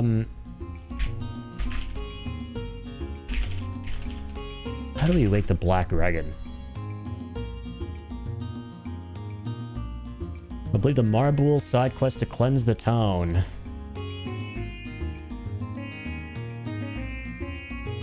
Recruit Mickey. Ah, the Concerto lad. It's a bit of a side quest. Visit the Magical Dreamer's ship. Go to the homeworld and visit the Magical Dreamer's boat. Set up a concert. Speak with Fargo. Unlock the barrier. Shadow creatures. Okay, there's quite a bit here. And I'm very, very spoopy. Spoopy. Sleepy. Like I said, spoopy. Tells you all you need to know about my mental state right now. I need some sleep. Good progress, though. That was fun. Great Chrono cross stream as always, everybody. Thank you so much for tuning in, hanging out, all the support, generosity. First off, so much awesome shit happened. First off, I want to thank you guys for 500 followers. All the support over the years. Just overall, thank you so very much from the bottom of my heart, all right? Take care of yourselves. Do something amazing for yourselves, as I always say, but I truly and really do mean that. I really do. Thank you guys very, very much. And a massive shout out to Melly as well. Always just swooping in here with all those gifted subs. Like, why? You guys don't have to do this. You know that, right? Just be you, as I always say. So thank you so much, Melly, for all the crazy gifted subs tonight. Sinner for the raid with 15 as well. Everybody who raided in, thank you. Joker for the resub. The insane hype train we had as a result of all of this. Thank you once again so much. And yeah, Crab for the follow to get us to 500. Thank you so very much. Take care, guys. I'm going to see you likely on Monday. Yeah, I think the schedule is going to be, given my week, Monday, Wednesday, and then Friday? Monday, Wednesday, Friday. Yes. Monday, Wednesday, Saturday too, potentially. I might have something going on Friday. I'll let you guys know, though, as always. I'll keep you posted in the Discord server and the Twitch schedule tab as well. So stay tuned. Post all that on Sunday. And yeah, have an awesome one, guys. I'm going to find someone to raid, and we're going to sign off for the night. Let's see. You know what? Always love to see it. Soul streaming some Overwatch. No shot. Need some Overwatch tonight? What's good in the hood with the Overwatching? Having some fun on May. Love to see it. All right. Soul's our good friend in the community. Let's go drop in with all the love there. All right. And end with that. Take care, guys. Thank you so much once again. It's been a long journey. Made it to the 500. There's so many more amazing memories down the line. All right. Keep on keeping on.